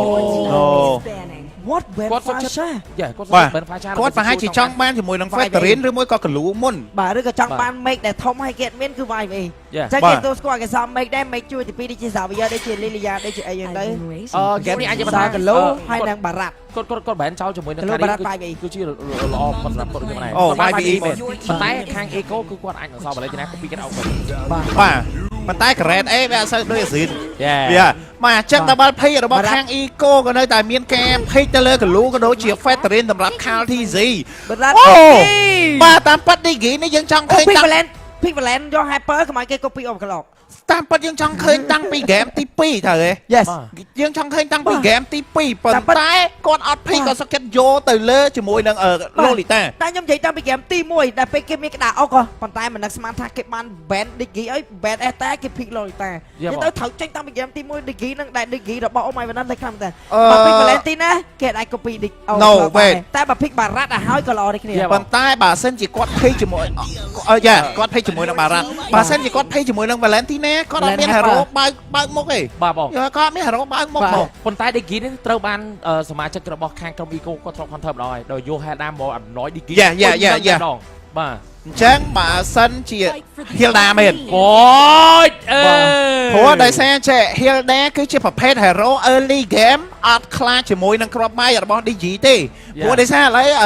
គ្រាប់បែករបស់ DG skill ទី1ហ្នឹងពេលដែលបោះមួយ cool down 7 ទៅ 8 second នៅ early game អត់ដូចការមុនទេការមុនបោះចេញម្ដងបាន 3 គ្រាប់មកប៉ុន្តែ Hilda នៅ early game ការដែលចូលស្មៅរត់ចូលស្មៅបូកជាមួយ skill ទី1គាត់បូក movement speed ចូលស្មៅ regen ជាមួយនឹងឈាមសគាត់រត់រោគរបែកហ្នឹងមកក្រុមទាំងពីរកំពុងតែដណ្ដើមប្រូឌីគ្នាបង បាទព្រោះដោយសារ Brody ល្អទាំងសងខាង Brody អាចទប់ជាមួយនឹង Hilda បានមួយ stun Brody ទប់ Hilda បានមួយ stun ហើយអាចវាយ Hilda 4 stack គម្រាមអ្នកចូលមកបិទគូទៀតមកសុំងុំបើសិនជា Brody ទៅខាងដៃ Echo វិញគឺ overclock អត់ធំទេសម្រាប់ Brody ដែលសារ Brody វាជា maximum ដែលមាន damage shot ឯ team fight ជុំយកមកបាទអញ្ចឹង Brody វាសំខាន់សម្រាប់ក្រុមទាំងពីរជាមួយបងប្អូនគ្នាតាមមានការដណ្ដើម Brody ដែរទេភ្លាមជាមួយនឹង Elang Pick មុនគឺបានទៅលើ Echo យ៉ាបាទ បាទចឹងខ្ញុំគិតថាពិបាកដែរព្រោះដោយសារ Brody បើសិនជាគាត់បដោទៅឲ្យ Bennett Shooty អាចនឹងពិបាកប៉ុន្តែគាត់នៅសល់ Harris ក៏ពិបាកវាយដែរ Hilda ចូលទៅអត់មានខ្លាច Harris ទេ Hilda ចូលទៅគឺអត់ខ្លាច Harris បងអត់ឲ្យយកបណ្ដោយខ្ជិលគេញ៉ៃ បាទ pick បើចាំ pick លូនុចអត់កើតទៀតគេ pick មុនត Ben លូនុចបាទ Ben លូនុចគេយក Harris អត់មានអីវាយគេបាទតែសំខាន់ក៏វាមិនជា hero ដែលងាយស្រួលវាយ hero តាមណាបាទព្រោះពីរហ្នឹងគឺល្អសម្រាប់ត្រាស់ហ្នឹងបងបាទតែសំខាន់គឺឲ្យឡើងទៅមកខំតែយើងចាំមើលសិនថាអូមកវិញនេះនៅក្នុង game មួយនេះគាត់ build ជាមួយនឹង Rome ឬមួយក៏ build tank ឬមួយក៏គាត់ build ជាមួយនឹង magical damage ខ្ញុំគិតថាគាត់ desing ឲ្យឆេករបស់ប៉ុន្តែបើ build magical damage គឺគាត់ផុយនៅក្នុង game មួយហ្នឹងបាទព្រោះ Elang ដែលគេឥឡូវគេលេងអញ្ចឹងស្ទើរគ្រប់គ្នាហេតុអីដោយសារគេគិតថាគេពាំងឲ្យគេចាំដល់ team fight perfect បើ overclock បាទណាមួយ build damage មេគុណ overclock ដែលបាននិយាយគឺ Lunoch មកហើយបាទអញ្ចឹងបើសិនជាគាត់ Ben Lunoch គេ Harris បើ Ben Harris គេ Lunoch អញ្ចឹងដែលបាននិយាយដោយសារតែមេគុណឈាមសរបស់ overclock គឺពឹងទៅលើ magic damage អញ្ចឹងបើ magic damage យើងច្រើនអាឈាមធំបើកមកគឺតឹងកធំយកមកខណៈពេលដែលផាត់ចុងក្រោយបំផុតគឺគេ bonus ជាមួយឈាមសហ្នឹងដល់ទៅ600ឈាមអូបាទផាត់ចុងក្រោយបំផុតដែល birth គេអញ្ចឹងឈាមសគឺវាច្រើនណាស់ប៉ុន្តែបើយើងពាក់យក damage យើង point មែនតែពេលបើក ulti មកយើង king តែ king បាទ3 second ហ្នឹងណាតែបើខុសពេលវេលា GG បាទបាទអញ្ចឹងសម្រាប់គេនេះយ៉ាវីប្រកាសជាមិនឲ្យហូមឲ្យគាត់នៅ team fight ដោយស៊ូទ្រូនក្នុងការដាក់ skill ដើម្បី cover គ្នាគាត់ស្រួលទេបាទគេទៅ counter glue បាទគេទៅ counter glue បើ trade បើណែតាបាទគាត់នៅតែ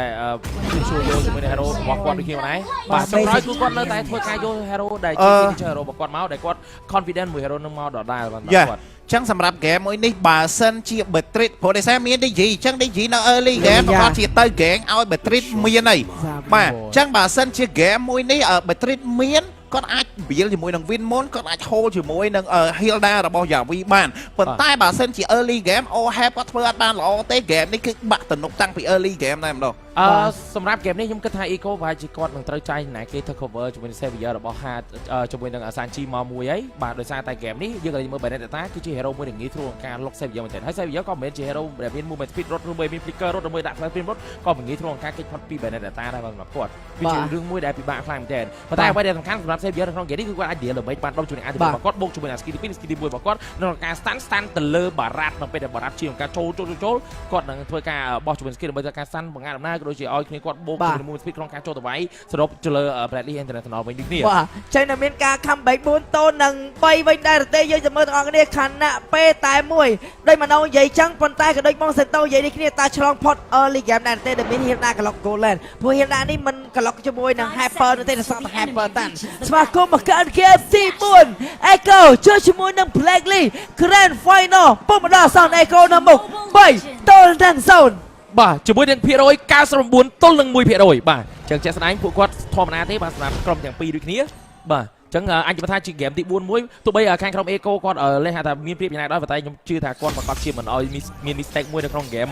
ទី4នេះទេព្រោះគាត់ចង់លេងឲ្យលឿនៗហើយក៏ដូចជាចង់ការជា4-0តែម្ដងបាទជួយនឹងការមកដល់ពីថ្នាក់ Yavi ក៏ដូចជា Hachi ក៏មកទៅការរោដើម្បីរបស់ Yavi ប៉ុន្តែដើម្បី Sanchi ក៏ជះឈឺដែរបាទអញ្ចឹងយើងមើលជាមួយនឹង Emblem make level ដាច់ដល់ទៅ2សម្រាប់ Hachi និង Oh My Vanna ដែល game នេះគឺត្រូវបុក full damage by enemy តែម្ដងកំឡេងអ្នកនេះជាមួយនឹង Stick ជាជាមកបើកម្លាំងមានចិត្តឆ្ងាញ់ផ្សំជាមួយនឹង Vitamin B3B6 និង B12 បង្កើននៅភាពស្វាហាប់និងកម្លាំងស្មារតីខ្ពស់ Sting ជីវិតប្រកបដោយភាពស្វាហាប់បាទ ចឹងត្រឡប់មកវិញព្រាមៗគណៈពេលដែលយើងក៏មើលជាមួយនឹង Blacklist International អូជាមួយនឹង Yavi គាត់នៅតែធ្វើការលេងជាមួយនឹង Heda ដើម្បីទៅកាន់តាណយទៅកាន់ Home Mobile ដូចគ្នាដែរអញ្ចឹងត្រានេះគឺជាតារា2-1-1-1ហើយដែលនៅ Golan មានគ្នា2នាក់ក្រៅនឹង Land ផ្សេងៗទៀតមានម្នាក់ដូ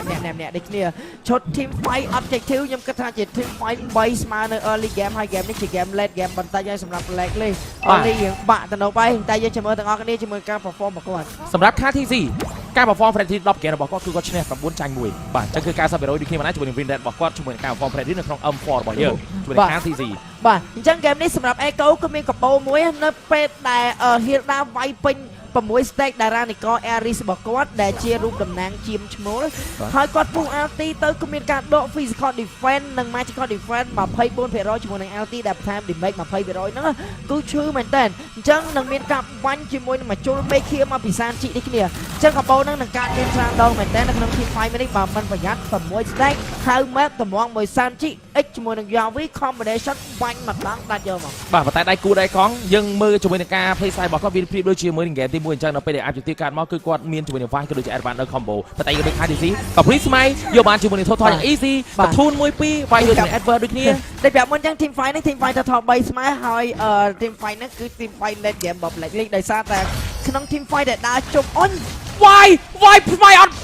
ត់ What ជួយនឹងការលេបវិញដូចគ្នាដែរប៉ុន្តែលេបផង combo បញ្ជីកផងអត់នឹងទៅចូលណាគេទេប៉ុន្តែមានការផ្ដាច់បានតែដល់ទៅកាន់ Vice ដូចគ្នាដែរក្រៅពី Sanford មានការ cover តែដល់ពីណា Yavi បកក្រោយមួយទៅមួយពីណា Hachi ដើម្បីការបាយជាមួយ Sanford ប៉ុន្តែបានទៅវិញដើម្បីការ cover ក្នុងការដល់ថយរួចតែដល់ប៉ុន្តែប៉ះជាមួយ Home Mobile ចង់ជើងមួយអានេះដាក់ក្រោយបាយប៉ុន្តែក៏មានការដល់ថយមួយណាក្រៅពីយើងក៏ Yavi ក៏មកទៅការចាំជាមួយនឹង Sanford ដូចគ្នាដែរប៉ុន្តែមានការផ្ដាច់បានជាមួយ Hachi ដូចគ្នាក្រៅដូចគ្នាមកដែរពីសំណាក់សមាជិករបស់ខាងក្រុម Echo ប៉ុន្តែមានការដេញបាយឲ្យ Support លុបពូពីដៃបោបក្រោយប៉ុន្តែការជួយទៅកាន់ Ohab ធ្វើការដល់ថយវិញចង់ជើងតែការ Yavi ប៉ុន្តែក៏មានការដល់ថយវិញដូចគ្នាដូចមិនទាន់ចប់ទេចាប់ពុះមកបាទដូចប្រាប់ដែរទេគឺគ្រាន់តែពុះភ្លាមអាល់ទីពីសានជីមកហ្មងកបោនឹងយើងនឹងឃើញច្រើនដងមែនតើនៅក្នុងហ្គេមនេះហើយក៏ដូចតែបាននិយាយបន្តទៀតគឺជាមួយនឹងហ្គេមនេះជាហ្គេម late game មែនតើរបស់ Blacklist ហើយមិន late game ដោយសារចាំ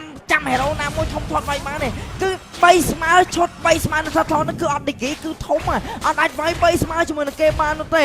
មកសុំងុំវាយគឺកន្លាប់តាំងពី early ទៅបណ្ដោយហើយកន្លែងដែលលេបមិញមិនអូប្រហែលកំពុងអត្ថាធិប្បាយមើលអត់ទាន់អញ្ចឹងគឺនៅពេលដែលឈុតលេបយើងធ្លាប់តែឃើញគេយក shield Lolita ឬក៏ Frozen មកបាំងការលេបកុំឲ្យលេបបានឬក៏ LT Brilliant តែមិញគ្រាន់តែចុចលេបឡើងជីកលេបអត់បានយកមកតែហ្នឹងគឺឡើងទៅដល់លើក្បាលខ្លួនឯងចឹងវិញហើយអត់លេបអត់មកតម្លាក់គេមកចូលមាត់អត់ចូលអ្វីដែលខ្ញុំឆ្ងល់នោះគឺ Vice ជា 50% ប៉ុន្តែកន្លែងហ្នឹងគឺគាត់សុំចិត្តគាត់រៀនថាជួស្មាតបានហ្មងបាទហើយស្មៃ fail ទៀតស្មៃទៅអត់បានសាមដៃឬមួយក៏ជាថា mistake របស់គាត់គាត់ហើយយើងគិតទៅវិញអារម្មណ៍នៅពេលដែលគេនាំមុខយើង3-0ហើយយើងចាប់ផ្ដើមគិតពីលទ្ធផលអូខ្ញុំបើចាញ់មិនទៅបើ comeback វិញ comeback ច្រើន game អញ្ចឹងជំរាបការបោកផ្លោមួយទៀតគ្នាដែរប៉ុន្តែវាយនេះសុំលេបត្រាញ់អូតូលេទៅកាន់ KTC វាយ KTC វិញជាងរះរ៉ាហ្វាល់ពីណា Ohab ដើម្បីទៅកាន់ support ជាការវាយស្រុំទៅវិញប៉ុន្តែមានការទះទៅឡើង slide seal kill បាញ់បានទៅវិញពីដៃ Home ឲ្យវិញនោះប៉ុន្តែអ្នកមកហើយលុយនេះក្រោយគឺ Sanford ឯនេះវិញទេជួយនឹងការមកដល់ចង់បើកក្តារជួយនឹងការបើក activate ដើម្បីការដកថយមិននឹងចង់ជីកណាគេទេប៉ុន្តែដូចពិបាកទេជាមួយគាត់បាទជីកគេតនេះទី1 5 stack ទី2ប៉មវាយកាន់តែយូរកាន់តែឈឺទី3 damage ប៉មគឺជា damage ដែល counter គីឡូនៅពេលដែលជីកគេគាត់វាយទៅ damage ដែលធ្លាក់ទៅលើអ្នកនៅក្រោមនឹង80%តែបើ damage ប៉មវិញគឺធ្លាក់ទៅអ្នកនៅខាងក្រោមហ្នឹងអ្វីដែលខ្ញុំមើលឃើញអានេះអ្វីដែលខ្ញុំស្មានណាមិនវាយប្រហែលជាគាត់ស្មានបានដោយសារតែ Sanford ហ្នឹងគាត់យកឈាមរបស់គាត់ទៅបាំងឲ្យកន្លែងឈាមចាក់លើហើយបាទយ៉ាងណាមកយើងចាំមើលទាំងអស់គ្នាបងឯងជាមួយការលុបពូ Ultimate យកបាន Ohab តាមដល់ T2 ទៅ Red ដូចគ្នាបងឯងក៏មានការយកបានបាគៀវិញពីយ៉ាពីពីតា Oh my Venus បាទមិនមើលខ្ញុំមើលតាន់បានលុតពូមិញមានអ្នកបាញ់ LT ទៅជួយឲ្យ Sanji អូអ្នកតែមាន LT តាបាទចឹងហ្គេមហ្នឹងបើសិនជាអូមកវិញនោះវាម៉ែកឃើញអត់ប្រប៉ាទុបណានៅ early game ណាបាទអញ្ចឹងដែលបាននិយាយគឺ game នេះគឺរងចាំ late game ហើយដូចខ្ញុំប្រាប់ហ្នឹងអត់មែន late game ដោយសារយើងមាន cloud late game Session late game អីទេគឺ late game ដោយសារត្រាស់យើងវាយគេ early បាទហើយ late game ហ្នឹងគឺអត់ច្បាស់តែឈ្នះទេដោយសារតែ late game លូមកវា powerful ថាមកតែជាមួយនឹង counter damage ឯឡើង 4-0 នឹងកើតមានសូមឲ្យទស្សនិកជនអ្នកទាំងអស់គ្នាត្រៀមចិត្តនៅក្នុងការទទួលយកជាមួយនឹងអេឡង់ដែលអាចឈ្នះ 4-0 ហើយតែយើងចាំមើលថាអាចនឹង comeback 4-3 វិញដែរទេបាទយ៉ាងណាវាយគេនេះដូចជាដើរទៅដូចជាមានការផុក skill តេស្តពីឋានៈ Eco ខ្លាំងទេខុសគ្នាពី level អត់ខ្លាំងទេបាទសម្រាប់គាត់ដូចខ្ញុំដែរKTC level 9សម្រាប់ AY level 7អញ្ចឹងចង់ការចូលមកកន្ថែជាមួយនឹង total ក៏ពិបាកដែរហើយបើយើងក៏លេខទៅមើល map យ៉ាងវិញគឺក្លុកពេញ map តែម្ដងបាទ ជាមួយនឹងគេនេះគាត់អាយ៉ាវីគឺគាត់តែងតែធ្វើការណយខាងទេមកទៅកាន់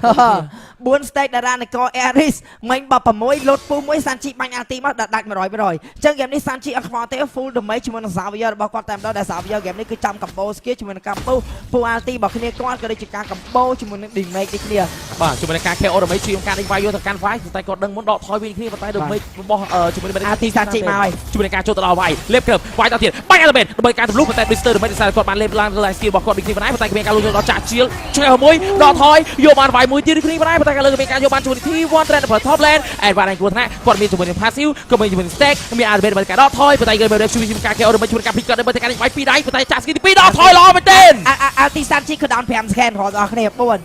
3 2 1ពងអត់តែវ៉ាវមិនដូចតែបានមើលធ្លុះអូជាមួយនឹងការមកទៀតដូចគ្នាប៉ុណ្ណាអូ have អានគ្រោះថ្នាក់ខណៈពេលមានការជីកក៏មិនណាបោកជាមួយអាតមេប៉ុន្តែមានការ cancel ជាមួយនឹង stack របស់ Swanfall បានហើយប៉ុន្តែ Swanfall បានជាការចង់ជីកក៏បន្តទៀតគ្នាប៉ុណ្ណាហាជីជួយនឹង Savvy ក៏មកដល់ជាការតែដល់ជួយការប្រែកជាមួយនឹង Home ម្ដងមួយនេះគ្នាប៉ុន្តែ Swanfall អានគ្រោះថ្នាក់ខណៈពេល Form បាញ់គាត់ខ្លាំងមែនទេចឹងតាន់ជាប់ដែរទេខណៈពេល element របស់គាត់នឹងមានវិញដូចគ្នាបើកវាយប៉ុន្តែយើងលេងជាមួយនឹងការជាប់ដល់ចាក់យកដល់ពីទៅដល់ពី Advert ប៉ុន្តែយើងលេងមកថតក៏ខានទីយកបានយ៉ាង easy ដូចគ្នាប៉ុណ្ណា Oh my god រំលងប៉មទី1រំលងប៉មទី2រំលងប៉មទី3ចូលវាយដល់ជាមួយនឹងទាយធំតែម្ដងបាទមិនចាំបាច់ធ្វើជាសង្សារមិនបាញ់ចាំបាច់ភ្ជាប់ពាក្យឬរៀបការអីទេយកកូនមុនតែម្ដងបាទចឹងតែយើងមកទៅបាទការវាយរំលងធាយដល់ទាយធំត្រឹមនាទីទី6ដោយប៉មនៅពេញនឹងអស់ One shot 1 kill ពីសានជីបាទកណ្ដាលអូវេទមិនដាច់បានតែម្ដងតែកាន់ Benedict ជួយទីនេះតែយើងលេងមកយ៉ាងពីមកក្រោយឈាមការអន្តរាគមន៍ជួយការចូលទៅវាយ Advert ពូអត់មែនប្រែ Advert មួយពីយ៉ាវីដើរចេញវិញធ្វើម្ដងអត់ធ្វើណាគេរៀលខណៈពេលយើងលេងមើល KTC កំដររងជាមួយនឹងមេថាកាន់ច្រើនទេតែយើងមើលជាមួយនឹង KTC គឺគាត់តាន់ខ្លាំងទេជាមួយនឹង game នេះអារម្មណ៍របស់ Blackley International ពេលនេះគឺ fight អារម្មណ៍ខ្ទេចទីបើសិនជាគាត់ចង់មានការតាំងចិត្តដើម្បីតតែ push game យ៉ាងតិចក៏5នាទីដើម្បីដកដង្ហើមមួយនិយាយគ្នាឡើងវិញហើយប្រើការពិភាក្សាគ្នាលើកចុងក្រោយបង្អស់នៅក្នុង M4 The King ដែលមក defend ជាមួយនឹង Slow មួយនេះតែ defend បានដែរទេនៅពេលដែលគាត់នៅជាមួយនឹង Upper Bracket គាត់វាយទាំងអស់ undefeated គាត់ចាញ់នៅក្នុង pool ដោយសារគាត់លាក់តារាប៉ុន្តែនៅពេលដែលគាត់ឡើងមកដល់វា Upper Bracket គឺគាត់មិនលាក់តារាទេគាត់បញ្ចេញតារាអស់យកកៅអីមកកាន់វាផ្ដាច់គ្រាប់ប៉ុន្តែតម្រង់តែម្ដងវាផ្ដាច់គ្រាប់ក្រុមដែលប៉ះជាមួយនឹងគាត់គឺញាស់គាត់ឲ្យចេញតារាច្រើនខ្លាំងមែនតើ Echo ជំនុំនៅ MPL Philippines point 2ទៅនឹង4ក៏បានញាស់គាត់ច្រើននេះគ្នាមកដល់ជាមួយវា Upper Bracket point 3ទៅនឹង2ទាញជាមួយនឹងតារារបស់ Blacklist ចេញច្រើននេះគ្នាមកដល់វាផ្ដាច់គ្រាប់ Echo ហាក់ដូចជាច្បាស់ខ្លាំងមែនតើពីតារារបស់ Blacklist ឲ្យខូចប៉ុនចាំ has no ideaអ្វីដែលខ្ញុំមើលឃើញឬមួយក៏ជាបារមីអ្នកដែលគាត់នៅ lower នឹងលើកហ៊ានជាមួយនឹង M1 M2 M3 M4 នេះឬមួយយ៉ាងណាបាទអ្នកគាត់នៅ lower ខ្ញុំអត់ចាំដែរយ៉ានិយាយទៅអ្នកនៅ lower គឺលើកពៀនរហូតអូបារមី lower bracket ចឹងបាទការលេបក្រឹបមួយប៉ុន្តែក៏មានការកសាជាមួយនឹងការភ្និចដាច់ដាតបានហើយបាទសម្រាប់គាត់ដូចគ្នាប៉ុន្តែយើងលេងជាមួយនឹង T1 Trend Play បានក៏មានការយកបានដូចគ្នាបានពី Eco លើក្រោយដឹងហើយតែបានទៅ M5 គឺសម្រុកទៅ lower យកប្រហើយបាទ lower ធ្លាក់ឌុកបាទឥឡូវយើងក៏លេងមកមើលក្នុង game វិញ game មួយនេះតើមានអ្នកណាដែលអាចផ្ដាច់ទៅលើសែនជីបានដែរឬទេដែលគាត់លេងទៅលើ Xavier ដែលមាន KDA 4-0 Ultimate 10 second បាញ់ Ultimate 10 second បាញ់ហើយបើយើង compare KTC ហើយជាមួយនឹង Y គឺខុសគ្នា3 level បាទតែទៅកាន់ Advert តែ Advert អស់ជា50%ហើយអានេះគ្រោះថ្នាក់បានហើយបន្ទាប់ពីយ៉ាវីបើក Ultimate ពុះកណ្ដាលមុខមិញដូចគ្នាប៉ុន្តែយើងលេងមាន Y ជាការចង់មកដើម្បីការ control មែនទេប៉ុន្តែដើមមិនបានទេខណៈពេលមានការ battle វិញបាទហើយប៉ុន្តែ Sanchi បាញ់ Ultimate មួយដើម្បីគម្រាម Advert ដូចគ្នាប៉ុន្តែ Advert ចេញ Antenna អត់សូវឈឺខ្វល់ខ្វាយតែម្ដងបាទអញ្ចឹងឈុតស្មៃដូចមិនកាច់មានទេ KTC មិនបាច់ចាំស្មៃដូចទេគឺតារះដែលខូចរបស់គាត់ដាក់ឲ្យមកគឺរុញជាមួយនឹង Blackley ឲ្យដួលតែម្ដងលំពេងសាឡងមកមួយទៀតពី Sanchi នេះគ្នាណាផ្លាច់បាទដូចអត់សូវឈឺទៅជាមួយ Activate របស់គាត់ជាមួយ Activate គឺនេះតែយ៉ាងណាមកយើងលេង Sanford ក៏មកដល់កំពុងតែការ root state ដើម្បីការជីកទៅកាន់ Advert ខ្លាំងតែ Advert ចា Advert មួយដើម្បីការដកថយវិញដូចគ្នាមកដែរទៅហើយយ៉ាវីទៅហើយបាទចឹងខ្ញុំមើល game នេះនឹងមាន late game ដែរឬទេខណៈពេលដូចខ្ញុំបាននិយាយ game នេះគឺជា game រងចាំ late game ហើយមិនមែនរងចាំ damage hero ទាំងអស់គឺរងចាំ game ដែលឈរ5នាក់បានហើយគ្មានតែម្ដងបាទអញ្ចឹងសម្រាប់ខាង Blacklist គឺគាត់ឆ្លាតណាគាត់ clear lane mid ហើយជាមួយនឹងក្រុមអញ្ចឹងគាត់ទុំតាមអាឡតហ្នឹងហើយឡតទី1ហ្នឹងគឺគាត់ easy តែម្ដងនៅក្នុងការ defend បាទអញ្ចឹង game នេះសម្រាប់ Blacklist ខ្ញុំគិតថានៅតែអាចនៅក្នុងការ comeback បានបាទចឹងបាក់ក្រៅវិញមិនចង់វាយ Sanchi មិនដូចចូលឆ្លុះចង់ចូលមកតែម្នាក់ឯងតែម្ដងគាត់ជីទូទៅការផមរបស់គាត់តាពីមកដល់ពេលនេះគឺគាត់ឈោនៅក្នុងគេមក KO ដល់មិនបាទពីគ្រាប់ឆេះមកអាទី Sanchi មកលើ2 1ឡាច់អត់ទេបាទមកអ្នកបាញ់អត់ទេគាត់ recall តែរសារគាត់ low នេះពីម្ដងមុនហ្នឹងគឺមានការតេស្តទៅលើ Sanchi ជាមួយនឹងក្រៅវិញរបស់ Hachi បាទចឹងព្រាបលៀមជាមួយនឹង game នេះយើងឃើញជាមួយនឹង lot ទី1អាច defend បានប៉ុន្តែសង្ឃឹមនៅក្នុងការវាយតដៃស្ទើរតែគ្មានតតែមានឈុតជាមួយនឹងការចេញរោមបាំងកាយអត់មានរោមបាំងកាយទៀតបាទ game នេះរោមដើរលឿនវាយលឿនអត់មានសំទោរោមវាយលឿនវាយឈឺអត់មានរោមបាំងកាយនោះទេអញ្ចឹងឱកាសនៅក្នុងការឆេង game តតែសមាជិក Echo មាន mistake អស់ជាង 50% ដូចគ្នាបានជាមួយនឹង ultimate របស់ Sanchi បាទមក ultimate ក្បែរដាច់ ultimate នឹងពេញម្ដងទៀតនៅក្រោម5 10 2នាទីទៀត ប៉ុន្តែសូមឆ្កឹះវាយចង់លេបវាយឆ្លាញ់អូនស្ទើរលេបវាយចូលក្នុងតែម្ដងជួយនឹងការវាយដូចគ្នាបានប៉ុន្តែមានការលេប Chelsea វិញដូចការចូលទៅដល់គ្រប់ផ្លាច់បានជួយនឹងវាយមួយតែម្ដងពី Chelsea អាចទៅទៀតប៉ុន្តែគេឆោតបានហើយតែលេបសានផតបានជួយនឹង ultimate ដើម្បីការឡើងជីកវិញណាស់ពេលការជីកឡើងជាង 50% ជួយនឹងការផ្លាច់បានជួយនឹង Hachi វិញដូចគ្នាប៉ុន្តែយ៉ាវីមកក្រោយពីដាច់យកបានអូហេបអូគ្នាមកដែរបាទបាញ់អាទីតនេះ Sanchi ពេញទៀតពេញម្ដងទៀតពេញនេះ2 1ពេញខែនេះទៅ let game out ទីគូដល់10 second ជាងឯងចឹងដូចបាននិយាយជាមួយនឹង Sanchi full damage ជាមួយ item ដែលអ្នកគ្នាក៏បានឃើញមានជាមួយនឹងសភៅមានជាមួយនឹងការកាត់ cool down ស្ទើរតែគ្រប់យ៉ាងជាមួយនឹងការយកជាមួយនឹង emblem make discount 10% ទៅលើការទិញ item របស់គាត់គឺធ្វើឲ្យគាត់បាទជាមួយនឹង Edward ដូចជាឃើញថាគេតកាន់ Sanchi តែ Sanchi ក៏ដឹងមុនគឺគាត់អត់ខ្វល់ខ្វាយឈោវិលជុំតែមួយ skill 2របស់គាត់ដូចគ្នាដែរបាទកិច្ចបាន2 skill កិច្ចបានម៉ាស៊ីនកិច្ចបាន RT មួយទៀត Edward សជាន់ក៏អត់បានស៊ីជាមួយនឹង Sanchi ខណៈពេល Sanchi off flick នេះគឺជាការយកទឹកដៃមកលេងខណៈពេលដែលគេនាំមុខយើងច្រើនពេកគឺធ្វើយើងបាក់ទឹកចិត្តលេងតែម្ដងចឹងនេះអ្នកគ្នាក៏បានឃើញ item បាទ 100% គឺកាត់ cool down 45% ពេញបបជាមួយនឹង item របស់ Sanchi ក្រោយសភៅឲ្យបើជើង30 បាត់ហើយណាលំបែងសាឡុងមាន10ទៀតហ៎យេហើយ stack របស់គាត់គឺកាត់ cooldown ដូចគ្នាដែរពេលគាត់ combo skill 1 skill 2នៅក្នុងវងរបស់គាត់45% ពេញបបតែម្ដងជាមួយនឹងការកាត់ cooldown ទៅលើការពាក់ item របស់ Sanchi ដូចគ្នាផងដែរបាទអញ្ចឹង game មួយនេះបើសិនជាខាង Blacklist ចង់ចូលទៅកន្ថែជាមួយនឹង Lord Go គឺខុសគ្នា 76k Go ខ្ញុំគិតថាពិបាកនៅក្នុងការចូលទៅកន្ថែហ្នឹងបាទអញ្ចឹងខ្ញុំមានចម្លើយឯមុនហ្នឹងខ្ញុំមិនថា game រងចាំ late game តែដឹងចាំអីទៅគឺរងចាំគេមាន mistake លក្ខណៈ mistake លើគោកមួយដែលលក្ខណៈគេឆយយើងវាយ5ទៅ1ហ្មងដើម្បីមានឈុត 4 5 ហើយវាយឡតែអត់មានឡើយប៉ុន្តែអ្វីដែលខ្ញុំមើលទៅគឺ Eco គាត់បានប៉ះជាមួយនឹងខាងក្រុម Blacklist ច្រើនដល់ហើយគាត់ធ្លាប់មាន mistake ច្រើនដល់មួយ Blacklist ហើយអញ្ចឹងខ្ញុំគិតថាសម្រាប់ការ perform ក្នុង game ទី4ដែល game ផ្ដាច់គាត់ឲ្យ game លើក champion របស់គាត់ខ្ញុំគិតថាគាត់មិនឲ្យមាន mistake ទៀតទេប៉ុន្តែគេមានការមកដល់ពី Sanford ប៉ុន្តែយើងលើមើលជាមួយនឹងការចុច passive របស់ Edward ជាមួយការចាក់ដាវដើម្បីការរត់តែម្ដងមើលទៅចាក់រត់បានហើយ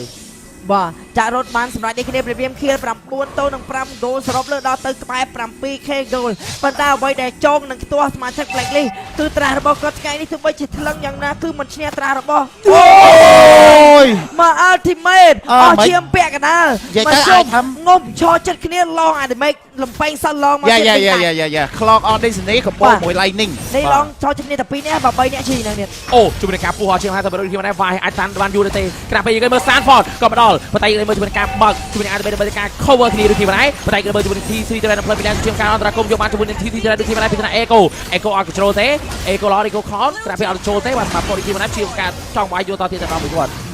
បាទវាយទេ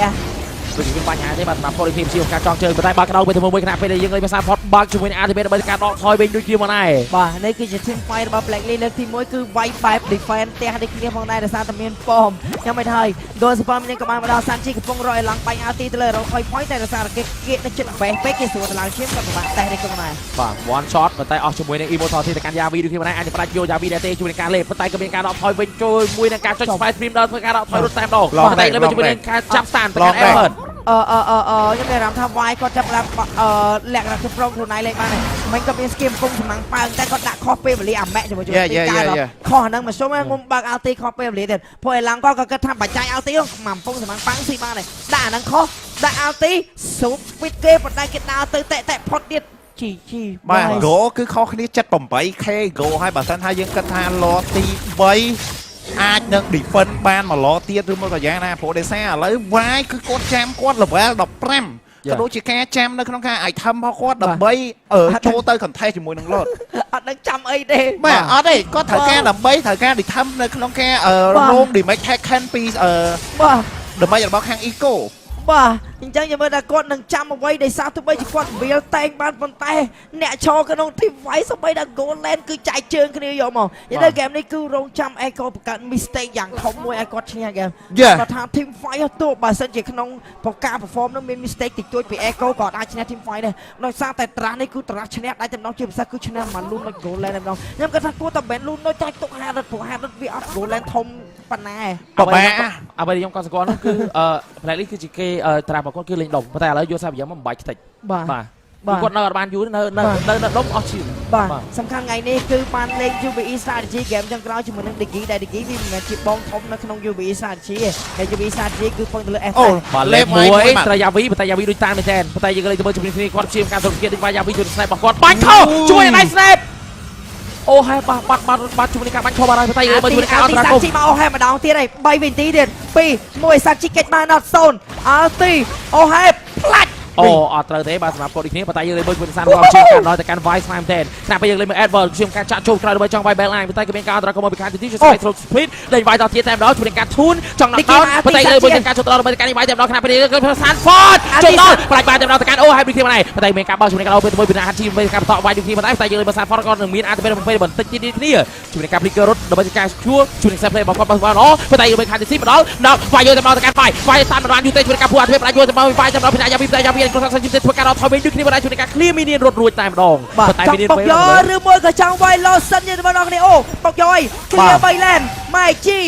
ប៉ុន្តែដូចជា minion ស្ទើរមែនទេបានគាត់ដោយសារតែ Edward ចាក់តែមែនចង់ជួយទៅវាយជាមួយនឹង Benedict CP ជាមួយនឹង Sanchi នេះគ្នាមកដែរប៉ុន្តែមើលជាមួយនឹងការ Champion Set ជាមួយនឹងការ cover ជាមួយនឹង Immortality របស់គាត់អាចផ្លាច់បានជាមួយនឹង Edward ឲ្យ Immortality ចេញជាមួយនឹង Immortality មួយទៀតគ្នាមកដែរជាមួយនឹងការ Champion Set នេះគាត់ទៅ update គាត់នេះតែមានការដាច់បានហើយជាមួយនឹងគាត់ជាមួយនឹងការចាប់ពពោះអាចមែនចុងក្រោយ Edward យក Advice ទៅទៀតជួយនឹងការចាក់ខ្សែទៅកាន់ Hachi បាញ់តែមួយដើម្បីជួរឲ្យ Hachi គាត់ធ្វើការបាក់ការ cover ជាមួយការ defend ក្រៅពីការ Chico វាយ Hachi double kill ជាអូរមេជាការវាយ7% វាយទៀត Advice ទៀត Advice ជី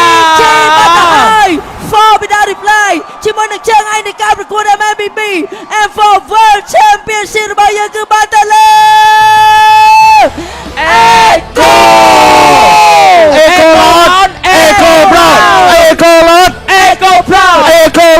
Echo Pro តែជ័យជំនះមួយនេះគឺនាំមកនៅជាមួយនឹងព្រឹត្តិការណ៍ប្រវត្តិសាស្ត្រដល់តែ4ផ្សេងគ្នាជើងឯកលើកទី1របស់ Echo ជើងឯក2ដង two-time champion របស់ខាង TZ ដែលគាត់ឈ្នះនឹង M4 ហើយគាត់ក៏នាំមកនៅជាមួយនឹងហ្វីលីពីនរាជការនៃការកាំង M3 M2 M3 និង M4 ហើយទី4គឺគាត់កាំងតំណែង Global Bracket តែងតែលើកពៀនបាទហើយខាង TZ គឺជាមនុស្សតែម្នាក់ដែលទទួលបានជើងឯកនៅក្នុងការប្រកួត World Champion ពី M2 ក៏ដូចជា M4 បាទតែគាត់បាន two-time champion តែគាត់នឹងបានជាមួយនឹង two-time MVP ដែរទេខណៈពេល Stanford និង Benedict លេចខ្លាំងមែនតើហើយ MVP ការគឺបាន$3,000ជាមួយ MVP M4 វិញដល់ទៅ$10,000នឹងបានទៅលើ player រូបណាដូចគ្នាផងដែរភ្លាមមានការ high five ហ្វីលីពីនទល់នឹងហ្វីលីពីនប៉ុន្តែជំនុំរបស់ Echo មិនសងសឹកនៅ SEA Games មិនសងសឹកនៅ MPLI មិនសងសឹកនៅក្នុងការប្រកួតកម្រិតពិភពលោកអីនោះទេតែចាំសងសឹកនៅ M4 វ៉ាវបាទអញ្ចឹងយើងក៏បានឃើញដែរបាទ4-0ដែលឈ្នះទៅលើក្រុម Black List គឺជារឿងមួយដែលមិនមានអ្នកដែលទាំងអស់គ្នាដែលថាគិតស្មានដល់ទេបើមិនថាអាចឈ្នះនៅក្នុងលទ្ធផល 4-2 4-3 ប៉ុន្តែនេះគឺជាលទ្ធផលមួយដែលEco ដែលចង់ថារំពឹងទុកយ៉ាងខ្លាំងគឺ4-0តែម្ដងបាទបែរជាតារ៉ាបិទអេសតេសទាំង4 game ដែលធ្វើឲ្យ Black List អត់មានតារ៉ាណាដែលយកមកលេងជាមួយនឹង Eco Surprise everybody The king is back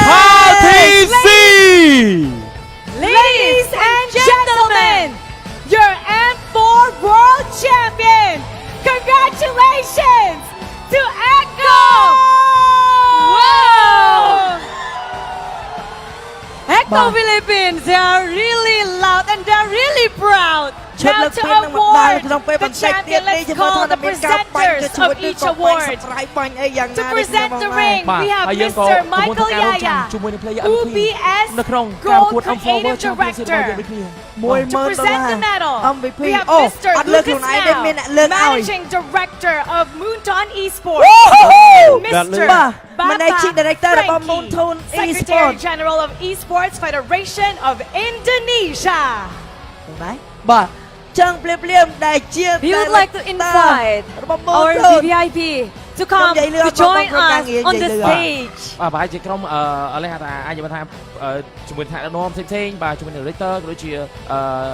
ណៈរដ្ឋមន្ត្រីផ្សេងៗបាទការចូលមកដើម្បីទាំងបំពាក់មេដាយនេះក៏ដូចជាបំពាក់ជាមួយនឹងមេដាយ MVP នេះ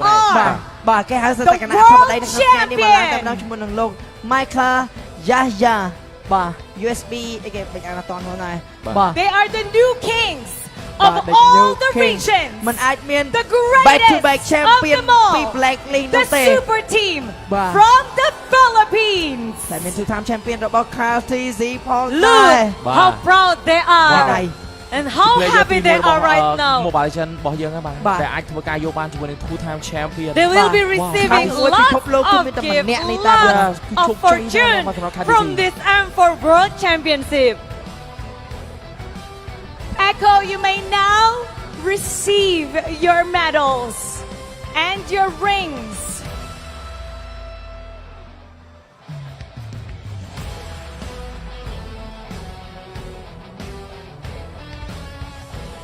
Oh, the first one is the ring from UBS Gold. Benny Cutie!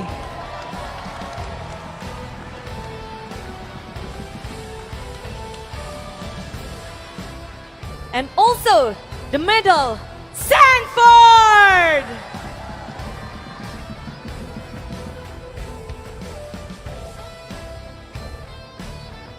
Cartesi!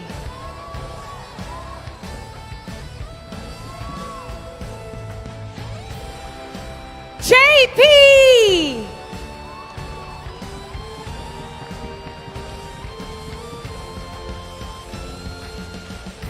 Sanji!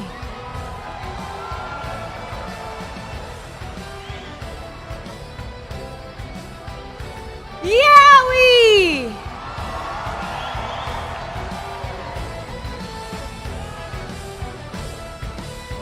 Two-time champion Carl Teasy! Coach Trevor! And Coach Tic Tac!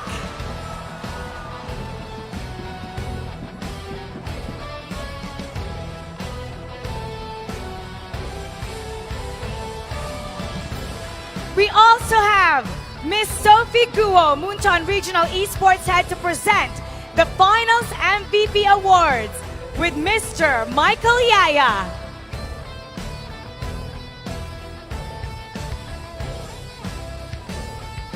and of course on this grand final 10 of the best player, but we have 5 players who play really well with 4-0 scores, and only one stands on top of them. Champions will also get a Champions Tour by the Ministry of Tourism. And of course, our champions will get to choose the skin of their choice.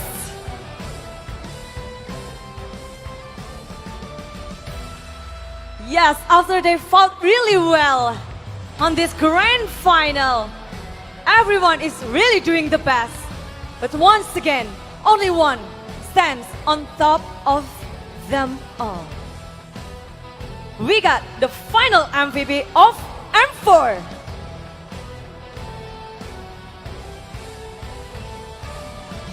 Now our partners in the media will take a photo with our champion.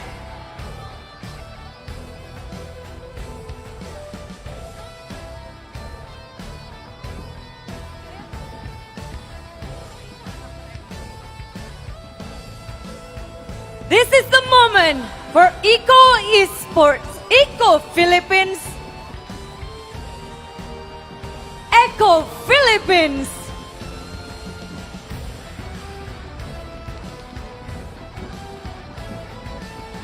A big hand for our champion. They dare to be great. They have shown the greatness. Echo! The representative from Philippines. And now, it is time to award the finals MVP. Who gonna get the title of the final MVP? The finals MVP goes to Benny Cutie! Hurricane and have taken us by storm. He has proven that he is legendary.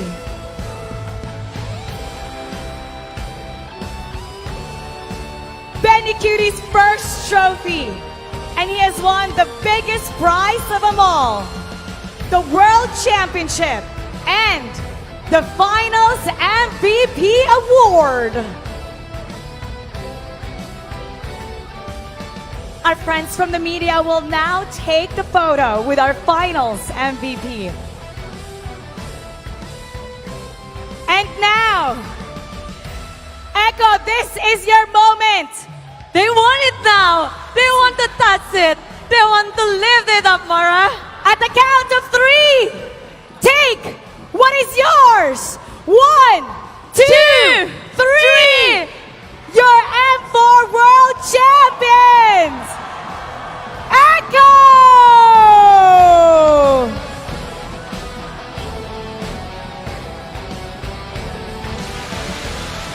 Congratulations! Echo Philippines! The strongest of all the regions! The strongest team of all! They're loud, they're proud. Eco Philippines. Everybody, when I say echo loud, you say Echo proud! Echo loud! Echo proud! Echo loud! Echo proud! One more time, echo loud! Echo proud! We'd like to hear from our champion. First, Benny Cutie, ikaw ang naging Finals MVP. You're the Finals MVP, the greatest player of all. How do you feel right now? Nararamdaman ko po sobrang saya, tapos hindi ko pa mapaliwanag eh. Gusto ko pang umiyak na ayaw lumabas. Kaya ewan ko, sobrang overwhelming lang siguro sa akin lahat ng pumapasok sa utak ko, sa puso ko. Yun, hindi ko na alam sasabihin. He is so overwhelmed. He is so happy. He feels like crying, but he can't express his emotions right now. He is speechless. Carl Teasy, the only player who has done this 2-time world champion. Wow! 2 How times. do you feel? Parehas lang po. The same. It feels the same as Benny Cutie. Yawi, you're holding tears back right now. What's going through your mind? 4 zeros. Hindi na po kami first round exit. Ngayon kami na po pinakamalakas sa buong mundo. They're not just first round exit now. They're the strongest team in the world. I have to hear from the youngest one, Sanji Sanford. Para sa akin, nagbunga po lahat ng pag-aarap ko, ay ng mga paghihirap ko, tsaka mga sacrifices. Para sa papa ko talaga to. This is for his father. All the hard work has finally paid off. Sanji. Sobrang saya kasi first time ko lang mag-worlds, tapos ito agad kinalabasan. It's his first Worlds. And now, this is the result. One more time, everybody. Give it up for your M4 World Champion, Echo!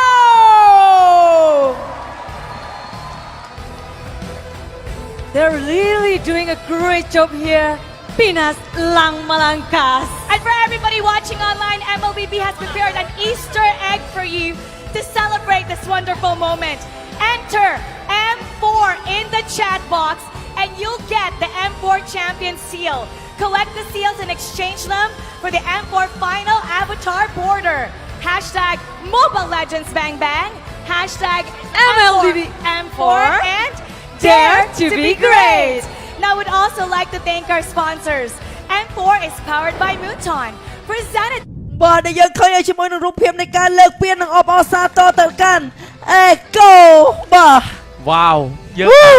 ជាមួយនឹង player MVP ប្រចាំព្រឹត្តិការណ៍ M4 Championship គឺបានទៅលើ Bennett Chuty ប៉ុន្តែមិនទាន់បានឃើញថាតើ skin M4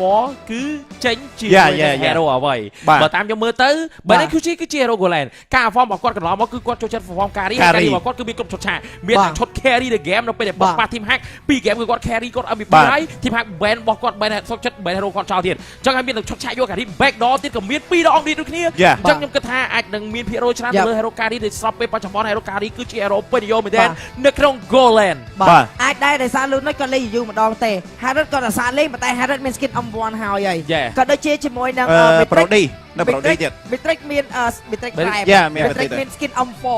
មួយហើយបើ M4 Bitrix មានទៀតវា2យ៉ាអញ្ចឹង carry វារយ carry ច្រើន carry និង Brody ពីរហ្នឹងបើសម្រាប់ Brody គាត់ performance ដូចជាបាន2ទៅ3ដងដែរអញ្ចឹងតែសម្រាប់ carry គឺគាត់ performance ច្រើនប៉ុន្តែអ្វីដែលសំខាន់គឺការបានជាមួយនឹង MVP ហ្នឹងគឺដោយសារតែ carry ច្រើនជាងគេដោយសារមានការឈុតឆាកលួច back door រហូតដល់ទៅ3ដងបាទអញ្ចឹងខ្ញុំគិតថាសម្រាប់គាត់តែអាហ្នឹងស៊ីសងលើពួកគាត់ទេណាបាទអញ្ចឹងយើងក៏អរគុណដូចគ្នាផងដែរជាមួយនឹងការប្រកួត M4 មួយនេះដែលបានប្រព្រឹត្តឡើងទៅដែលយើងមានជាមួយនឹងម្ចាស់ឧបត្ថម្ភកម្មវិធីរបស់យើងដែលមានជា Sting ជាភេសជ្ជៈបើកម្លាំងមានជាឆ្ងាញ់ប្រកបដោយធម៌ពលដែលផ្សំពីយិនសិនមានវីតាមីន B3 B6 និង B12 ធ្វើឲ្យមានភាពស្វាហាប់ Sting ជីវិតប្រកបដោយភាពស្វាហាប់ហើយយើងក៏មានជាមួយនឹងដៃគូសហការរបស់យើងគឺ TikTok ហើយយើងក៏មានជាមួយនឹង Official Sponsor របស់យើងគឺ Gaming Share Secret Lab បាទអញ្ចឹងជាក់ស្ដែងការប្រកួតរបស់យើងក៏យើងបានធ្វើការរកឃើញដំណើរទៅវិញឆ្ងាយរយៈពេល15ថ្ងៃពេញចាប់ពីថ្ងៃទី1រហូតដល់ថ្ងៃទី15នេះយើងបានឃើញជាមួយនឹងក្រុម Eco ដែលជាម្ចាស់ Champion M4 Championship ហើយគណៈពេលដែលពួកគាត់គឺជាក្រុមដែលមកពីហ្វីលីពីនអញ្ចឹងពីរក្រុមហ្នឹងគឺគាត់អាចនិយាយថា back to back champion ទៅកាន់ហ្វីលីពីនដូចគ្នាបាទមិនដល់តែ back to back មិនដល់តែ two time champion សម្រាប់ KDZ នោះទេនៅតែបន្តរជ្ជកាលដែលហ្វីលីពីនលើកពាននៅតែបន្តរជ្ជកាល3ឆ្នាំជាប់គ្នានៅតែបន្តរជ្ជកាលរបស់ Lower Bracket លើកពានដូចគ្នាផងដែរអាចអាហ្នឹងអាចជាបណ្ដាសាឬមួយយ៉ាងណា Lower Bracket The King World Championship បាទរដងនៅពេលដែលមានការប្រកួតរបស់វគ្គផ្ដាច់ព្រាត់ចាញ់ហ្នឹងគឺតែតែប្រើពាក្យថា The King has fall ប៉ុន្តែសម្រាប់ក្រុម Black League វិញគេប្រើពាក្យថា The Queen has fall បាទអញ្ចឹងក៏យើងមានជាមួយនឹង New King មកកាន់ជាមួយនឹង Echo ដូចគ្នាផងដែរដែលជាមួយនឹងការប្រកួតវគ្គផ្ដាច់ព្រាត់មួយនេះគឺលទ្ធផលមិនគួរឲ្យជឿប្រវត្តិជួបគ្នាគឺមានវាយតដៃទៅមកប៉ុន្តែវគ្គផ្ដាច់ព្រាត់មួយនេះគឺបត់សូន្យតែម្ដងជាមួយនឹង 4 without reply បាទហើយយើងឃើញការចាញ់នៅក្នុងថ្ងៃនេះរបស់ Black League មិនមែនចាញ់ទៅចាច់ទឹកដៃគឺជំហានទី3ទេជំហានដែលគាត់ចាញ់2ដំបូងគឺទី1អត់មានតារះ UBE លេងទី2គឺចាញ់តារះយកតែម្ដងហើយទី3បាក់ថ្មងនៅពេលដែលគេលួចស៊ីផ្ទះបានហ្គេមទី2បាទអញ្ចឹងអាចនិយាយថាសម្រាប់ការប្រកួតទាំង M3 ទាំង M4 បាទក្រុម Black List ដាក់ Onyx 4-0 កាល M3 Black List ដដែលក៏ត្រូវបានរងទទួលជាមួយនឹង0-4ពី Eco វិញដូចគ្នាបងឯងបាទអូចង់និយាយថា Grand Final 4-0 គឺជាលទ្ធផលមួយដែល surprise ខ្លាំងមែនទែនសម្រាប់គូដែលនៅ Upper Bracket នេះគឺបង្ហាញថាជាក្រុមដែលខ្លាំងដែលស័ក្តិសមជា Champion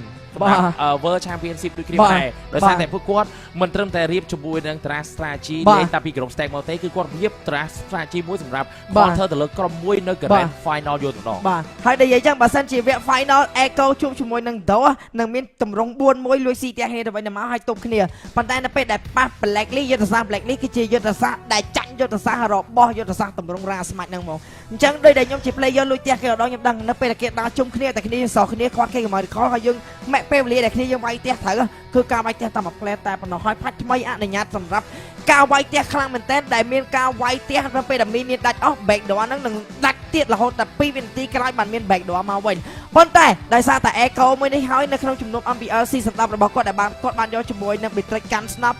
Fanny ហើយនឹងគូហ្វ្រាចូលទៅពាំងគូហ្វ្រាមិនជូមដល់ខ្ញុំភ្លេចបាត់ហើយចូលទៅពាំង3នាក់វាយវិធីធំដែលគ្មានមីនៀនដែល3ថ្ងៃក្រោយ Mobile Legends ចេញផាច់ថ្មីមួយដែល update ខ្លីតែប៉ុណ្ណោះទី1តម្លាក់ Damage Bitrix ទៅលើកម្លាំងស្នាប់និងកម្លាំងទូទៅតិចតួចទី2គឺតម្លើង Backdoor Defense ដែល Hero ដែលវាយមីនវាយ base ដោយគ្មានមីនៀនឥឡូវគឺធ្វើឡើងបានហើយលើកលែងតែមីយ៉ានិង Bitrix បាទ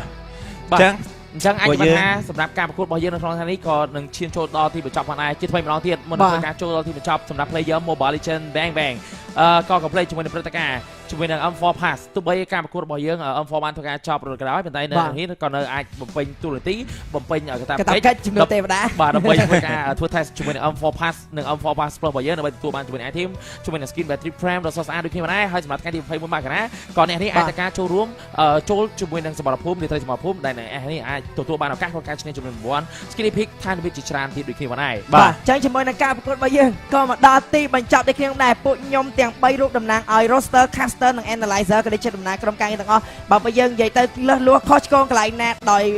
ចេតនាសមិតាខន្តីអភ័យទោសព្រោះពួកយើងគ្រាន់តែចង់ក្លែមការប្រកួតឲ្យឆ្ងាញ់តាមលទ្ធភាពដែលធ្វើបានឲ្យការប្រកួតឲ្យល្អមើលឲ្យការប្រកួតឲ្យរឹតតែឆ្ងាញ់នឹងទទួលបានជាមួយនឹងការថាបាយដែលល្អដូចគ្នាហើយអរគុណទៅដល់ប្រិមិត្ត Mobile Legends បែងដែលតាមតែតែគ្រប់គ្រង Game Mobile Legends មកដល់ការប្រកួតវគ្គដាច់ព្រាត់រហូតមួយឆ្នាំហើយមួយឆ្នាំទៀតហើយដែលបានចំណាយពេលវេលាដ៏មានតម្លៃចាំតាមទស្សនាការប្រកួតនឹងធ្វើជាស័ក្តិសិទ្ធិនៅក្នុងការប្រកួត M4 មួយនេះដែលត្រូវបានបញ្ចប់ជាមួយនឹង Happy Ending អញ្ចឹងយើងក៏សង្ឃឹមថានឹងជួបអ្នកគ្នានៅក្នុងឱកាសក្រោយក្រៅពីនេះពួកយើងសូមអរគុណសូមជម្រាបលាជួបគ្នាឱកាសក្រោយបាយបាយ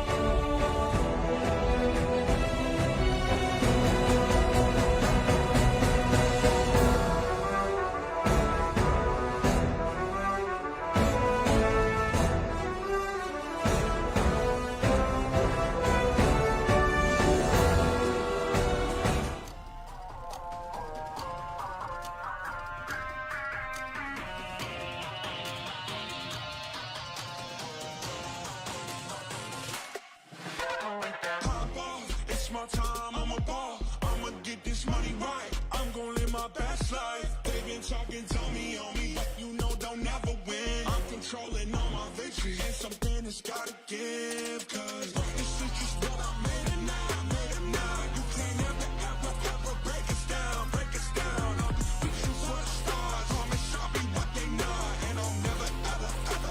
stop, won't never stop, yeah. Touch the sky,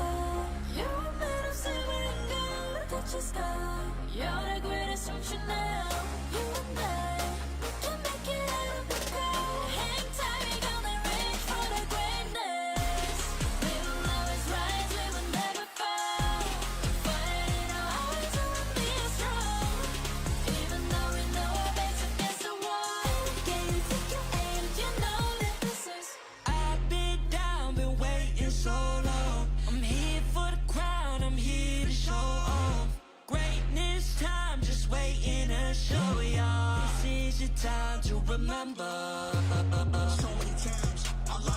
been waiting for greatness. No, I won't listen to anyone hating on me, telling me I wouldn't make it. Cause I did everything that they said I couldn't. Caught my footing and I kept the control. I stand for something, I ain't running now. I'm the greatest now, I just wanna make it down. Don't let me down, don't let it all fall. I'm on the road, accomplish all of my goals, and I ain't gonna let you down.